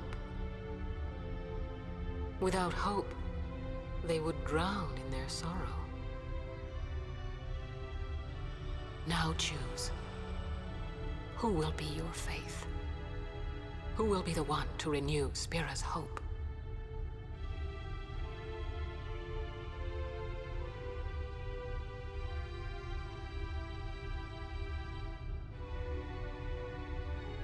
No one. I would have gladly died.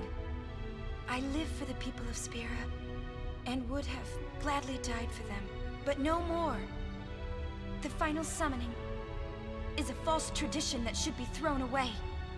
No, it is our only hope. Your father sacrificed himself to give that hope to the people, so they would forget sorrow. Wrong. My father wanted to make Spiro's sorrow go away, not just cover it up with lies. Sorrow cannot be abolished. It is meaningless to try. My father, I loved him. So I will live with my sorrow. I will live my own life. I will defeat sorrow in his place. I will stand my ground and be strong. I don't know when it will be, but someday I will conquer it. And I will do it without false hope. Poor creature. You would throw away hope. Well, I will free you before you can drown in your sorrow. It is better for you to die in hope than to live in despair. Let me be your liberator.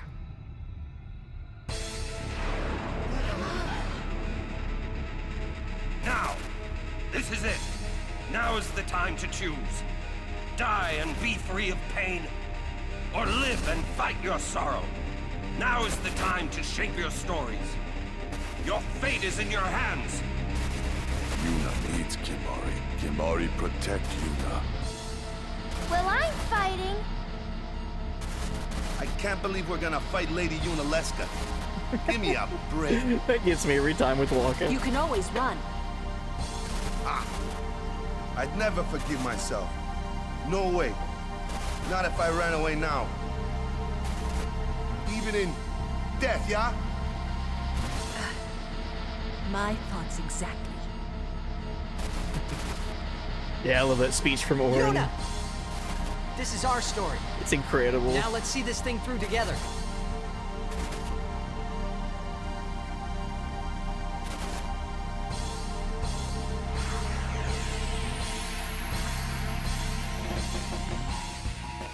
All right. Yeah, welcome in Kamadake. Hopefully I said that right. Welcome.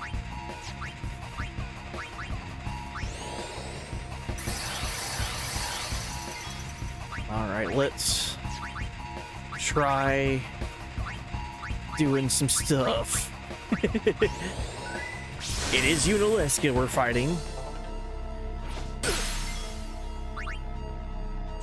Okay, we already know that she's immune to most things. 24,000 HP. Seems like a lot. Oh, and I got it right. Cool. Awesome. Yeah, welcome in. Oh, and thank you for the follow as well. Hope you're having a good week so far. Okay, Titus already lost his haste, and Orin has darkness.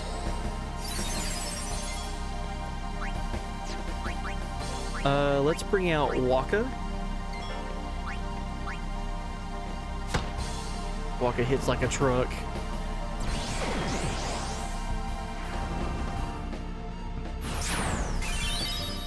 Okay, putting Shell on Orin didn't really help out much with his, with the absorb damage that he took there. Still did a chunky amount of damage. This fight drove me crazy when I was younger, and the week's been great so far. Good. Yeah, we got to phase 3 against Unaleska, and I'd forgot the whole zombie Megadeth thing, so she smacked, and she smacked hard. Instant KO. We can't smack any harder than that, really.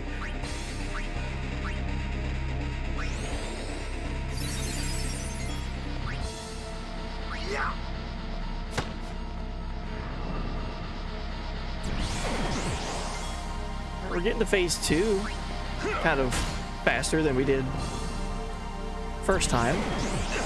First time I needed to summon Bahamut and everything.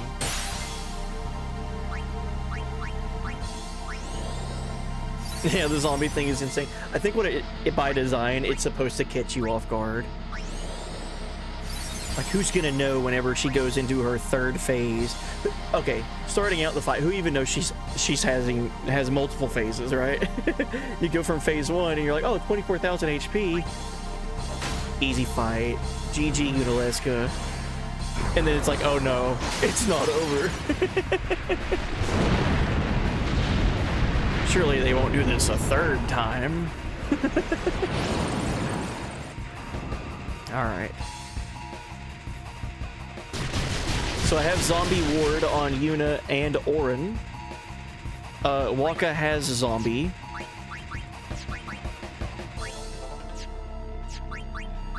So let's... just attack. Unfortunately, Yuna has not learned Holy yet. Yuna has Zombie.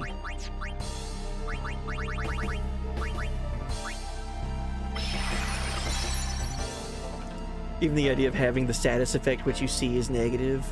Oh, right. You see Zombie and you're like, oh, I gotta get that off of me. And then you do what I did last 5 minutes ago. You go into phase 3 and everyone's normal status, no zombie on anyone. And you're dead.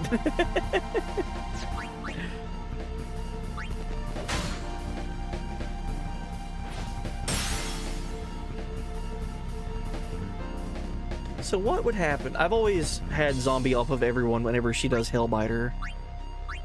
Wonder what's gonna happen to Waka here. He's got zombie still.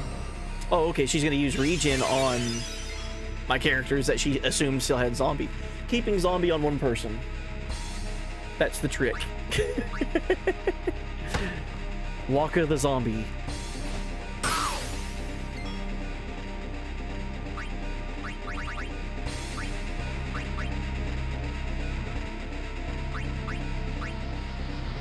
Hopefully I can get it on everybody by the time we go into the third fight, or the third phase.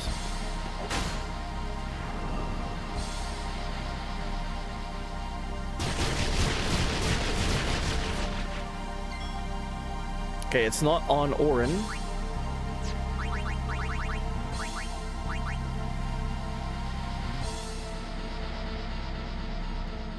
Okay, still only on Waka.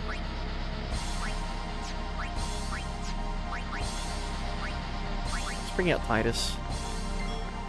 Put haste on everyone again.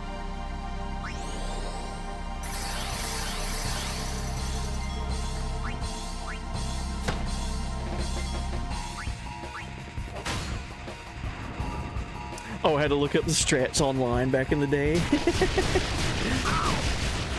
I feel like that's normal. That's totally normal. Okay, so now Orin has zombie. So that regen is going to hurt him every turn. Let's see if we can get to phase 3.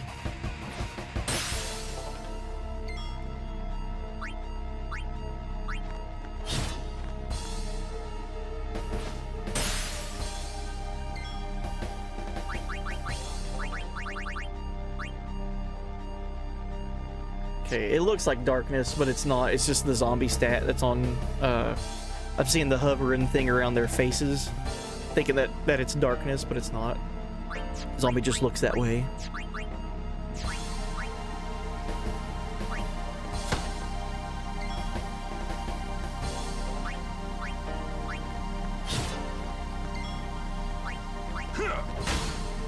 Ooh, we might get to phase 3 here. 7,700. Ooh, nice crit, Titus. Okay, so everyone's got zombie going into phase 3. Damn. All right, so this is the transformation that I always think of Cloud of Darkness from FF3. It's very much Medusa, right? I mean, it's even 9,000? even down to like the snake hair, like the death snake faces. But in Final Fantasy references, it makes me think of Cloud of Darkness from FF3. Alright, so now we don't have to worry about Megadeth at the moment. 60,000 HP. Okay.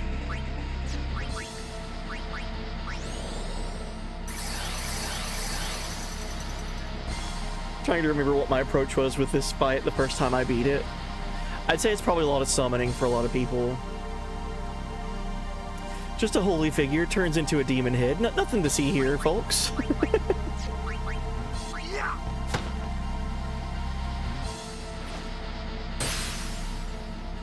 I like the little pokes. Let's just try to get our overdrives up, I guess.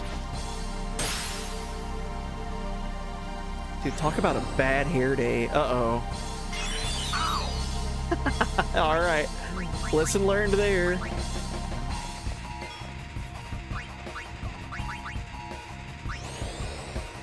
Is phase 3 the biggest troll in Final Fantasies? Oh, like as soon as you get to it, Megadeth happens? I would agree. Crazy that she's still doing the Kiraga attack while also potentially doing Megadeth again.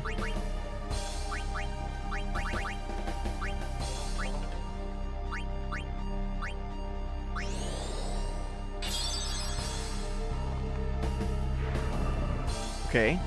Oh, jeez.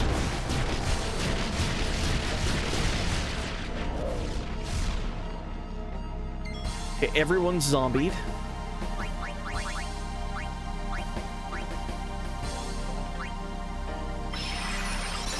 Got an idea.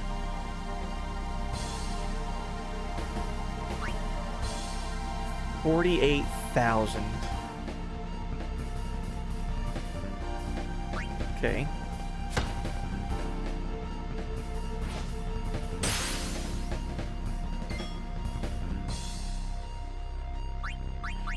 Don't like where Orin's at with his HP.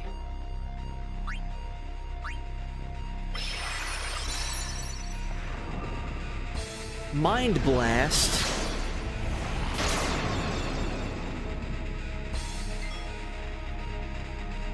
What did the scan say with Mind Blast?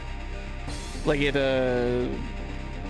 would like get rid of Aeons or something? What did that do other than damage just now? Okay, here's my idea. entrust, give all of my overdrive to Yuna. Would that be enough for her to get Grand Summon? Mind Blast equals curse, meaning no overdrive, and it didn't stick with anybody. Good.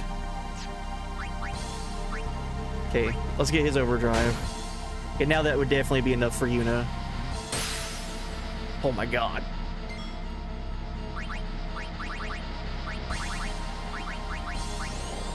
Okay, let's make sure Orin doesn't die.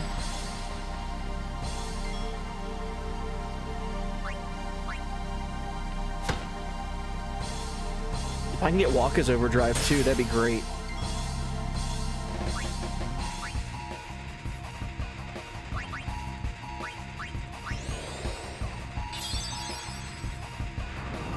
I think I just grinded until I could get zombie proof on 3 characters so I could switch between Megadeth proof or regen proof. 15 years of being conditioned into thinking, have Isuna, use Isuna, and then they smack you with the, oh, I see you cured zombie, good luck with that. Everybody got by that. Yeah, absolutely. It has to be one of the biggest trolls. Okay, Orin is no longer zombie. Waka is the only zombie at the moment. Okay.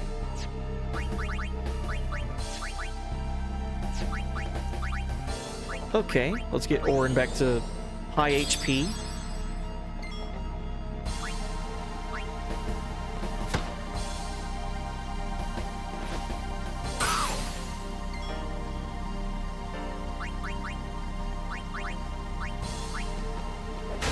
Okay, Orin's overdrive is online. Next turn, I'm gonna try to get Waka's overdrive first.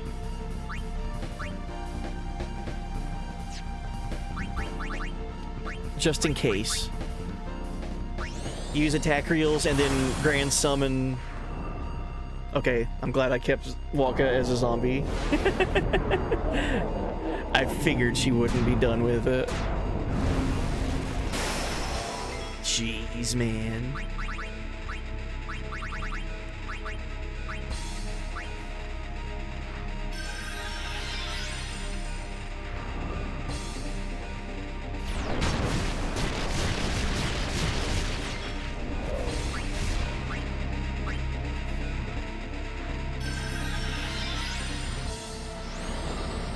Kiraga.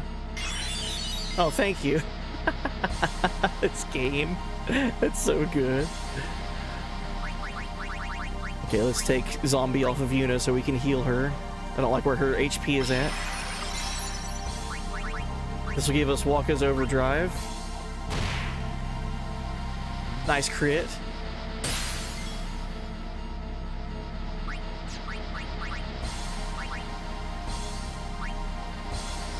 Yeah, we'll use Mega Flare for the win. Unless Waka kills.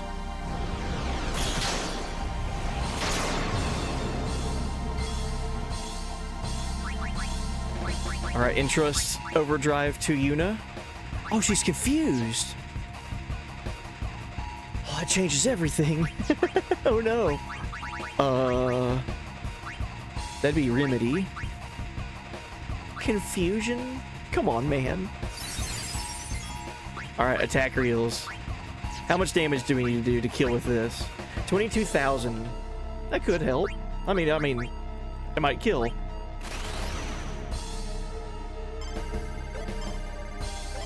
I messed up. Okay, this won't kill. Come on, man.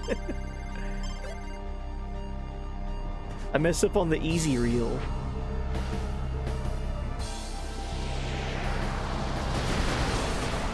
Oh, that would have been enough to kill too. He was doing 2,000 per hit. If we did that times 12.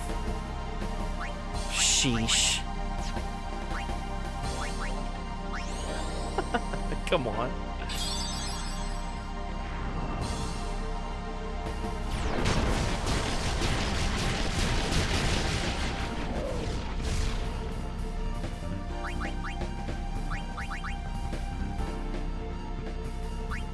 Yeah, I don't like Waka's HP right here, so I'll take zombie off of him. At least Orin's okay.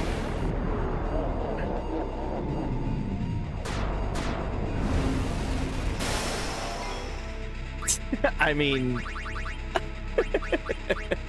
that's my fault. Should I use a Mega Phoenix? We're going to.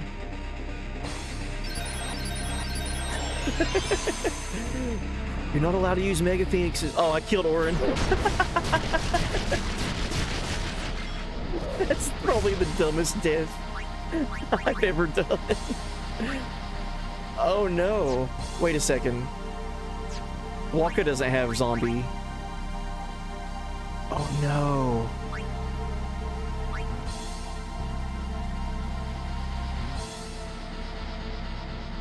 Oh, if she mega deaths, we'll have to do all this all over again.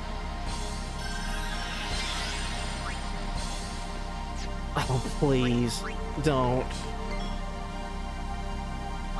Does Titus have zombie? Oh, and Yuna has it. Okay, we're fine. We're good. We're good. Alright, let's haste. We're okay.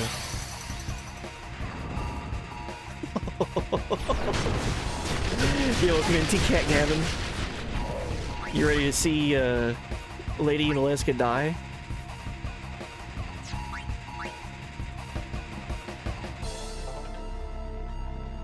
Should I use Entrust on Yuna? I think I will. Yeah, give her my overdrive with Orin.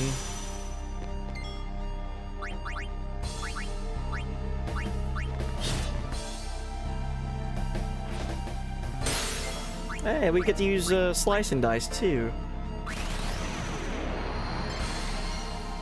Lots of overdrives this fight. Cool. Oh, dude, Mega Flare is gonna do so much damage. Never mind, she died. Alright, we did that without Mega Flare.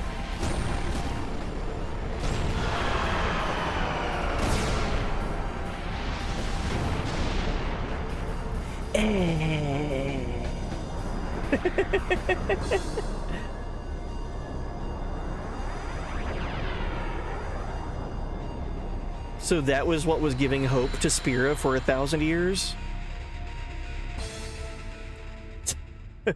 Oh. Oh no. If I die, so does the final Aeon. And with it, Spira's only hope. Then we'll find Spira a new hope. Fool. There is no other way. Even if there was, even if you did destroy Sin, you, Yevon, the Immortal, would only create Sin anew. You, Yevon? Ah, Zayon, forgive me. Spira has been robbed of the light of hope. All that remains is sorrow.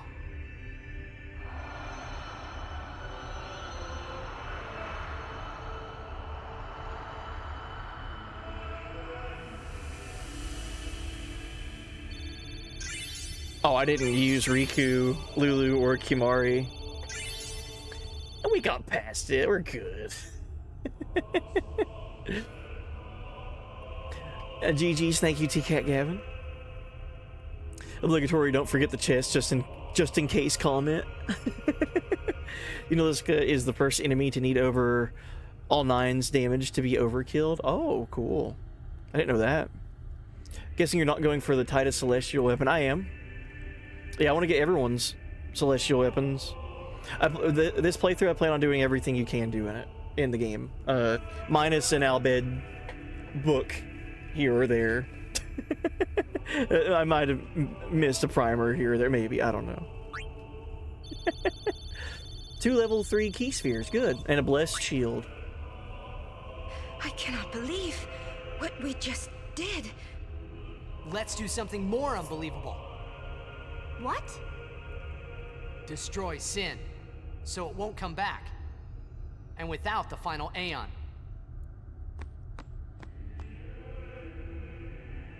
I don't know how just yet, but I'll find out.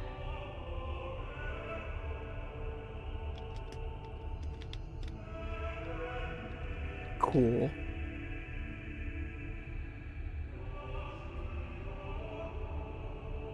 Missing the primer is a bit unfortunate. It rewards you with 3 double overdrive crafts. I don't think I missed... Did I miss it, one that was completely missable? Or did I just not pick one up throughout Spira? I'm missing 9? 15? I think the ones that were missable in home were these. U and V. 17 through 21 is the range of missables. Oh, good.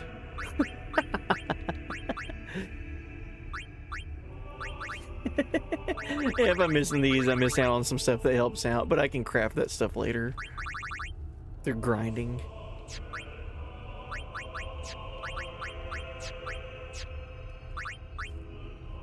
Titus sounds like he has a few screws loose, not gonna lie.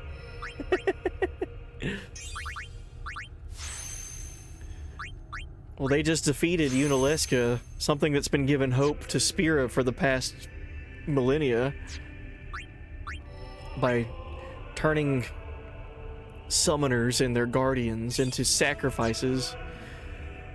A 10-year-long peace for sacrificing these brave enough to go on this journey. Okay, no sphere levels for them because I didn't use them. Whoops. Okay, so treasure chest, right?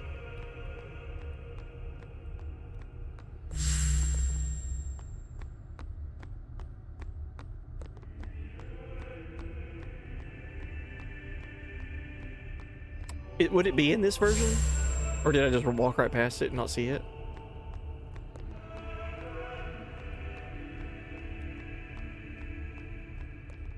There we go. Alright, we obtained the Sun Crest. Let's look at that. A celestial token fashioned in the shape of the sun. So we've got the Sun, Moon, Mars, and Saturn crests up to this point. We also picked up the Rusty Sword outside of the Cavern of the Stolen Faith. Oh yeah, I need to go through Spira and collect all the Jex spheres, do all that stuff.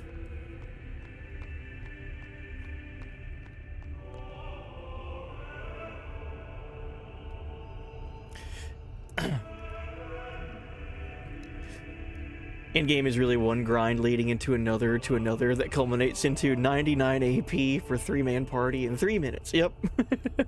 And I love it.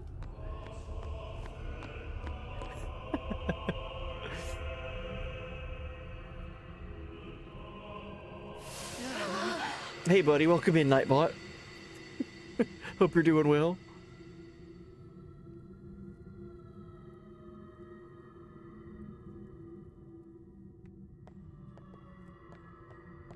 We must talk. What? There's something you should know. I know. It's about you, right? I am also an unsent. You are not surprised. I think I kinda knew. It was Unaleska, wasn't it? When Braska and Jecht died defeating Sin, I just couldn't accept it. I came back here, tried to avenge them. But she struck me down. Somehow I made my way, crawling down Mount Gagazet. But my strength left me, just outside Bevel. That's where Kamari found me. I told him about Yuna, just before I died. Insane. I've been wandering ever since, never going to the far plane. Aaron. Don't make that face. Being dead has its advantages. I was able to ride Sin and go to your Xanarkand. And you've been watching over me since then, haven't you? Why? What's the big idea? Why me? It is one of those things that is difficult to explain. Very well, I will show you.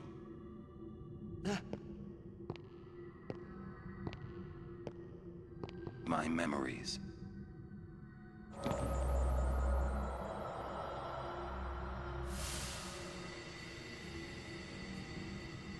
Can I ask you one last favor? Nah, never mind. Out with it. Okay, listen good. Take care of my son. My son in Xanarkand. He's such a crybaby. He needs someone there to hold his hand, see? Take care of him, will you? But how am I supposed to go to Xanarkand? Hey, you said it yourself. There must be a way to get there, right? You'll find it. All right. I will. I give you my word. I'll take care of your son. I'll guard him with my life.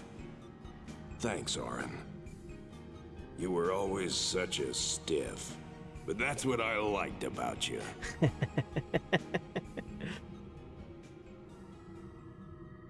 That is why. I do like how that he shows Titus his memory of that, and it's from his point of view. So cool. Yeah, Kimahri. So Kimahri, you could piece together that story of Orin on his final journey to try to protect Yuna.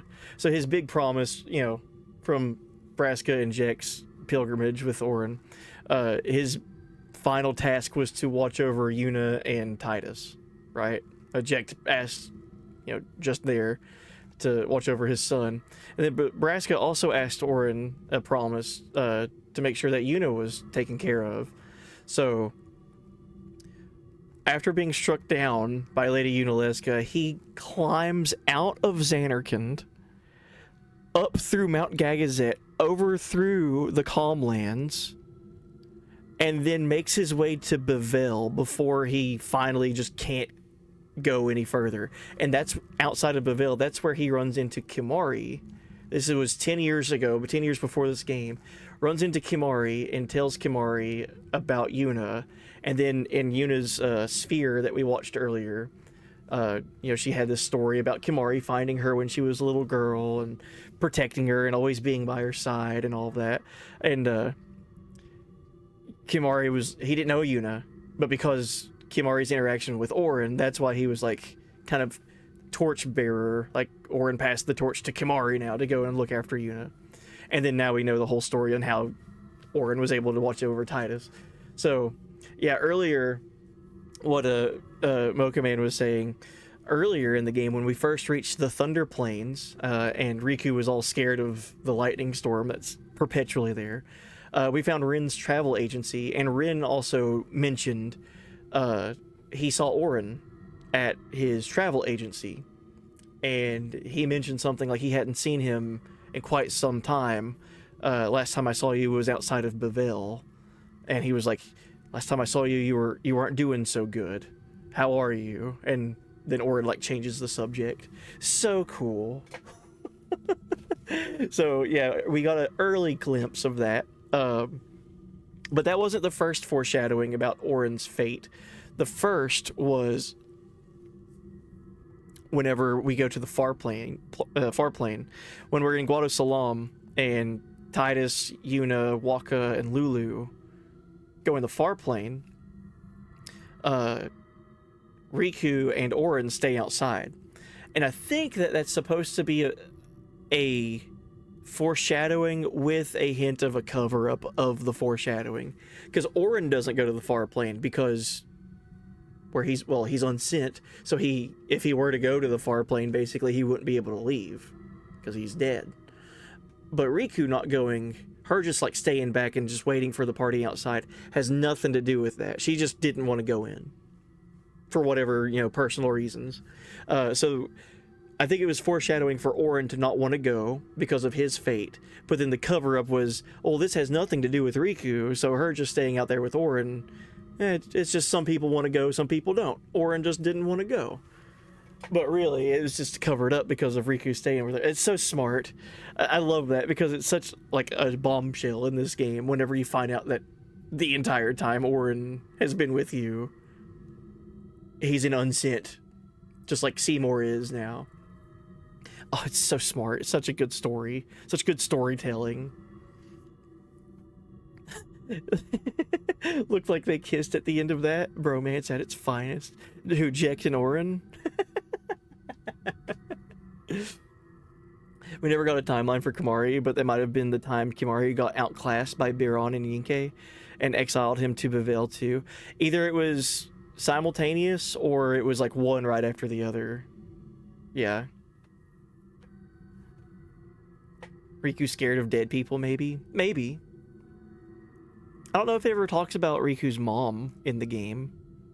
Maybe she didn't want to go to the far plane because of, you know, not wanting to see a family member or something.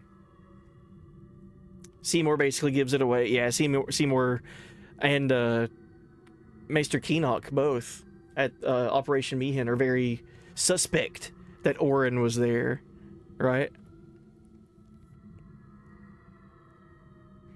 100% this game is better on a replay for so many reasons. That's one thing that I adore about this game. While you're discovering all these storytelling devices and all these like mysteries unfolding as the game is playing, everything is so paced out so well that it doesn't feel like there's any downtime in between story moments. And if there is like a long journey from like point A to point B, it's usually on purpose because it's a trial, or it's because, hey, you're going to have some challenges coming up, so you need to make sure you're leveling. You know, Mount Gagazet is a good example of that. But even in there, there's moments where you have fun gameplay and more mystery to pick up on. Like the whole climb of Mount Gagazet, you have this Kimari moment where he has like his reuniting with the Ronso after, you know, battling his rivals. And then you find a sphere as you're journeying, and you see this message from Braska. And then you have this crazy boss fight that usually catches everyone off guard with Seymour Flux. And then it's just, there is no slowing down in this game. I think that's why I just like it so much. It's because there's just so much. If it's not a mystery about Spira that you're kind of piecing together, it's a mystery about the characters that you're piecing together too. So like, who is Orin? You know, even Titus at one point in time is like, who is this guy? Like, where did you even come from? And he's so cryptic about it. It's so smart.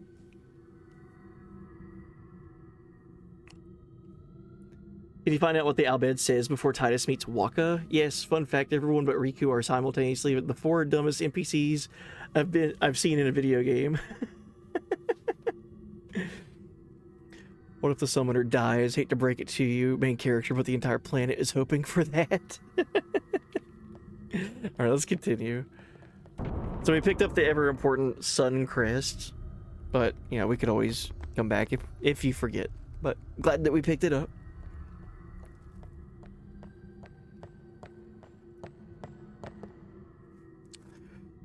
What if Yuna dies? That's what everyone in the world wants. Alright, let's save.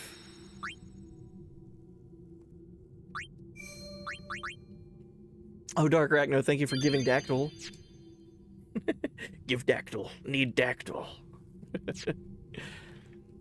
If you don't know what the Albed are saying, they thought Titus was a fiend.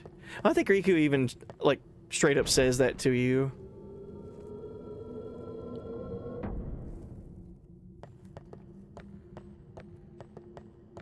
There's a, yeah, that scene at the beginning of the game, pretty much, when Titus is finding a flint and like a weathered bouquet to create a fire to survive, in that sunken temple. There's a scene where the Albed are busting through the door, and that's when we first run into the Albed. I didn't realize it, but I have a Magic the Gathering card of that scene. If you care to look up some really cool art for Final Fantasy X that's in Magic the Gathering, that's one of them. I think it's called Albed. What was it called? Albed Operators, maybe? It's a mono black, so it's like 1 black and then I think 2 colorless to play. and it's basically those 4 NPCs, those 4 Albed that come in and start like getting ready to attack Titus. It's artwork of them like bursting through the door with like guns drawn and everything. I think it's Albed operators or something like that.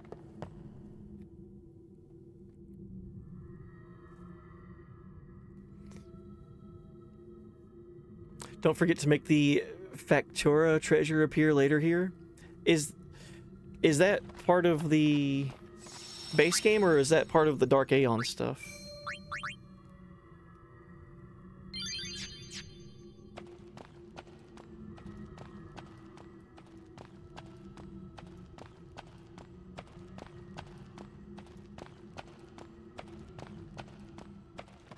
Base game needed for anima, that's right. I can't do that yet, right? I have to come back here. Yeah, it's whenever you're told there's places that are important to visit. Oh man, look at the sunrise here in Zanarkand.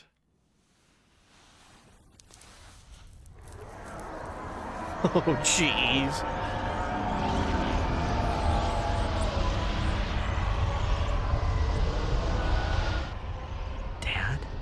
I know. The final summoning's gone. But I'll think of something. Just give me a little more time.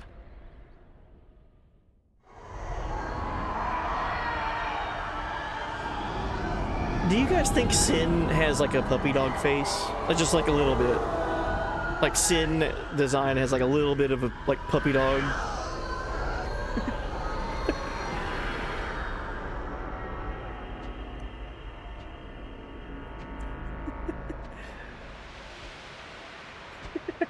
No? You're telling me that you wouldn't, like, if Sin came up to you, you wouldn't, like, pet it? Like, give it little scritches on the chin.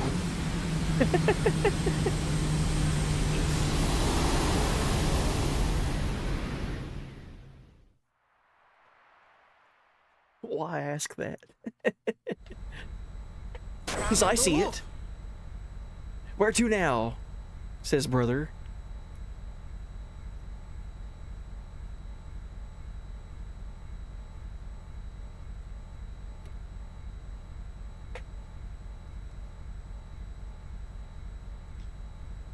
Aren't we the happy-looking bunch?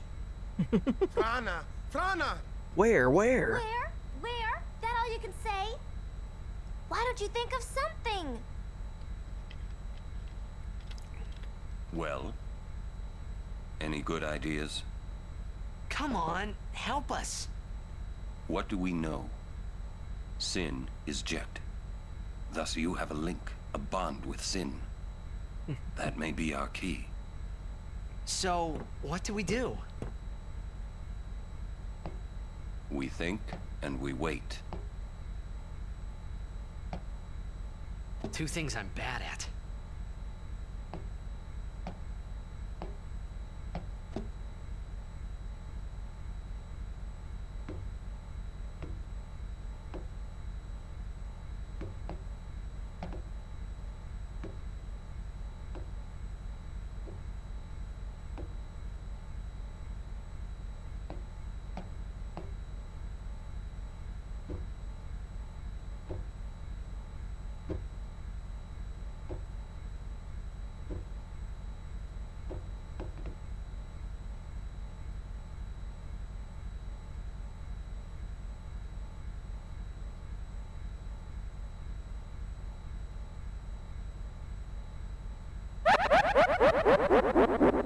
I was waiting for somebody to do something.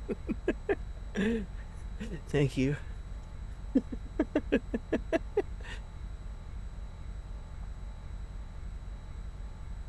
Oh yeah, this part.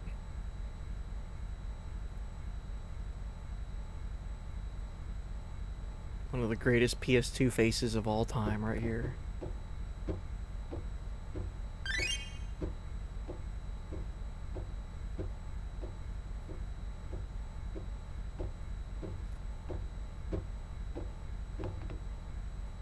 Thank you for the luck of moonwalk there, Dark Arachno.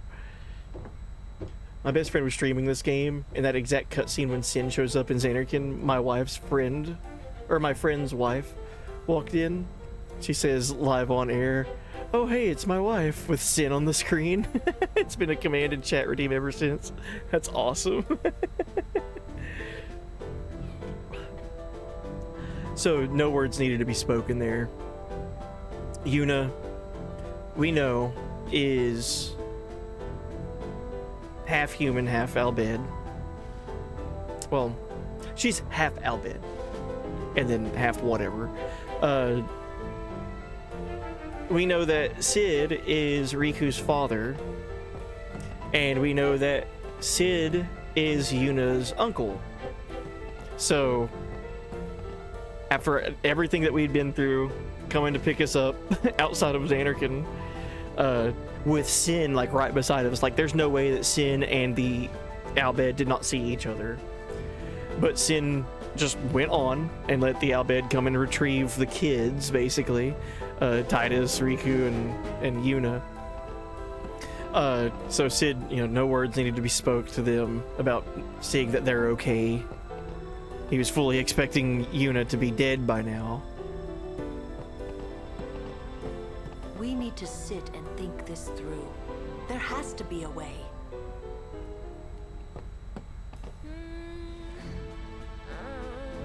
Still thinking.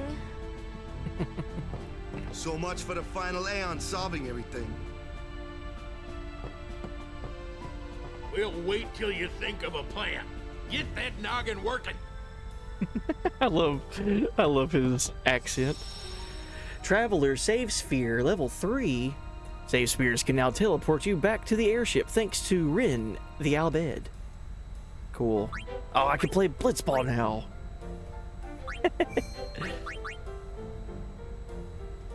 Backtracking the context behind when Riku rejoins the party there, Lulu and Yuna aren't just all, "Waka, can we have a minute with my Albed cousin Riku?" without saying any of that for obvious reasons. You can recruit Waka. We already have him. Yeah, but you can recruit Waka the first time you're on the airship, leaving home. So I signed him for 99 games at the low price of 1 gil per game. Speaking of Waka and Blitzball, let's see if I can get something for him right here. Ah. All right, no. So the league plays a Lux Sphere and Pile Wither, and the tournament is an X Potion with a Return Sphere for top scorer. Darn.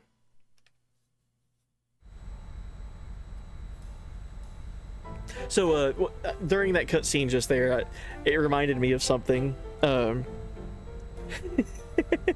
sure people have put this together before too, but near the beginning, I would say the first quarter of this game, like the first 25%,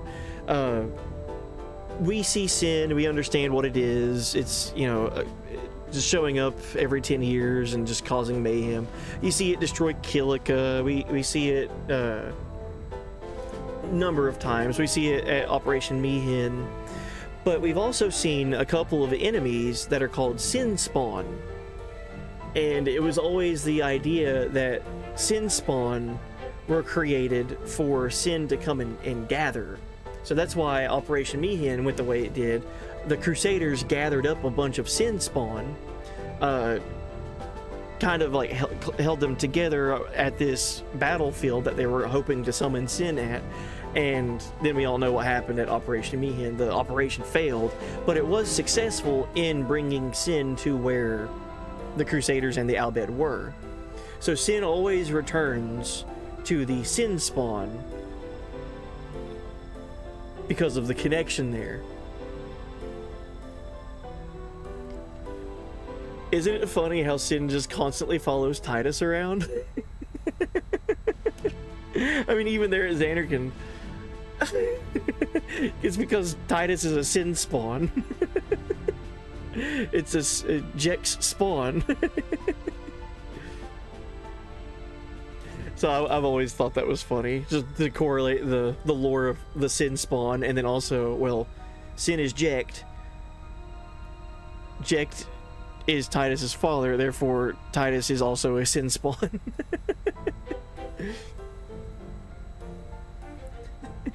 That's always cracks me up just thinking about it and talking about it.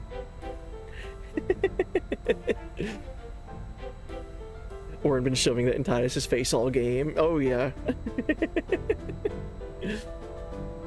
Well, then also too, so we were talking about what you mentioned there, Mo Command, Orin looking at Riku's eyes, and there's even a moment where the camera shows like Riku's face while Orin's like observing her face, and her pupils are wacky, and they're green eyes with like these crazy spiralies in them.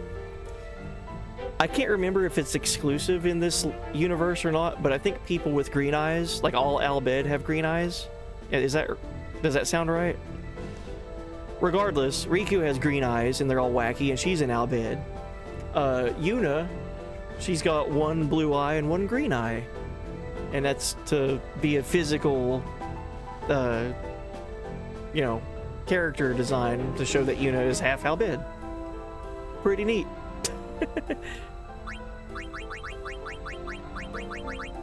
There you go. You can even see it in her menu portrait there. One green eye, one blue eye.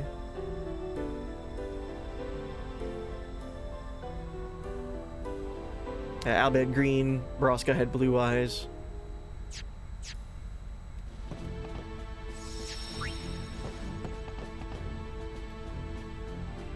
I want to point out that for Operation Mihin, Luzu and Gata transported a Sin Spawn to Mihin, so the Mihin operation is the cause for the destruction of Kilika.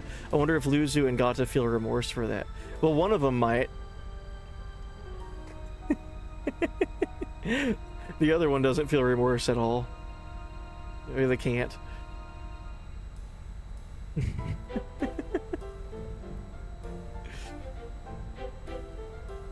Well, would you think it's the Sin Spawn and then also Titus being there? So it was a gathering of Sin Spawn that brought Sin's attention to the SS Leaky as it was headed towards Kilika.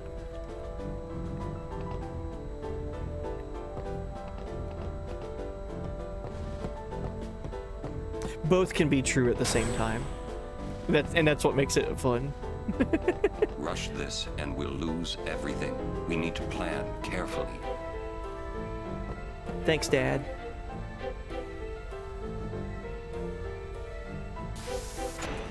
Yeah, Sin is in more Jekt is more in control of Sin and his actions near the beginning of the game versus near the end. That is true. Oh, that's just a compilation sphere. Here's our other Besaid Orok that we recruited. Rin. May I help you? Any weapons? Jeez, man. Everything's so expensive. Thank you. Ah, how is your progress with our language? None too shabby. Check this out. Hela Dusadwi. Nice to meet you. Just repeating what I've said is not talking now. But your pronunciation's quite passable. You've been studying, I see. Welcome. So I think if I were to have collected all of them, he's like, oh wow, you're doing great, keep it up. And then he gives you stuff.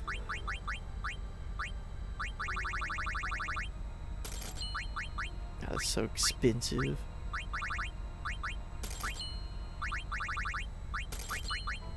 Oh, you can buy Al Bhed potions? That's cool. Thank you. Sin's nearby. There's a huge blitzball tournament going on. Thank God Sin is a tad fond of blitz. Go to once for the real good stuff. Rin stuff is shit.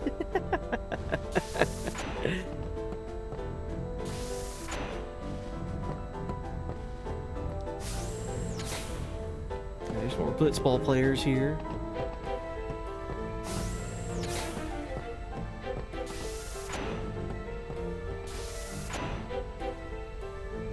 Hey, technically this is the part of the game where you can start doing the end game stuff coming up, right?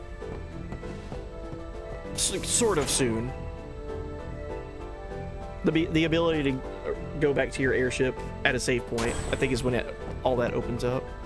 We'll wait till you think. Okay, yeah. We just gotta go talk to Yuna.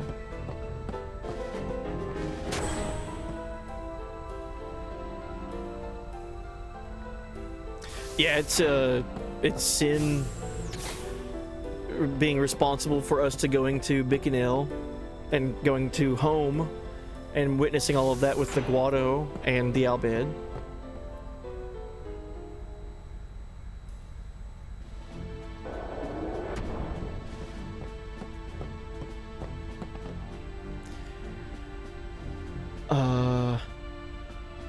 Fed his ship with this ship. Revenge against the followers of Yevon will be ours. Context clues, baby. A third Evray starts flying up beside of us. I'm no good. At all.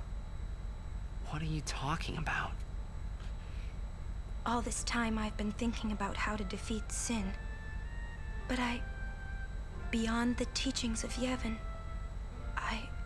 I know nothing. I'm sorry.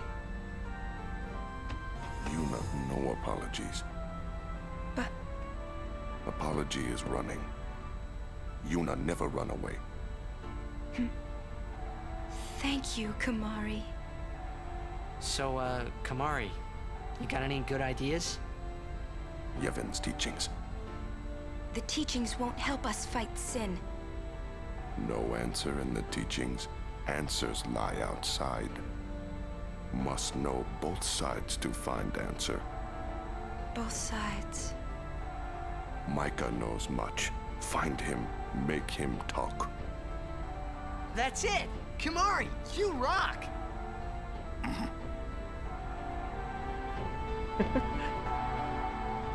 To Bavel, then. Through the front door. You worried? I'll be fine. We can't stop now. Right through the front door. No taking the steps in this game.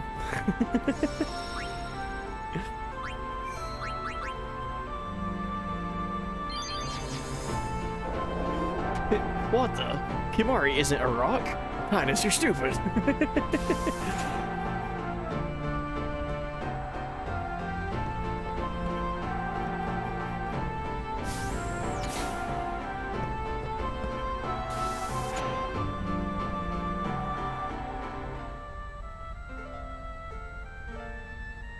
No shotgun weddings to gate crash this time. It might be all right. Hey guys, I just had a great idea. It was my idea. Let me tell them. It's like this, yeah? I just thought... The hymn's the key. Ah! Lulu. The hymn? Sir Jack likes the hymn of the faith, correct? Yeah. That's why he was listening to it in Makalania.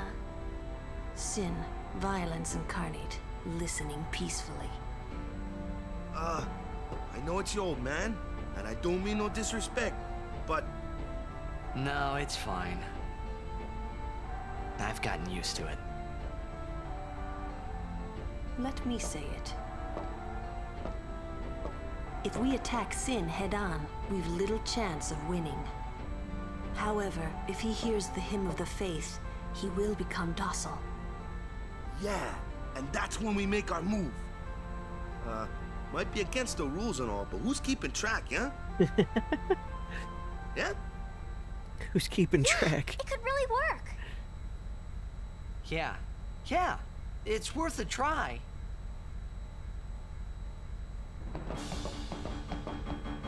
Alright, hope you guys like hearing this song a lot. Talk to Sid to open the nav map. Pick a destination, and you're there. Well, that sounds like a plan to me. My baby here'll take us anywhere we want. Alright, so quick discussion. with the way that you travel around Spira now with the airship. I've personally never had a problem with this, like, world map design and like how you, like, once you get this part, like, oh yeah, I could go all the way back to the Besaid if I wanted to. Or what's this? You know, I could go here, new places maybe. I've always liked that about this game. It's so unique. How we feeling on if FF7 Remake Part 3 does something like this? Do you feel like that would be okay? Or do you feel like it would need to have, like, the full-blown, you're flying the airship, you're traveling around this mountain, you're doing stunts, you know? Do you think that it would be more like this, or do you think it'd be like a hybrid? I've always liked this way of airship travel, but also, like, flying the airship yourself and finding things and landing it and getting out and running around. That's kind of what they got away from. We haven't seen that in a Final Fantasy in forever, you know? So I hope it's at least a hybrid. I do want to fly an airship around in FF7 Remake Part 3, but if it's like this, I would have no problem. It'd be right up my alley, is all I'm trying to say.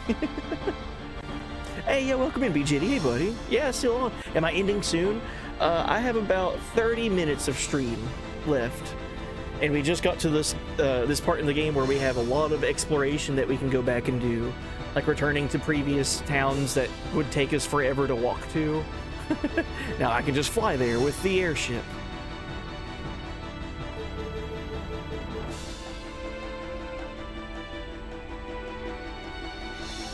I don't have recent Final Fantasy to base my assumption on, so I don't know what 13 or 15 was like, airship-wise. Tiny Bronco was very travel the world and not click location here. Right. 15 was on a much smaller, like, vehicular transport. The airship, the Highwind, is massive compared to a car, right? And FF15 just had a four-seater. But I could see it being something kind of like that. I just want it to be...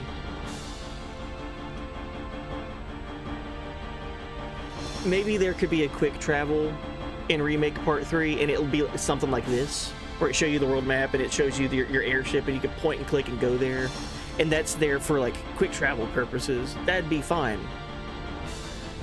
But I would want to fly around and see, like, towns as like me flying over the town and looking, like, being able to see, like, fly towards Midgar, fly towards Calm, see all the towns and everything, see what we have seen in Rebirth, but from the air, you know.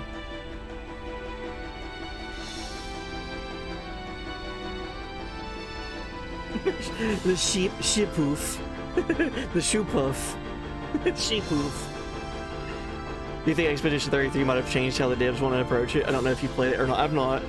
I know very little about Expedition 33, other than the fact that everyone loves it, for the most part. So yeah, I don't know. I doubt in a project like a remake, Rebirth, and then Part 3, like a project that's taken over a decade, I doubt that a game release would come out and alter significantly in the middle of a dev cycle, like how they would approach something like that. It could, though. I mean, it could change the way that the devs look at things. Let's go ahead and go to the high bridge instead of looking at this Spira spin around.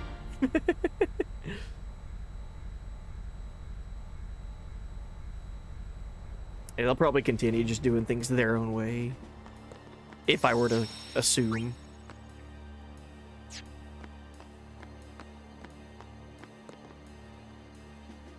Without giving too much away, E33 is pretty much bang on the OG FF7 approach to world travel. And that's good. I mean, that's iconic and right. I just feel like, I don't know, we were talking about this earlier with Rebirth. I genuinely don't know how they're going to top what they did with Rebirth, because it was just so magical. There's so much in that game.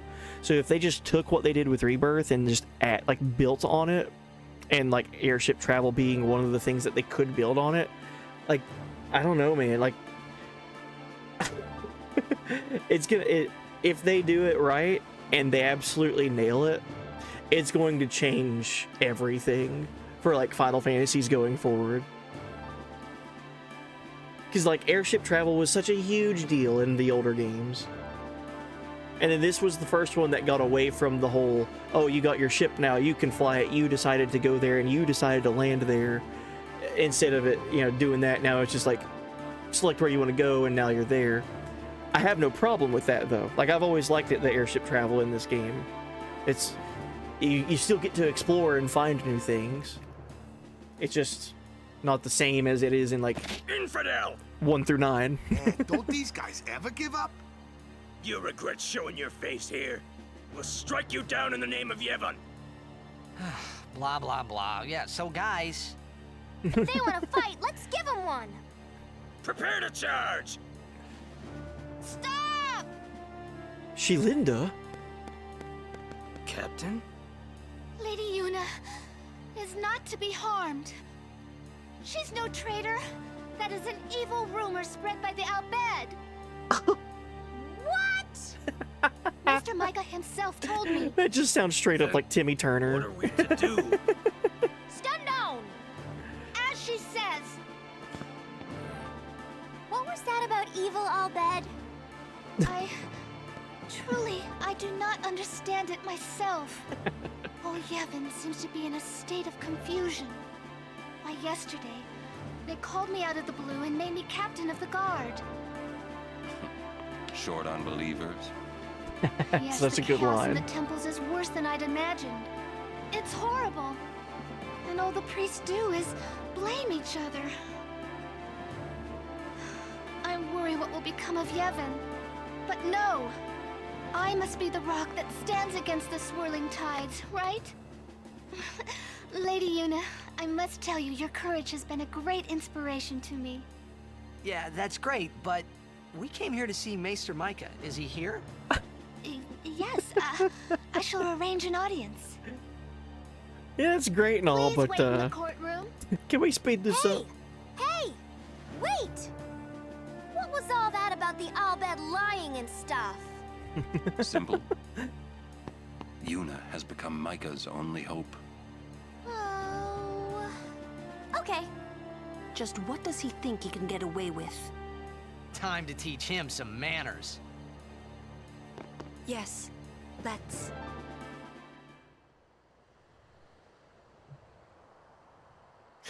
Shelinda, my favorite MVP. Why are you here? You must go and defeat Sin quickly. You have obtained the final Aeon from Yunalesca, have you not? Well, we did meet her. Yeah, we met her. We fought and defeated her. What? Summoners and Guardians will be sacrificed for the final summoning no more. You have profaned and subverted a 1,000-year-old tradition. Fools! Infants! Do you realize what you've done? You've taken away the only means of harming sin. Hey, maybe that's not the only way. We think we've got another. Thank you for that, BG. Why? Oh, welcome in, Camus. Preposterous. There is no other way. The Grand Maester running away. Spira has lost its only hope. Destruction is inevitable. You Yevon's spiral of death will consume us all. I have no desire to watch Spira die. It won't die. Who is this Yu Yevon guy? Lady Yunalesca also mentioned him. Wait, Gramps! Who's Yu Yevon? He who crafts the souls of the dead into unholy armor. an armor called sin. Clad in it, you, Yevon, is invincible. And the only thing that could have pierced that armor, you have destroyed. Nothing can stop it now.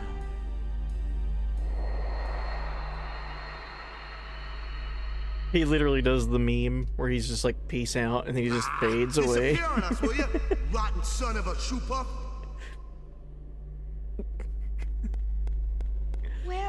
Where is the Grand Maester? He, He's not here yet. How long must we wait? That's odd. I'll go look for his grace. Hey, it's Hoodie Kid. It's you. Come to my room. okay. Who you talking to? Oh, no one. I must go see the Faith. I see.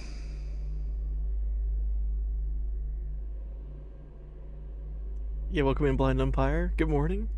And Kamu, hopefully you heard me earlier. Welcome.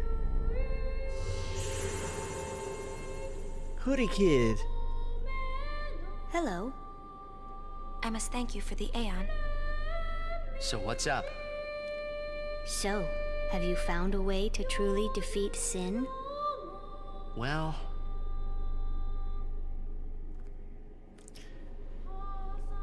I think so. Well? The Hymn of the Faith.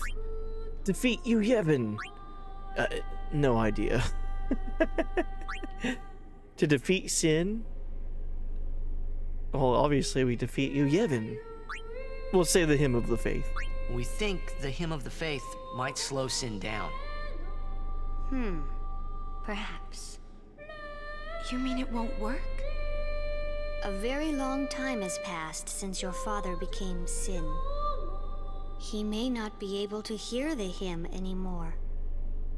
I know it's a long shot, but we gotta try it if there's a chance. Yes, you must. I'm glad you're doing this. You have a good spirit, truly. I'm not just a dream, right? A dream? It's a long story. If it works, what'll you do then? You need more than the hymn. Well... Well? Defeat you, Yevon. We fight you, Yevon. Yes. If you defeat you, Yevon, it will end. Tell me, what do you know about you, Yevon? He's what makes sin come back. Sin is his armor. It protects him. You, Yevon, was once a summoner, long ago. He was peerless. Yet now he lives for one purpose, only to summon. He is neither good nor evil. He is awake, yet he dreams. But maybe not forever. Yeah, that's right. Because we're ending it. Yes. Even if you defeat sin with the final summoning, you, Yevon, will live. You, Yevon, will join with the final Aeon. He will transform it into a new sin. You, Yevon, merges with the Aeon. Then, protected by this new sin he has created, you, Yevon, continues the summoning. For eternity. Huh? But you know there is no such thing as eternity if you end it, is there? Uh-huh. You, Yevon, lives inside sin. Yuna, listen. When you fight you, Yevon, we will help you. Promise me you'll summon us. I'm afraid your swords and magic won't be enough. Please call us. Promise? Yes. But you know, when it is all over, we will wake and our dream will end. Our dream will vanish. Yeah. You've been dreaming a long time, haven't you? I'm sorry. I'm grateful. About what? Oh, nothing. Hey, don't make that face. Come on, we're gonna beat Sin. Let's see some cheer, okay? You're hiding something. I'm not. Really?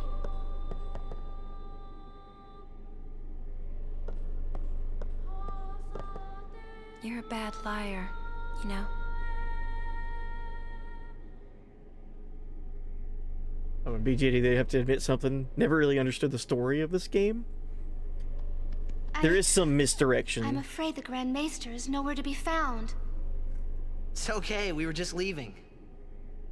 Oh, I see. Hey! Maybe you could help us with the hymn. Hey, good idea! It's like, we need you to tell as many people as you can. What should I tell them? A ship in the sky will sing the hymn of the faith. When they hear it, we need everyone to sing along. Everyone in Spira! I'm not sure I understand. You don't have to. Just tell everyone. A ship in the sky will sing the hymn of the faith? So, when they hear it, everyone should sing along, correct? If they do, we might be able to defeat Sin. Truly? Yes. That's wonderful. You can count on me. I shall tell all of Spira.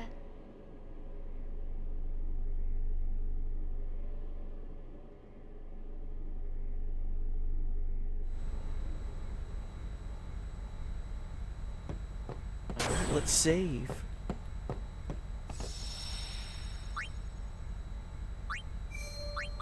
Yeah, with some of the town names, specifically Xanarkand, and seeing Xanarkand, more than just once, there is some kind of confusion and misdirection that's common, I would say.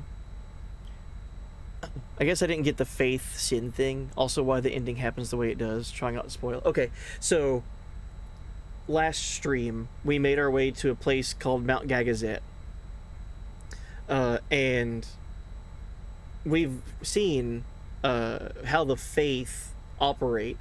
All the faith are embodiments of previous guardians. We know this. Embodiments of previous guardians that have helped summoners go and defeat Sin. So Hoodie Kid just there that we were talking to, that he's the faith for Bahamut, and he's responsible for the summoner going and praying to that faith and giving them access to the Bahamut summon, the Aeon. Yu Yevon is a constant. He 1,000+ years ago, he was a summoner with no equal. He was like the most powerful summoner ever, and he became obsessed with summoning, so much so to where he created Sin. And because of Sin, we have all these summoners that go on this journey to defeat Sin because he's neither good nor evil. We had all that explanation just now. So where do Sin and faith relate to each other, and why are the faith opposed to Sin? And where is this whole dream thing coming from? Earlier in the playthrough, when Titus and the gang go to Mount Gagazet and they find a faith that's at the top of Mount Gagazet, it's not like a normal faith, kind of like how Hoodie Kid was represented just there. It's not like a ghostly figure that you could talk to, and it's just like one person representing an Aeon. The faith at the top of Mount Gagazet is a giant wall. It's like a huge cluster of people that were these refugees and fallen summoners from a battle that happened 1,000 years ago. So 1,000 years ago, when all this started, there was a war between Bavel and between Xanarkand. This was 1,000 years ago. Bavel had use of Machina. Xanarkand did not. So Bavel, with this new technology and this way of fighting, just completely obliterates Xanarkand. That's why the Xanarkand that we go to in this game, with this journey when Yuna and Orin and Waka are all walking around in it, it's in shambles. Like, it's just completely obliterated. So Bavel wins that war, and the people of Xanarkand that didn't get killed come together and create a faith, because Xanarkand had, like Mochaman said there, Xanarkand had summoners. So the fallen summoners and all of the people that survived the war traveled to Mount Gagazet and became a faith, just like all the faith for like Ifrit and Valfor and all of them have their own faith. At Mount Gagazet there is a massive faith, and it's currently being used. So we've seen throughout the game that if you have a summoner fight, like one summoner versus the other, you can't summon the same Aeon at the same time. You can't have a mirror match. Isaru, Belgamine, anybody else that you have summon fights with, you can't have Ifrit versus Ifrit. If they're using Ifrit, you have to select a different Aeon that's not currently being used. So whatever the faith is at the top of Mount Gagazet is currently being used. Yuna even recognized that whenever she saw it, when we went to Gagazet, she was like, this is a faith, and it's being used right now. I wonder what this faith is. What is the story behind this? So when Titus interacts with the faith at Mount Gagazet, he has this crazy, like, out-of-body experience pretty well. He passes out and he has this crazy dream. When he wakes up in his dream, he's walking around in Xanarkand, but it's his Xanarkand where he's from. Like, the town is lit up, everything's thriving. He goes to his house. The lights are on. It's Xanarkand, but the one that Titus is from. And there in that dream Xanarkand, we run into Hoodie Kid, the faith for Bahamut. And he talks to Titus, telling him that everything here in Titus's Xanarkand is a dream. Everything in, well, I'll just start calling it Dream Xanarkand. Everything in Dream Xanarkand is that. It's a dream. So Titus, his mother, his father, everything he knew, everything, all the buildings, everything in Dream Xanarkand is a dream. We know this because when Titus wakes up, he out of this dream with talking to Hoodie Kid, he wakes back up and he's at Mount Gagazet. So him interacting with the faith at Mount Gagazet, the giant stone wall of people, transports him to Dream Xanarkand, and then he wakes up. So if we take the faith for their word, Titus somehow is a dream from Dream Xanarkand, but has made his way into Spira, and he has seen the real life shambles of Xanarkand from 1,000 years ago. Same thing with Jecht. Jecht was in Dream Xanarkand, and then somehow made his way into Spira. So what that conversation, and why Titus was kind of lying to Yuna, like saying that he didn't know what was going on, the discussion with Hoodie Kid just there, the faith for Bahamut, is we have to defeat Yu Yevon, which it lives inside of Sin, in order for this entire cycle, this 1,000-year cycle, to end. There's not going to be another resummoning because we have no final Aeon. It's just we either go in and lose, or we go in and kill Yu Yevon, making Sin no longer appear every 10 years. If we do that, then the faith are also going to no longer need to be using the faith at Mount Gagazet. So the dream for the Aeons, Dream Xanarkand, what's going to happen? If the Aeons no longer need that to battle Sin, if Sin is no longer a threat, then they don't need to dream anymore about a way of defeating Sin. Sin gets defeated. So what does that mean for Dream Xanarkand and their residents? That's the question. And Titus kind of knows because, you know, it's kind of he's seen it. He's seen Dream Xanarkand. It's where he's from. He knows that it's not just a make-believe place. He's been there. That's where he's from. But him understanding that none of this is fake, no one's lying to him, if he takes the faith quite literally on what they're saying to him, that he is from a Dream Xanarkand, he himself is a dream. If the Aeons no longer need to fight sin, or are no longer around, then there would be no one there to dream of Dream Xanarkand, meaning that we don't know, at this point, we don't know what's going to happen to the Dream Xanarkand and its residents. So that's why he was kind of lying to Yuna, because he was kind of protecting her from the fact that he kind of knows what's going to happen, but Dream Xanarkand isn't even a thing that's talked to about other characters. It's all internal with Titus and Jecht and the Faith. So him kind of not talking about a Dream Xanarkand, and not talking about the Faith and the Aeon's dream, that's all kind of that's the internal conflict, while we have this massive external conflict with Sin and Spira. There's an internal conflict of Titus wanting to have everything, but at what cost? And so there's going to be a lot of stuff that happens with Dream Xanarkand, I'll tell you that. But yeah, so, you know, Xanarkand, for example, there's some misdirection with that, right? There's some like, oh, let's go back to Xanarkand, and Titus was like, yeah, I'm a star player of the Xanarkand team. Xanarkand's been destroyed for 1,000 years. Xanarkand is in ruins, and we see that, and we know that to be true whenever we finally get there in the pilgrimage. But Xanarkand in Dream Xanarkand, the one that Titus is from, that place is thriving. That's exactly as it was, but it's a dream. That's all it is, though. It's a dream.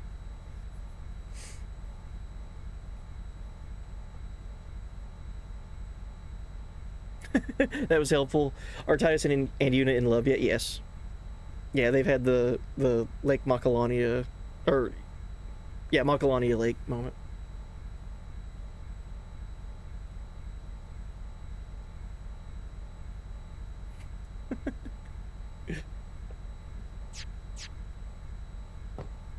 I was Orin in Dream Xanarkand. Orin was... We know this too. Orin was able to travel to Dream Xanarkand in post-Braska pilgrimage, whenever they defeated Sin, when it was Orin, Jecht, and Braska.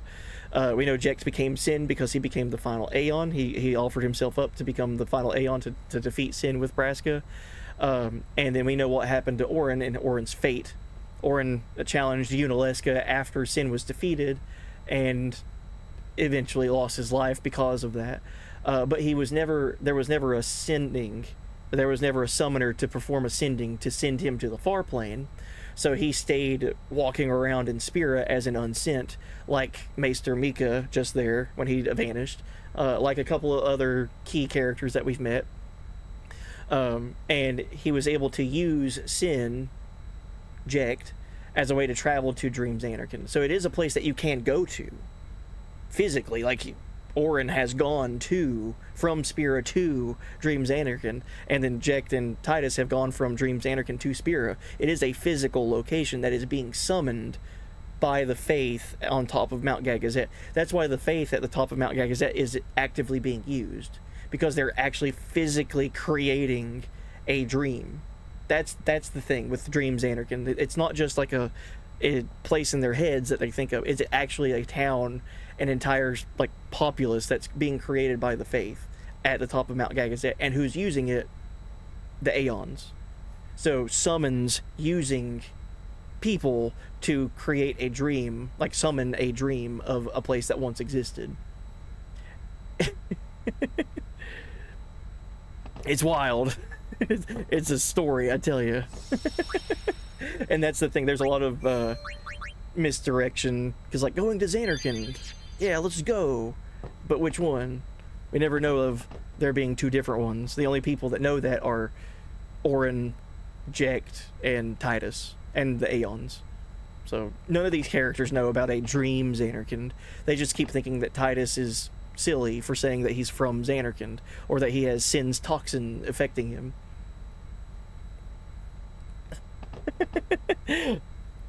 Yeah, Dream Xanarkand is a place in Spira, just like sitting in the ocean.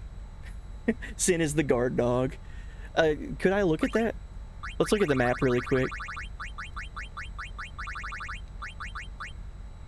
Okay, so if we were to look here, right, we're in the airship.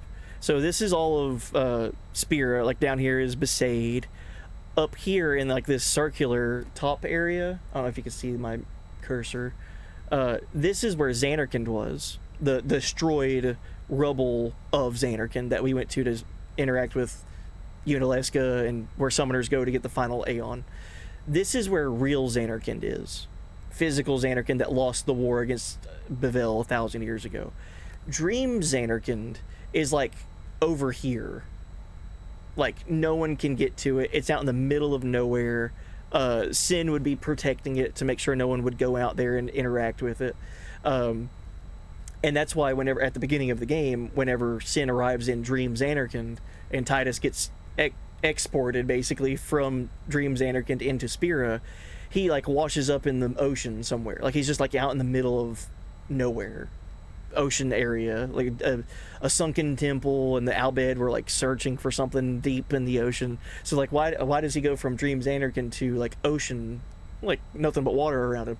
That's why, because Dream Xanarkand's like over here, and then he gets exported out into Spira in the middle of nowhere. I also want to know what happens and how it relates to 10-2, but I've already taken up too much stream time. Oh, you're good. I love talking about this stuff. That's its a whole story too.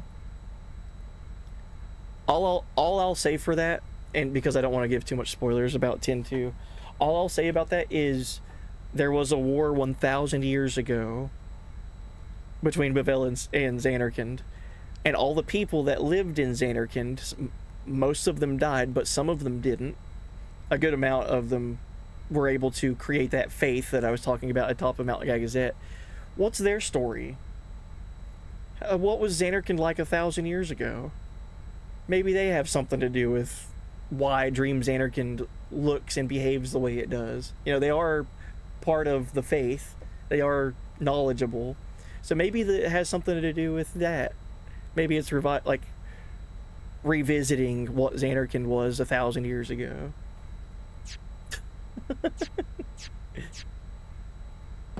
The final showdown with Sheen. I say let's get this show on the road! Alright. So we're leaving Bevelle Temple, and we can fly directly to Sin. No. Let's go to the starting point for tomorrow's stream. Here we go! Starting point for tomorrow's stream. Because we are at the end of stream. We're gonna go and capture a bunch of monsters. Hope you guys like it. I look forward to it. Let me make sure every character has their capture weapons on. Nope.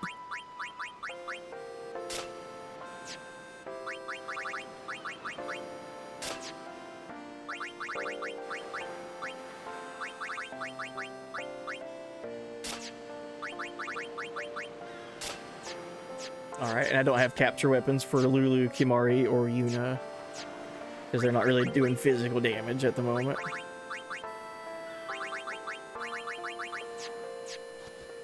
Oh boy, alright. Yeah, there's gonna be a lot more lore and a lot more story to the game. But tomorrow's stream, we're gonna be doing a lot of like building of end game stuff with the monster arena capturing and going to all these previous towns again and capturing things. Was that Dark Arachno? So you have the US version, right? So you can just go into Besaid and not be greeted by Dark Valifor? Yes. Yeah, there are no Dark Aeons and international version content. So yeah, I'll just walk right into Besaid show you guys what that looks like.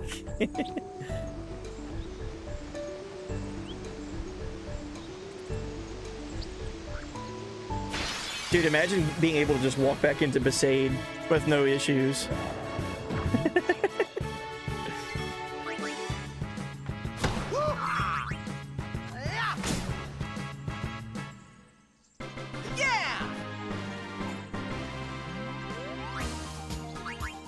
This is a rarity. Head back to the cloister. You can enter the Chamber of the Faith. I might have to... because I should have ended stream like 10 minutes ago. We'll be doing all of this stuff. Don't you worry.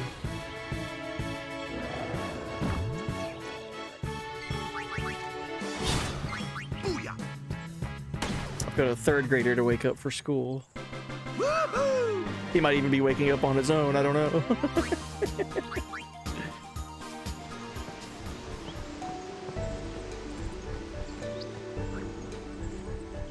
No one ever backtracks to cloisters.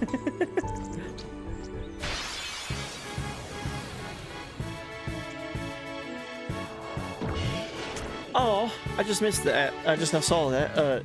King Wolf. I just now saw that. Thank you for the follow. Hope you've enjoyed my rambling for the past 20 minutes. My bad.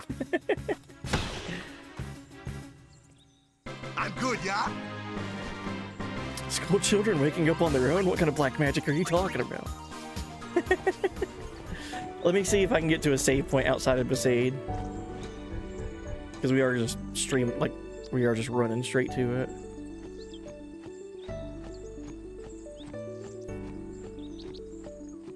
Oh yeah, there's gonna be all kinds of stuff for me to find. Different save points that we can travel to.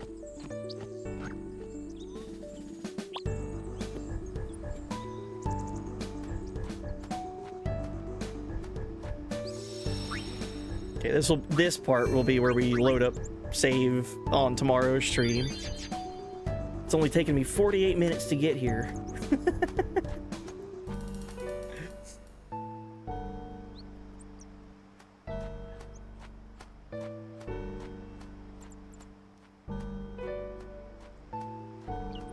Isn't there a jet sphere I could also pick up down here?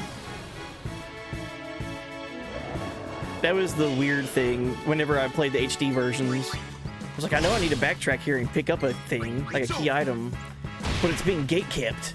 Like, I can't get to it. I'm on a roll! Dark Valifor is in the way. Never experienced that before the HD version.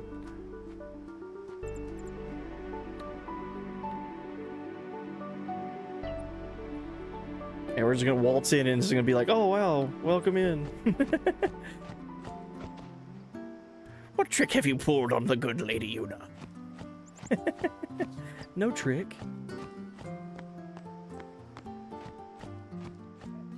Just walking right up to it. No problemo here. Dude, Besaid's so calm. Isn't the jet sphere like over here? Can't remember where it's at. It feels so wrong.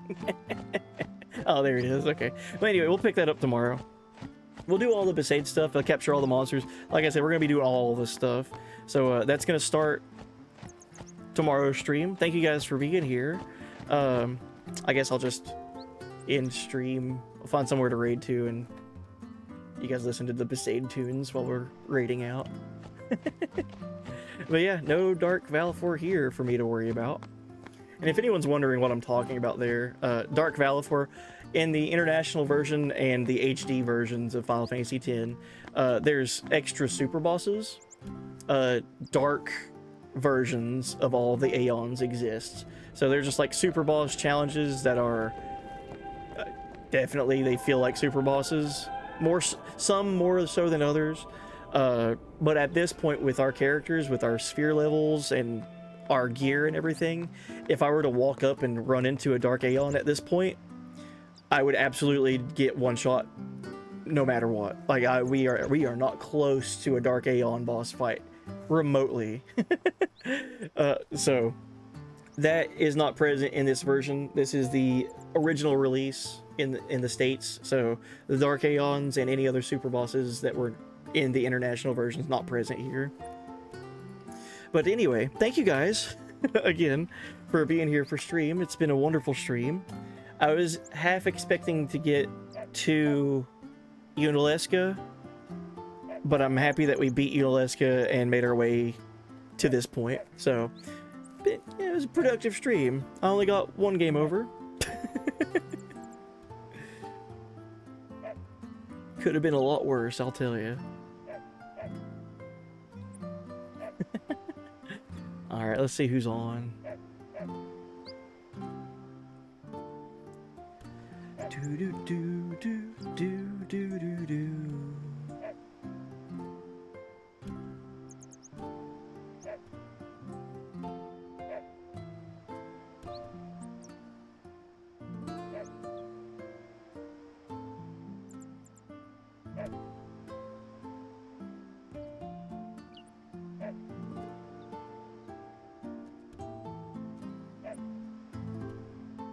Oh, this will be fun.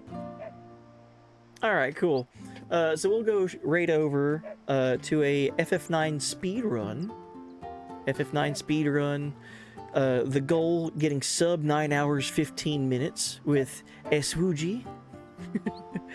He just started stream about 20 minutes ago, so he's pretty early on in the run. So let's just go ahead and bring some good luck over there. FF9 speed run with xheybuddyx. He's still within like the first 15 minutes of the run anyway. So caught him early. Go ahead and get that raid queued up here. Just say good luck. Just say, hey buddy. All the normal stuff. Alright, so I'm late to getting off of the stream. Thank you guys again so much for hanging out. I'm so excited to finally get to this point in FF10, because this is really when things start opening up. Instead of it being linear, straight line, going to Zanarkand, we now have Spira to explore and things to do in it to make ourselves stronger and get better gear and more levels and all that. So I can't wait. Really quick, all the support tonight, you guys rule. Thank you so much. All the chatting and just hanging out means the world to me. But anything else, I just want to call that out and special thanks. Affinity Leaf, thank you for the resub, 26-month resub. Lech with the resub, 3-month resub, thank you guys. Reap with the gifted sub. Steven Angels with the follow, welcome in. Neo versus the World, thank you for the raid and the follow. And Rinvello for suggesting the raid, thank you. Kamadake, thank you for the follow. And Say Savgek King Wolf. Hopefully I said that right. Thank you with the follow as well. Thank you guys so much. I'll be back on again tomorrow. That's it for stream. Okay, take care. Thank you for hanging out, Dark Rago, everybody. Alright, raid should have gone. Alright, cool. Thanks for watching, if you're watching on YouTube as well, by the way. So thank you. Hopefully stream didn't stutter. The past couple of streams have had issues where upload speed, Streamlabs had been dropping and it looked like dipped frames, so there might have been some cutscene stuff that was wacky. I hadn't seen in chat tonight any kind of message from anyone saying, is the stream stuttering? Is it just my connection? What's going on? So hopefully that got fixed. I guess I'll go back and watch this VOD and see if I can find anything. So anyway, thank you as well if you're watching on YouTube. Anyway, okay, bye.